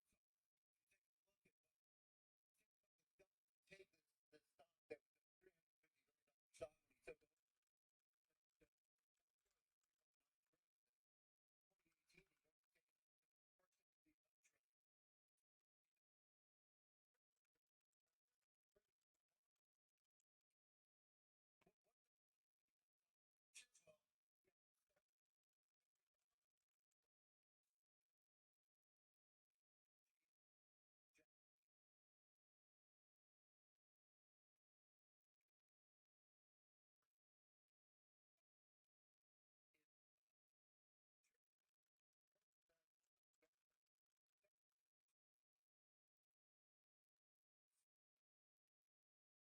Come on, dump this Ponzi because I'm stuck in short.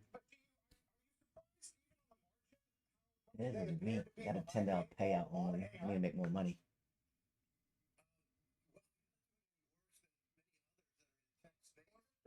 Looking to see what unfolds. I think certainly that Mark Zuckerberg doesn't have a lot to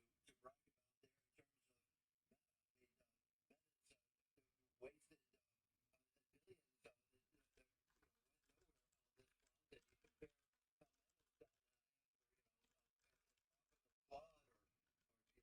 billions that ChatGPT or they're even performing worse than Google's Claude, Google's Gemini, or some of the others out there that Perplexity does better even than Zuckerberg. So I think what Tim Cook does, he's wanting to see what unfolds.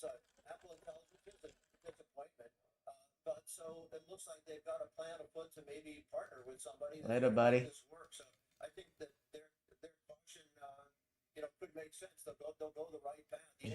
A great track Good enough. record. It certainly seems.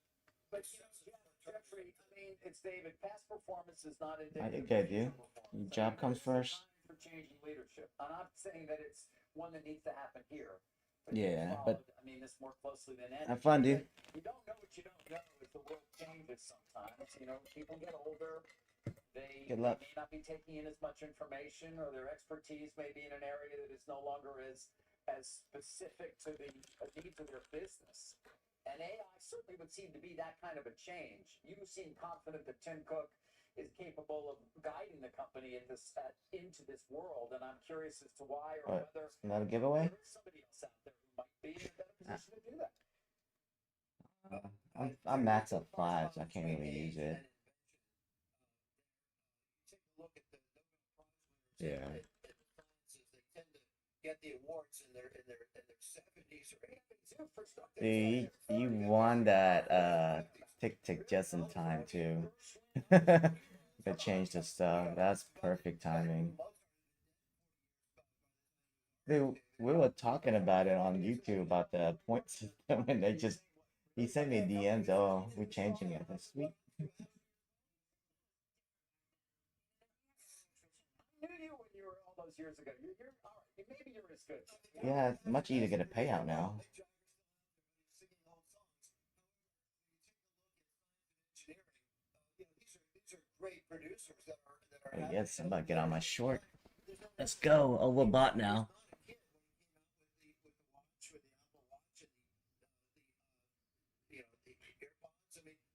Yeah. 400 from passing the day trader eval too. We get asked that question, and there is some bench strength there to turn. No, no. Patrick's firm is funding ticks. I mean, you're seeing more attention for Elon Musk right now, I think, than ever, and partly because he ventured into this new Oh, that's territory. Leo. Leo owned day trader. To Tesla, he says, "Oh, but also Yeah, Leo's cool. a third party." If you could pick any CEO to launch a third party, Yeah, a little better. They don't have to BS stuff. It would be Jamie Dimon or Bob. It's just it's not as cheap. You know what I mean? Like other firms are cheaper.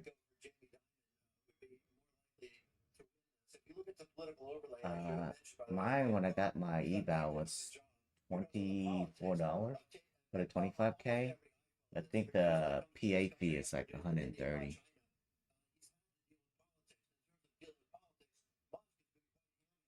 They rate, yeah, like last week they upped the fees now on the eval.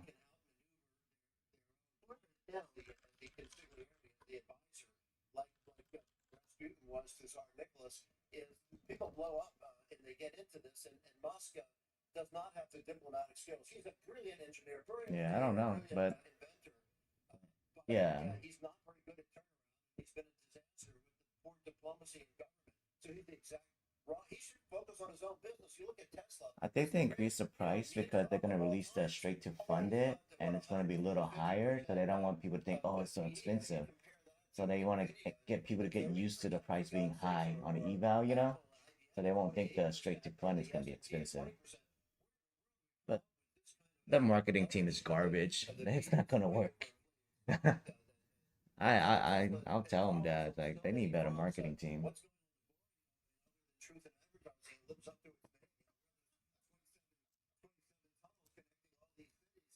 Yeah, they've gone down, you know. It's not going to go any, it's not going to get any better.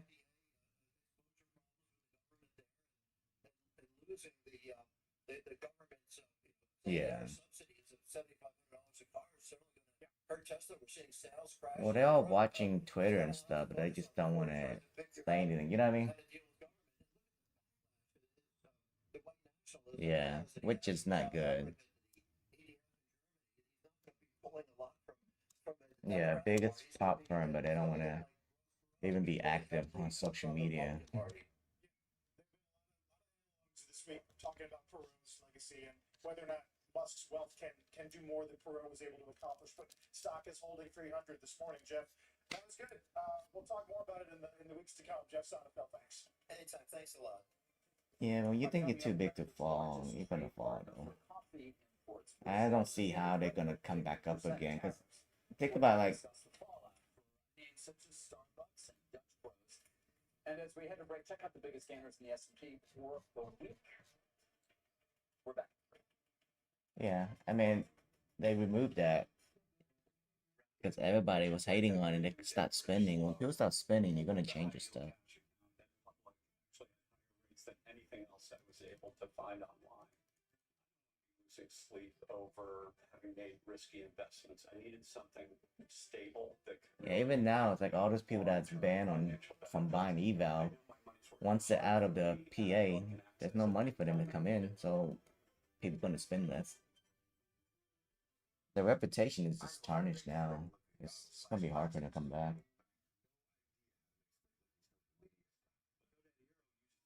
Create social content out of thin air like this one.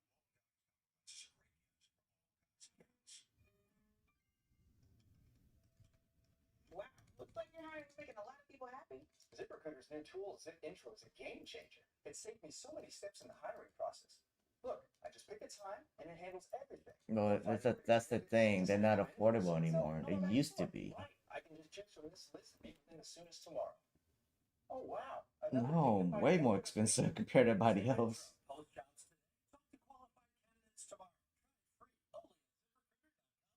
Okay, even 90%. So let's say with the new price now, even 90%, the 50K is gonna be $40. Oh, $35. That's still a lot. Plus 140 for PA. So that's like almost 200. Yes, that's at 90. So yeah, you can go anywhere else and get it a lot cheaper. CNBC to 710 to learn more. But who knows? I'm for sure they're not making as much as before. Oh, what did he win? Nice. Yeah, that's him.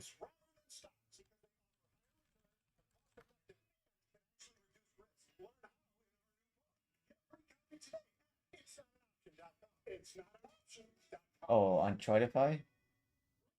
Nice. I need another pump so I can short. It looks like it's running out of steam. Yeah, it's curving down on the 3 minutes now. I'm gonna jump back in. Do not want this. You said something to me which makes me a little bit nervous.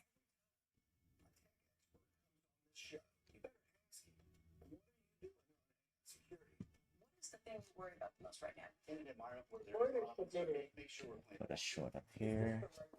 He's not a conventional. The president's latest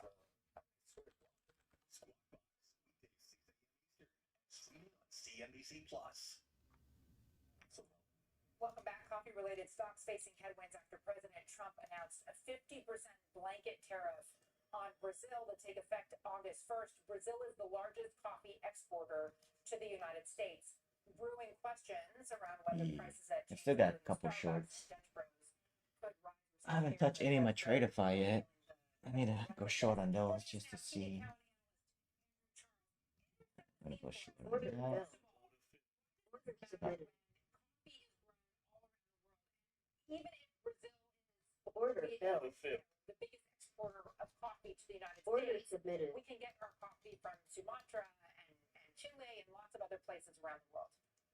Good morning. So Brazil has risen in importance as a coffee exporter to the United States. It's the largest, as you mentioned, and that's been growing as well. It's about 22% of the imports in 2024, and about 20% on average of the last 5 years. So growing in importance. You're right. I think that coffee competitors and coffee shops are going to really find other ways and look for other markets to really help import from. But, because Brazil is such a large piece of this, it's going to be hard to really circumvent the issue in its entirety if it were to be fully implemented. So what's the impact on Starbucks, for instance? Yeah, so Starbucks and Dutch Bros, it's about a similar impact. So we're thinking it's about 1.5 to 2 points of impact to the profitability if there were to see no mitigation efforts in place. And so, Contessa, you nailed it. I think you're going to see that companies Order filled. Order submitted. Just to make sure in a fragile consumer backdrop of the restaurant industry that they're not raising Come on, you prices, not dumped this impacting shit. traffic. So I think you'll see things like trying to get blends from other places, potential other opportunities to really help make coffee more efficient. Bear in mind that both Starbucks and Dutch Bros are vertically integrated, so there's perhaps some efficiencies in the manufacturing process that both can look at to really help absorb the cost rather than pass it on to the consumer. In in February, we saw coffee futures jump about 6%, like it was panic buying. But coffee is one of those things that, I mean, you can make it at home for pennies on the dollar, and yet people go out and spend 5, 6, if you're in New York City, maybe $10 on a coffee drink. I mean, Carl is shocked by that, but clearly he's not been out buying coffee recently. He makes it upstairs for free. Is a coffee price increase, does it even matter to consumers? It does. You know, it's one of those things that you mentioned that you're right. Order It's obviously submitted. much cheaper to make it at home. But coffee shops really sell the Yeah, might experience. curve They sell down, the but art, the 15 minutes got more hospitality, upside, so when you go. I'll go back up later. We did a deep Just need dive a with bigger my dump. Moscow, covers the at-home coffee market back in December. What we found is we think there's a generational opportunity for coffee shops to really gain share. And that's fueled by the fact that the coffee shops really skew to iced beverages. Interestingly, Starbucks, about 2/3 of their beverage sales, a little more in 2024, were iced. Dutch Bros is over 80%. You know, the at-home coffee portfolio really geared for hot. And iced is really important because it skews more to Gen Z as well as higher margin. And the other impact too, as well, is you think about the loyalty and digital advantages and innovations of the coffee shop industry over the last 5, 10 years, really leading to a lot of stickiness as well, that consumers are getting rewarded for their purchases. They can order in advance as well to save time at the coffee shops too. So, you know, I think you're going to see continued shifts away from home, at-home coffee, really to the coffee shop market, particularly as Gen Z prefers to get coffee outside the home versus make it at home. Well, you're seeing Starbucks shares down 0.5% now, and Dutch Bros up 0.25%. By the way, Andrew, if you just leave your leftover coffee in the pot, you can ice it at home yourself too. It's not that hard. I've done it. Just saying. It's a little Order it's a little filled. different.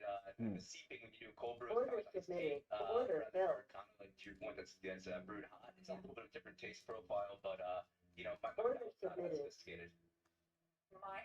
Clearly mine's not either. Andrew, thank you for joining us today on All Things Coffee. Thank you.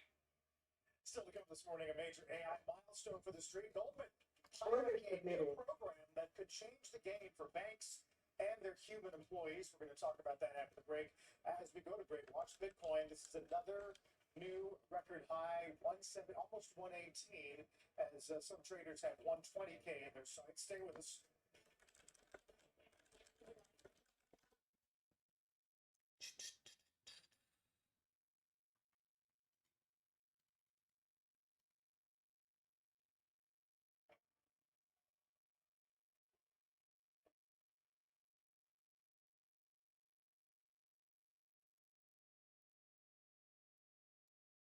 Long, I wouldn't know. Not yet, at least. I need a dip. I've been shorting, just taking profits.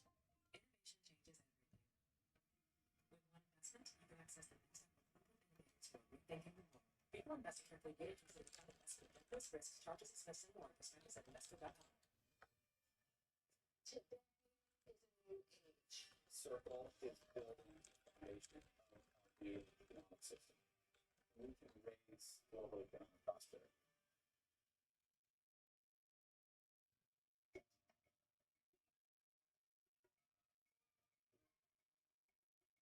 Last minute getaway calls. That's right. Book last minute deals on thousands of stays with Verbo. You make it through security so fast. The agents along your travel itineraries are so well written. They're on the bestseller list. Here we go. You have access to lounges that don't officially exist. That's why you rent with National, where you can skip the Order filled. Yeah, now I'm out. Oh, flat.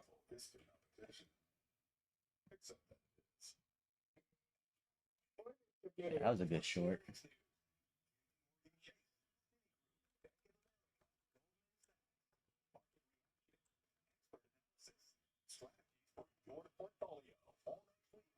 Order canceled. CNBC Plus. Take note, the $5, $7, and $9 Lux Premium boxes from Taco I'll be back. I gotta use the restroom. And then some. Meet the $5 classic box, the $7 the free box, and the $9 discovery box, featuring the new crispy chicken burrito, only from Taco Bell. If you're a pro, you know the Top Quality Bear Paint and Kills Primer are available at an everyday low price only at the Home Depot. You know there's there's only one place to get the best value, service, and durability you deserve. And now, you know you can get both Bear and Kills products delivered same day, next day, or whatever day you need, free of charge. Bear Paint, Kills Primer, available exclusively at the Home Depot. If you're a pro, you know.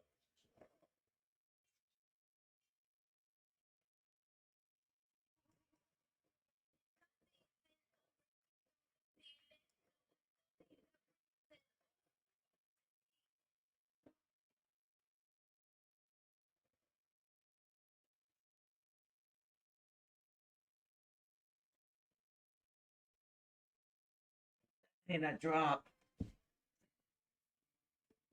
You short, Gambit?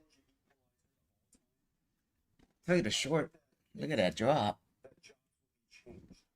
Yeah, don't go long yet. The 3 minutes looks like it's gonna dip some more. It started curving down. I'll show you. We might want to wait to maybe under 900 now. That's the 3 minute. Yeah, maybe. Oh, at 900 because it's dipping. 15 minutes still looks good to the upside. So yeah, about a dip later. I'm all green. I got out. The 2300 was a 23K was a good short.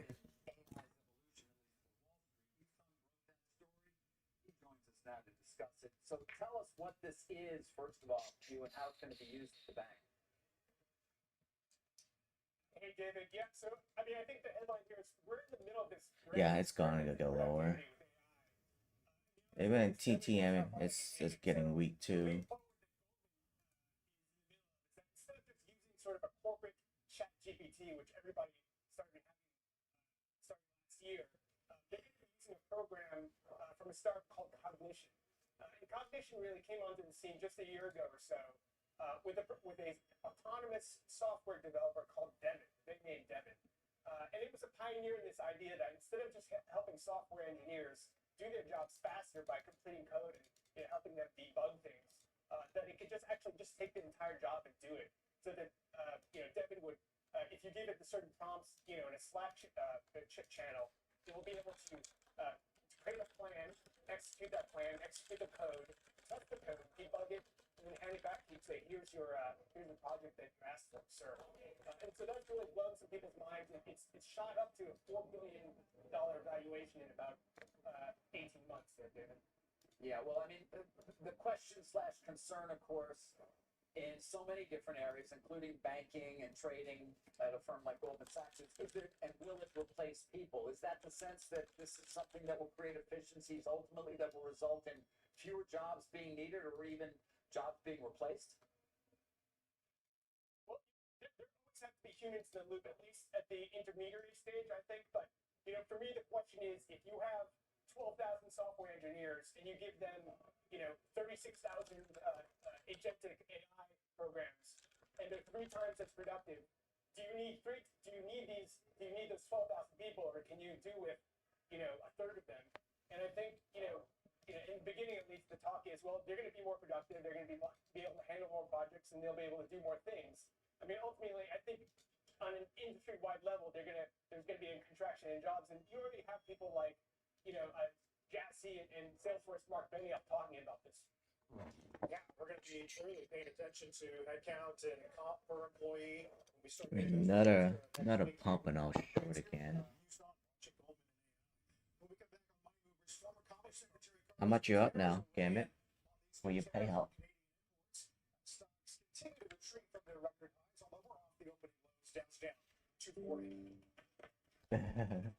I'm barely up.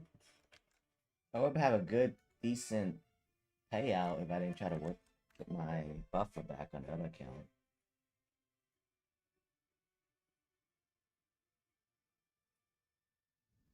Not yet. I'm $30 short.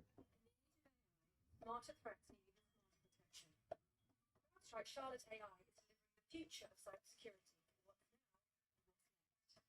Built on the intelligence of every breach we stop and refined by human expertise, Charlotte AI gets smarter your business stays safe, so you can build for tomorrow in confidence and efficiency, and protect what matters most.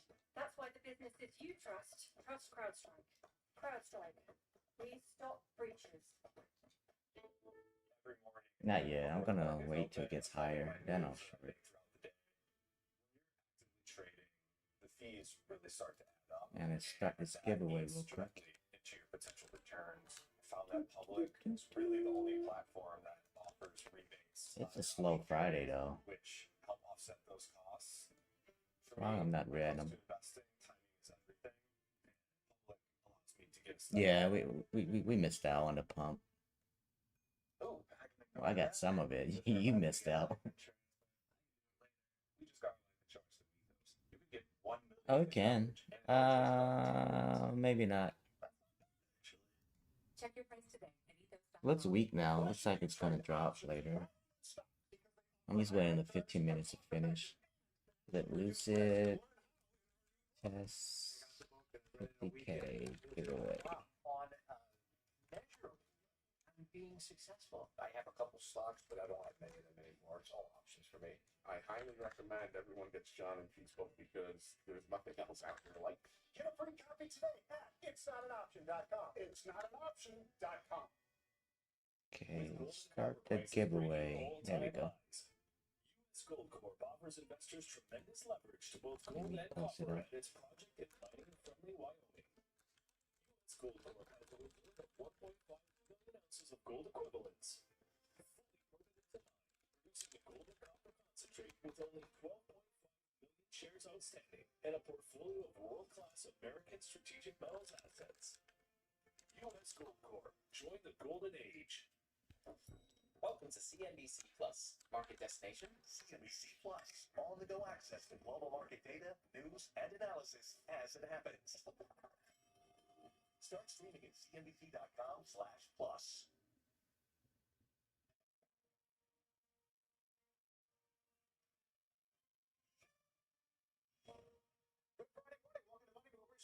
Today, but contestant Brewer here at Post 9 of the New York Stock Exchange. Sarah Eisen is off. The president with a tariff warning shot for Canadian Prime Minister Carney, threatening some new levies and higher tariffs across the board. Former Commerce Secretary Carlos Gutierrez is with us. Thanks the next 4 Hello? days. Yeah. Fascinating. He's going to join us next. Where you going? Yeah, whatever you want to get, I'll just get. Just give me something. Alright, bye. Love you. Goldman is out with its top out of consensus ideas for earnings season. Okay. One of my favorite times I'm back. Earnings quarters. Strategists behind those calls are going to join us to break out the top upside and downside names. Right now, let's take a look at the markets and how we're looking here. You're seeing the Dow off by 0.5%, the S&P down by 1/3%, the Nasdaq just slightly. Look at the 10-year; it's moving higher. Get 23,000. I'm gonna short. I'm not gonna do anything right now.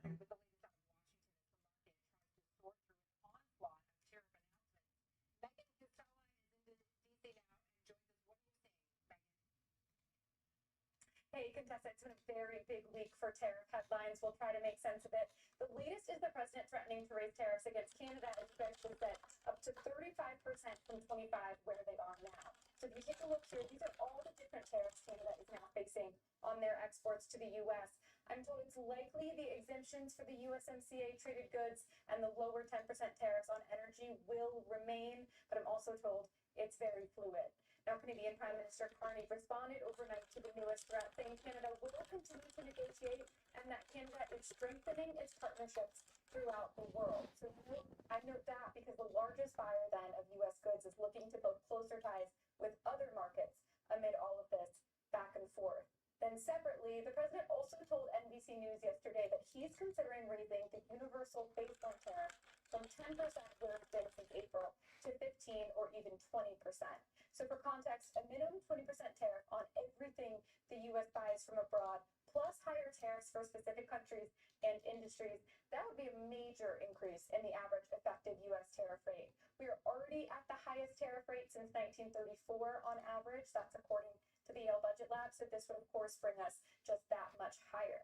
Now, the president was asked in the last hour what his message was for countries ahead of this new August 1st tariff deadline. He says it'll all be fine. We've been taking advantage of for many, many years by countries, both friends and foes. And frankly, the friends have been worse than the foes in many cases. So I would say just keep working, don't overwork it. The president threatened again yesterday to send a new tariff threat to the European Union. So that's one thing we wait to see if it comes today. Thanks. Megan, any word about what sparked the new threats against Canada? Interesting question. Nothing yet. I've been asking this of White House officials and do not yet know what prompted this against Canada. He says in the letter that it continues to be about fentanyl. That's the reason he imposed the 25% tariffs back in February. He also says it's about the trade deficit. We do have one with Canada. It's not major, but it is a trade deficit, even though they buy more of our goods than anybody else does. One thing that's interesting, I think, about the timing, Contessa, is you guys will remember that it was just exactly 2 weeks ago that the president posted on Truth Social he was ending all trade talks with Canada over the digital services tax. He said he didn't like the way it was retroactive. He thought it would hurt U.S. companies, so he said everything was off the table. He was going to go with a new tariff threat. Within 2 days, Mark Carney withdrew that services tax. He relented, and then things seemed to be okay. Then there were just 2 weeks of quiet with Canada, and now this. So we don't know exactly what caused it this time around. Yeah, I'll bet you the president would be an awesome poker player. I mean, he really seems like he goes in and he is ready to wheel and deal. Megan, thank you for bringing us up to speed there. Appreciate it. Meantime, let's stick with this heightened uncertainty regarding tariffs. Joining us this morning is the former U.S. Commerce Secretary and CBC contributor Carlos Gutierrez. Mr. Secretary, good to have you back. Thanks for joining us. Probably see it. Thank you. I know you think July is going to be important and interesting, but you sort of have a sense as to where you think we're going to wind up, don't you? Yeah, I think eventually we'll wind up with a, across the board tariff for all imports, about 10%. We will have reciprocal tariffs on some countries, and I think it's important that the president put them on because some countries aren't going as fast and aren't cooperating as much as others. And it's important for the president to show that he is willing to use tariffs. And then there will be sectoral tariffs. We've got copper, steel, aluminum, autos, and some of that may stay. Some of those may be longer term, strategic. Some are more tactical. But It's job fest. Hard to play now. Reciprocal tariffs on Should have just the way shorted. they were shown on April the 2nd. The next few weeks are about getting some of these deals. Now, these aren't detailed trade agreements. It takes 12 to 18 months. I think what the president is looking for is a term sheet, a framework, a trade deal in principle, and then the tariffs are hanging over the negotiation over the next 12 months or so. If that Yeah, I think we're gonna dip for a little bit and there's then the threat of a tariffs bounce that will come later. on. But 3 minutes looks These bad. aren't going to be detailed trade agreements, but there will be frameworks, and I believe that some countries will end up with tariffs. Do you think, I know you believe that the threat, as you say, of tariffs is going to be with us as long as he's in the office. Do corporates and consumers and investors and markets eventually, do their nerves get deadened to For that? sure, I'm not Or gonna eventually lie. thinking this is the boy who cried wolf? Well, I think there's a little bit of that.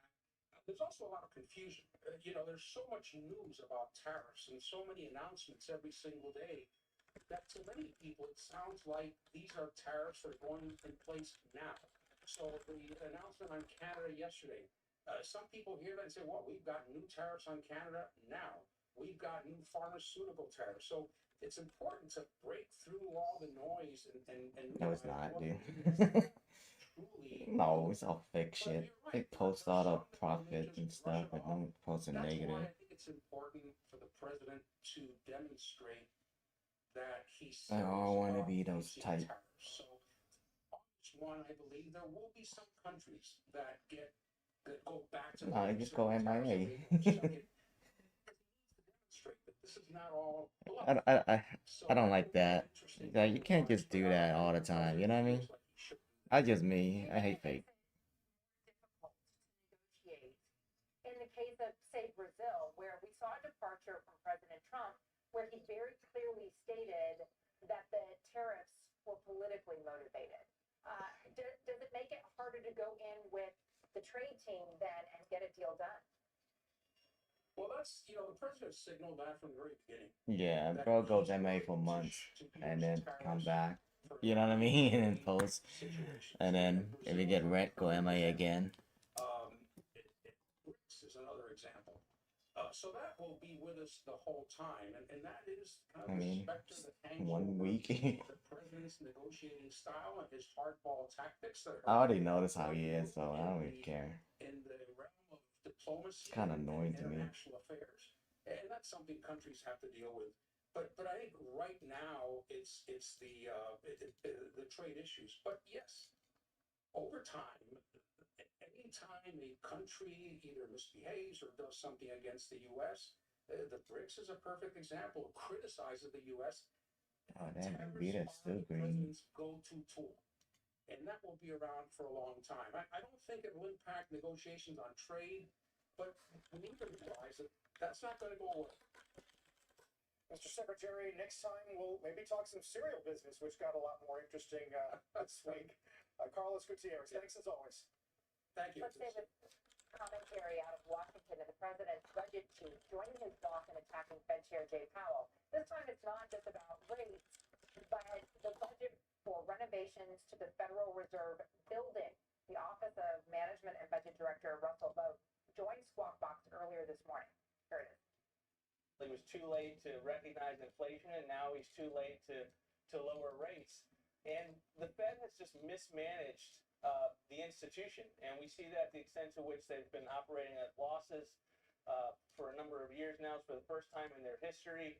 And then you just see a very practical example when you go to the nation's mall. You see the construction of this palace, in the words of one former official, upwards of $2.5 billion, massive cost overrun.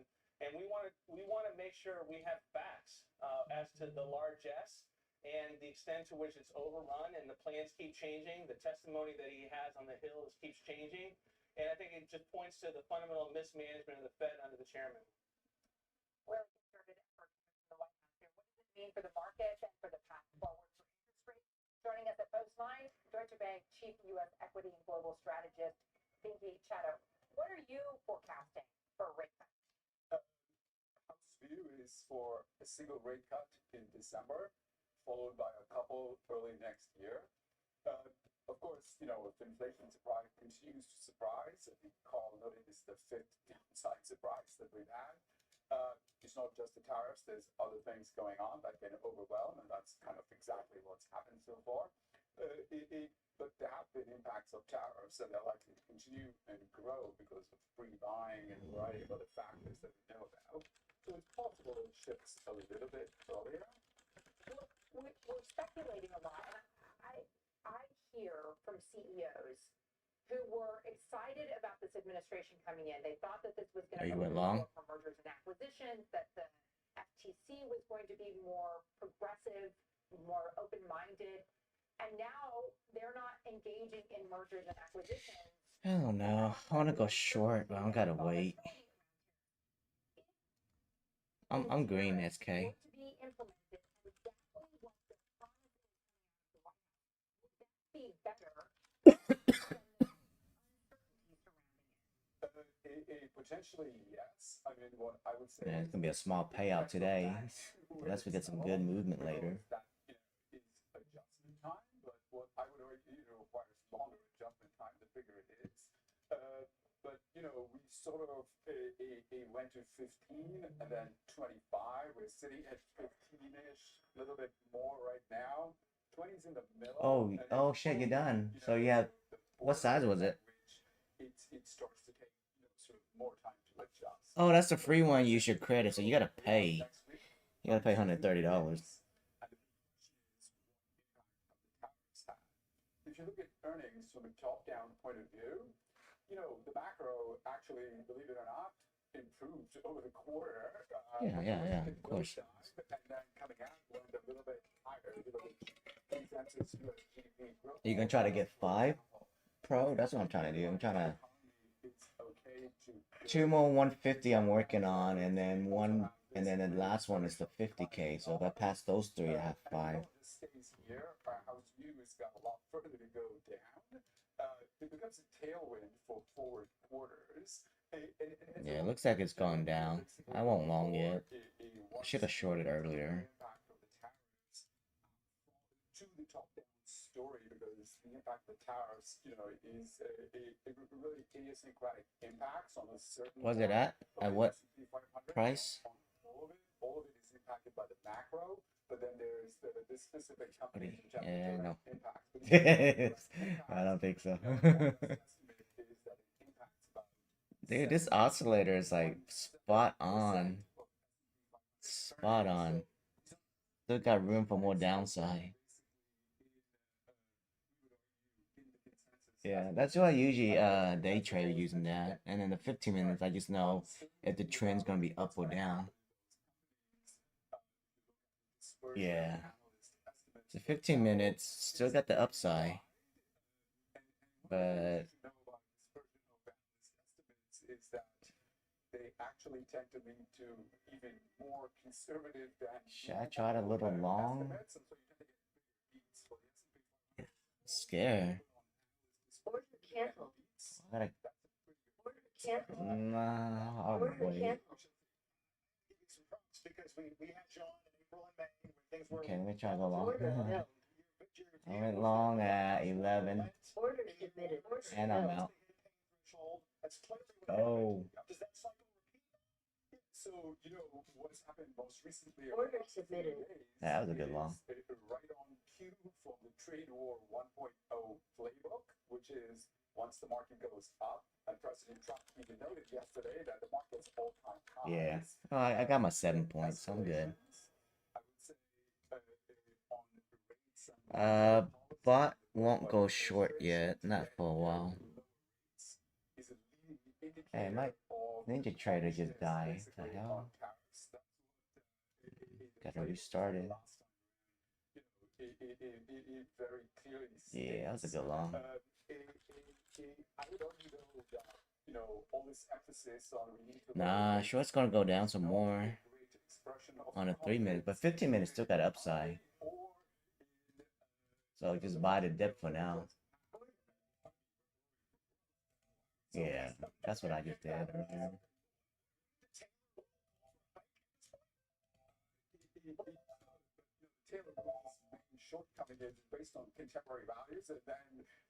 We got 22 minutes on the giveaway. Future is a simple extrapolation of the current, but that's not always the case. If we're getting a shock like the tariffs, and it's really, you can't do that very easily. But at the end of the day, if you look at most estimates for what the tariffs are going to do to inflation, I mean, maybe 1 percentage point. That's nothing like the 8 or 9% that we have. The risk, as the Fed argues, is that, the impacts could be spread out over time because companies might be slow to adjust because volumes go down when you raise prices.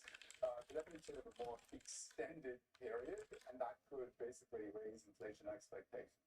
Thank you. It's great to have you here today. Thank you so much for sharing your insights. Mario, you just need 3 more points. Just keep chatting. You need 25 points to win.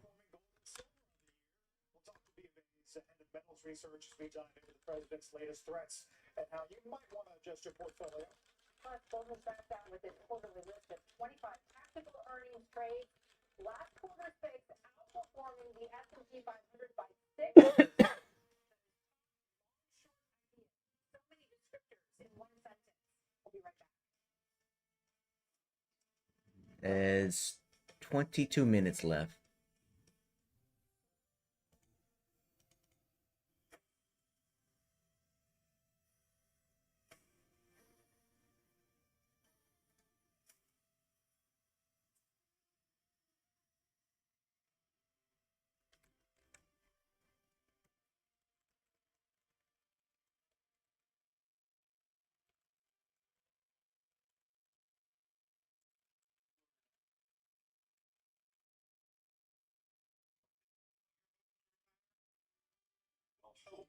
Isn't a good retirement strategy. You've worked for a comfortable retirement for years. Now you need to plan for retirement income. Learn ways to avoid common mistakes, like being too conservative or not setting retirement goals. Have someone on your side to keep you on track. Call for Fisher's Comfortable Retirement Kit with the help you need to make your retirement a success, including the Investor's Guide to a Comfortable Retirement, 13 retirement blunders to avoid, and maximize your Social Security. Call 1-800-759-4477. Fisher tailors a plan to keep you on track for a retirement you want. And as a fiduciary, we do better when our clients do better. Call now for your Comfortable Retirement Kit. Call 1-800-759-4477. Call us today. You don't have to come to it unless you plan for it.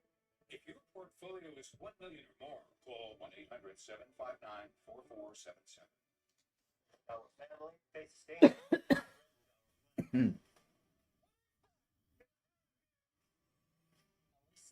don't know. We will. Alright, let me see. Nope. Still more downside.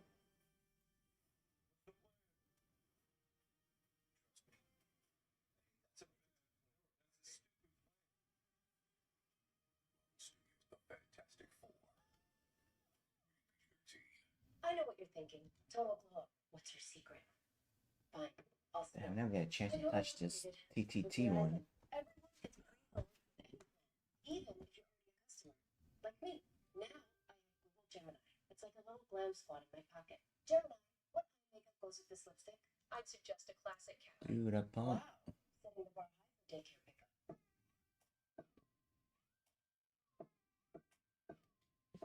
Get in on this.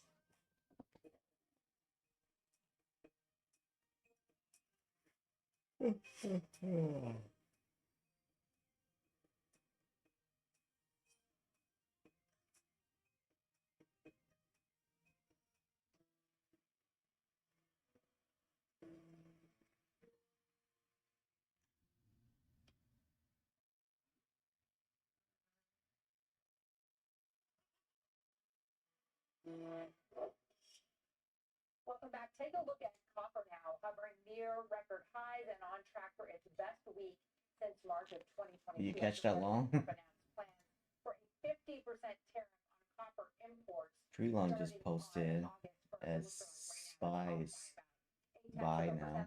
Michael Whitmer, Bank of America Securities head of metals research. Is the market pricing in these tariffs, Michael?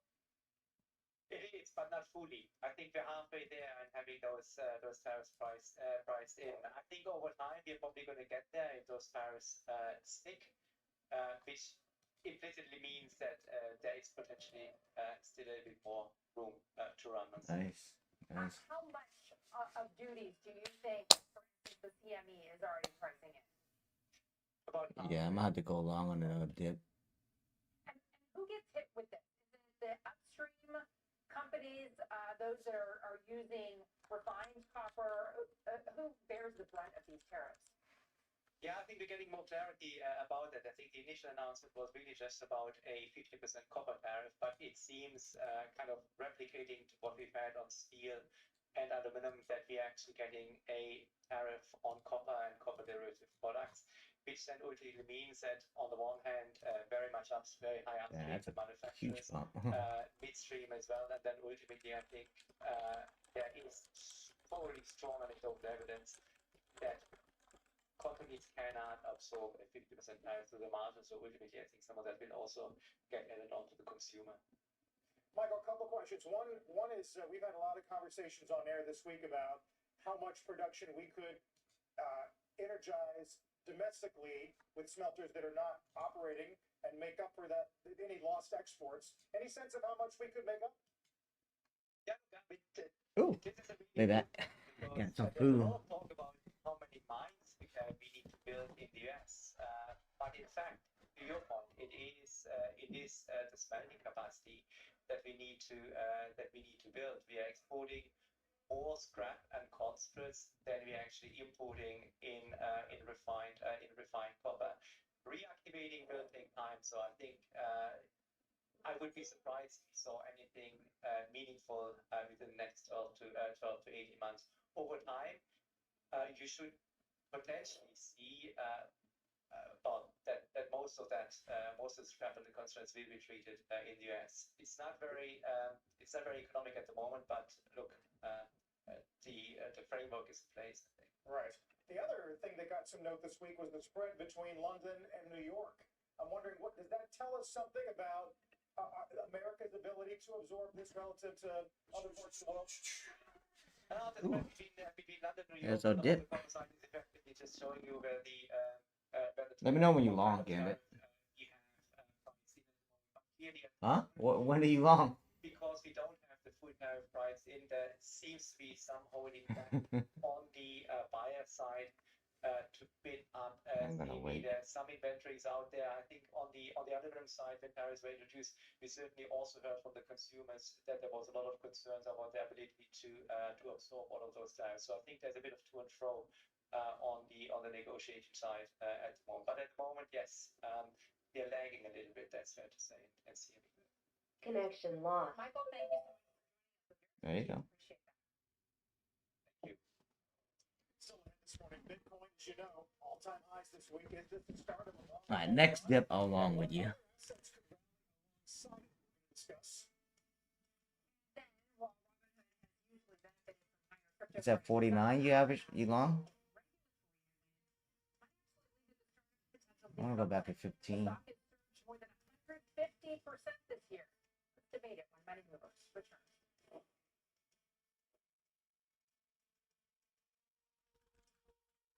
Repair Clinic came to AmericanEagle.com with a pressing need for digital expertise to serve our expanding parts and software business.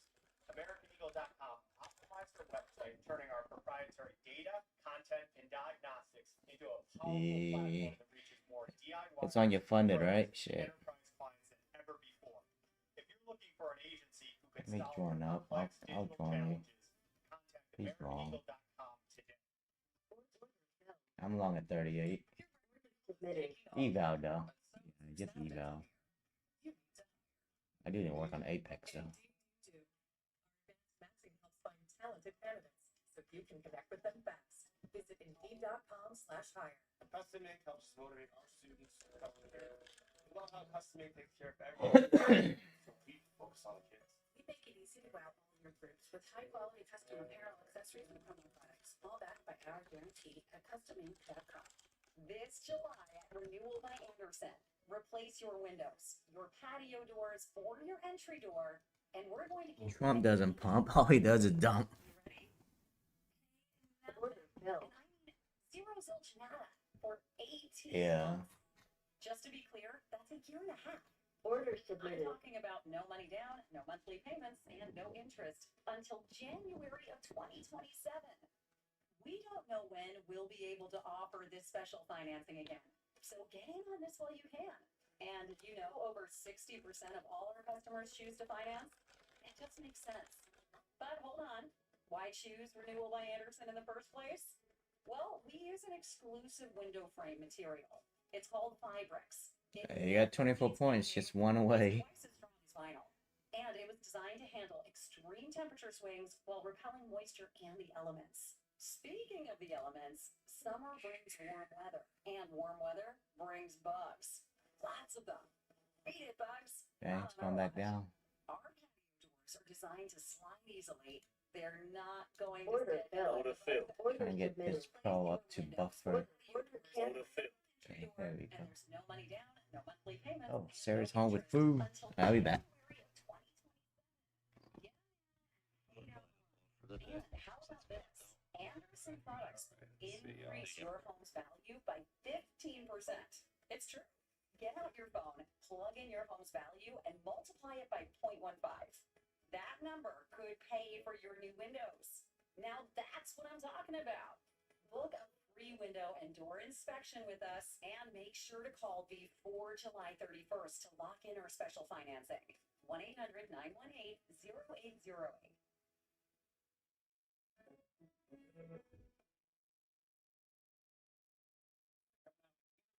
Not want to miss. You just said something to me which makes me a little bit nervous. Every time a tech expert comes on this show, you better ask him, what are you doing on AI security? What is the thing you're worried about the most right now? In an environment where there's a lot of uncertainty, make sure we're playing the long game. Is this the right way to do it? He's not a conventional president. Reading the president's latest, I swear he's watching. Squawk Box, weekdays 6 a.m. Eastern, and streaming on CNBC Plus. Welcome back to Squawk on the Street. No, this is Money Movers, wrong hour. Sometimes that happens when you're filling in. Bitcoin is hitting a new record this morning. It could be the start of a longer bull run. CNBC's Tanea McKeel is looking into that and joins us now. Hi, Tanea.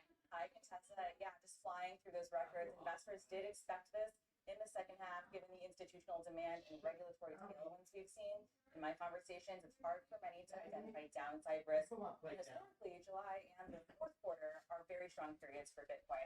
So this started after the Fed minutes Wednesday. It triggered a massive wave of short liquidations, pushing of course we saw more than $155 million in Bitcoin. You get out, Gambit?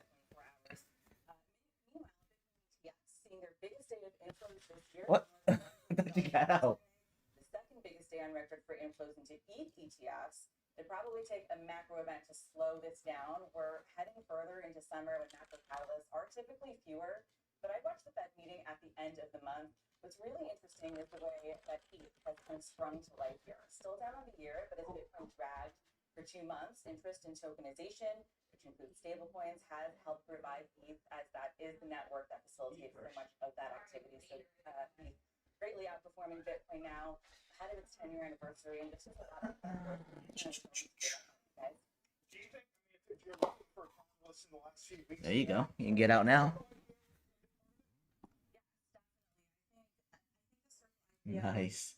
How much you made?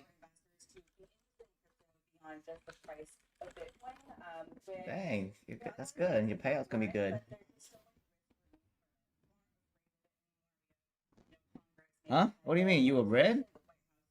Behind it, and Circle really gave Oh, okay. market reason to care about the use But cases. you're good for payout, all right? As long as looking to prove to the world not a Bitcoin. Yeah, fascinating moment where you have that asset class kind of. Oh, damn, I wouldn't play NQ. And that did feed a lot of just generated a huge flywheel of interest. Tanea McKeel on an interesting week for crypto. Thanks. Let's stick with crypto on a name that's often traded in tandem with those digital assets. That's Robinhood. Now, some new headwinds might lead to a potential decoupling. For that, we'll turn to our Mackenzie Sagalos with that story. Morning, Mackenzie. Hey, good morning, Carl. Robinhood shares actually hitting a fresh time high this morning, up more than 150% this year. As Bitcoin continues to return and crypto-linked stocks rally, but fresh headwinds could test that momentum. Florida's AG has opened a probe alleging that Robinhood misled users by claiming to offer the lowest cost crypto trading. The issue centers on payment for order flow, which the AG says can lead to worse prices for customers.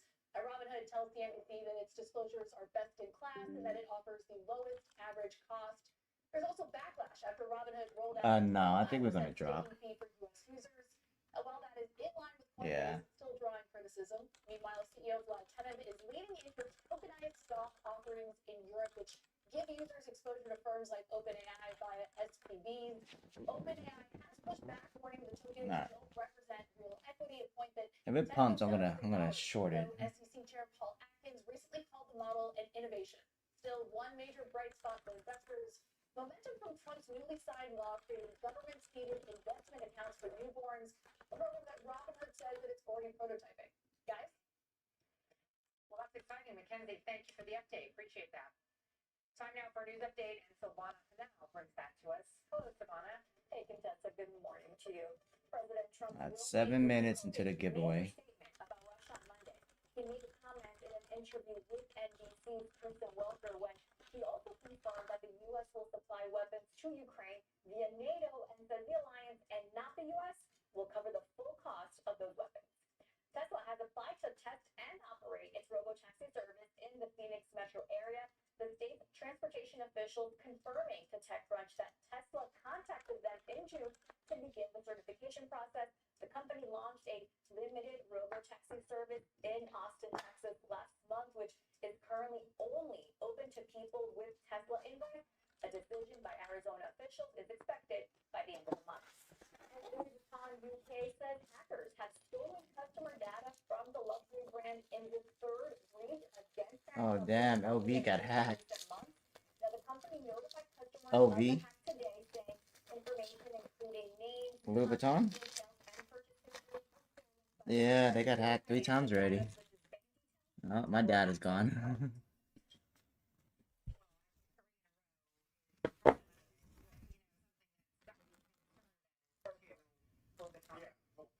I'll eat after the stream. Still to come this morning, Goldman's out with its quarterly list of 25 tactical earnings trades. You might know about these. Over the past 13 years, those picks have outperformed the S&P by an average of 3%.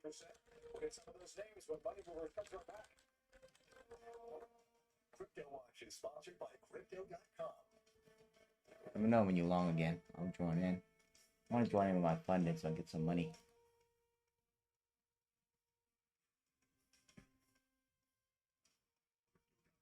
It's America's premier crypto platform. Opportunities don't stop when the market day ends. So neither do we. Schwab gives you round-the-clock access to over 800 of the most popular stocks and ETFs, plus a wide variety of futures markets. All with 24-hour support from trading specialists who understand the ins and outs of 24-hour trading. No matter what, you can trade today. It's Schwab.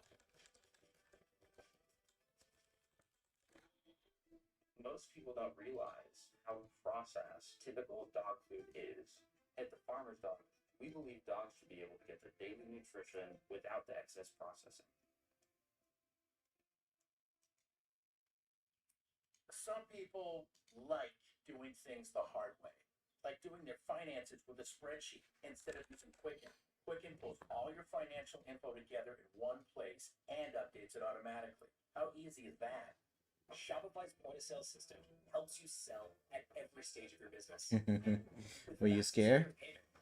Connection lost. Yeah, I told you not to buy.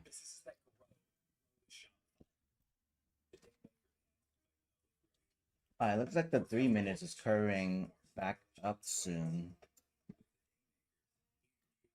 So I think we might pump more.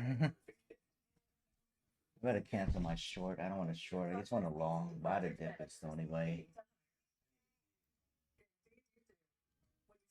Yeah, I want another dip and I'll buy. It looks like it's curving back up. Good thing I sold my SPY puts. With my money. We got 4 minutes, boys. 4 minutes. That's that pump. You could install it and just enjoy it for its lifetime. Yeah. I canceled my short. I don't short by accident. At AG1, our customers deserve the best. I'm going to now. Just trying to finish all these evals before the 30 days. Gold standard. It's time for the next generation of AG1. Our family faces danger that has threatened our planet. Are we safe? Yeah, when you don't copy trade, right? I might start copy trading. Yeah.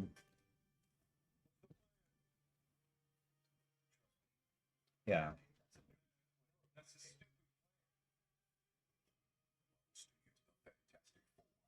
Man, I'm glad I didn't go heavy last night. I would have blown my shit. I would have chilled. When you blow it after hours, you can't sleep. My buddy blew 11 payout last night. My buddy, he blew 11 payout last night. I was set for payouts. Like near, like, yeah, very close to payouts. Yeah. You know when you copy trade and that shit just rug pull you, it's gone, it's over. Yeah, I got caught on Trump last night. Trump destroyed a lot of people. Even in our trade day challenge, everybody got knocked out. Yeah, I didn't even know what's going on. I was like, what the hell is this dump? I was like, holy shit. Yeah. Slow grind up, yeah. was interesting. No, I think you hit on two of the really big ones there. Yeah. Here that really benefit retail activity. I think we're gonna go up until like like the last hour might start dropping again.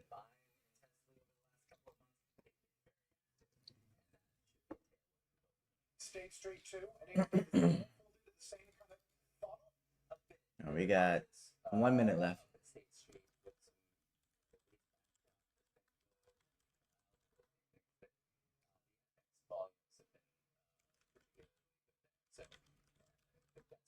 Boost the earnings, which is what this list is all about. We go throughout the research department, we find the names where we're most above consensus, we talk to them about the drivers, and that's why it looks maybe like a grab bag of a bunch of different sectors and themes, but it's really where There's 58 people in the tickets It's kind thing. of hard to ignore the combination of Cummins and Deere, is it not?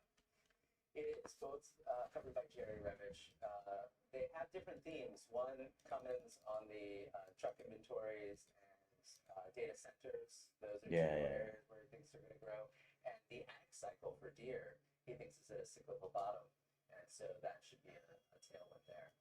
When you're looking at the downsides, which companies are you thinking right now stand to be losers? Yeah, I think one of the ones that most people have been asking about since we published the list very recently. He was doing okay. He got a couple payouts last week, but this week got him. Trump got him this week. Which has tough compares. Kate McShane, who covers that one, believes that the tough Yeah. compares are going to make it. He felt it yesterday. Nothing of tariffs and what that might do for. Damn, look at that pump. Dang, your lawn would have been really good. Alright, let me pick the winner.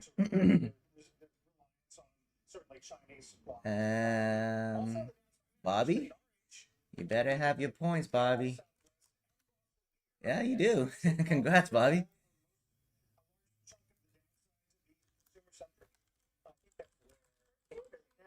Shit. Hold on, I'm short somewhere. Shout out. Took a negative. I didn't want to short. Got it, cats. Hey, Bobby, can you give me your Twitter?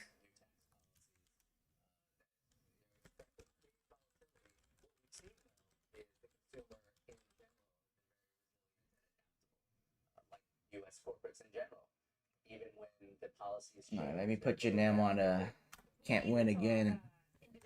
No more, Bobby. Well, I mean, in this case, are you looking at this as though they're consumers of stocks?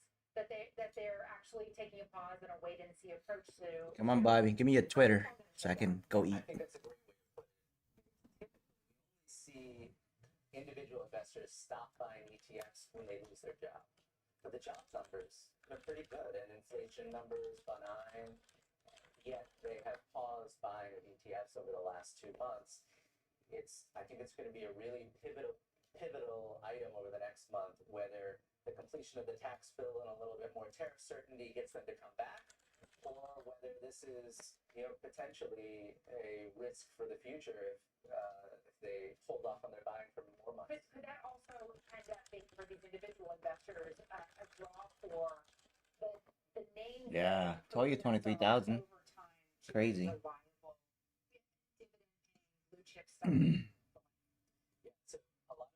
Yo, Bobby, stop chatting. Give me your Twitter. What? I keep forgetting to cancel my short. Let me see. I think that should be it. Nope, I got two more somewhere. Find it and cancel. Where's the candle? Where's the candle? There we go.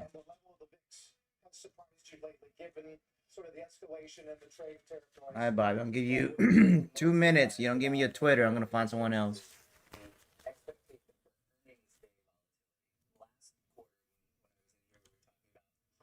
You can't message me. You just freaking type your Twitter out here on the chat.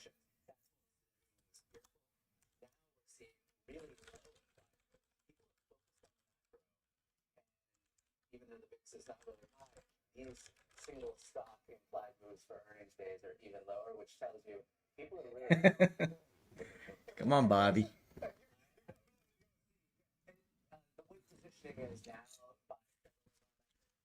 Thank you. Which on one hand, doesn't sound great, but on the other, we've rebounded to a new high, and the fact that we're only at balanced positioning shows you there's room to re-risk. The average S&P move during earnings season is 3.7%. Got you, Bobby. Certainly our year to date, get a little more competitive with ex-US. You see my DM? I sent you a message on there. By the way, you can read more about the list of top 25 tactical trades. Bobby. On CNBC.com. All right, let's go back to Washington right now. Megan Casella has a news alert on the latest Trump tariffs. Megan, what do you have? Hey guys, so these are about the tariffs relating to Brazil. We are hearing just in the last few minutes from Brazil's president, that's President Lula. We're pulling these off the Reuters wire. He is speaking and says President Trump is misinformed. The U.S. does not run a trade deficit with Brazil. He's correct about that. For something like 15 straight years, the U.S. has had I just call you Bobby because it's easier. But congrats, dude. Good luck. Hope you get a payout.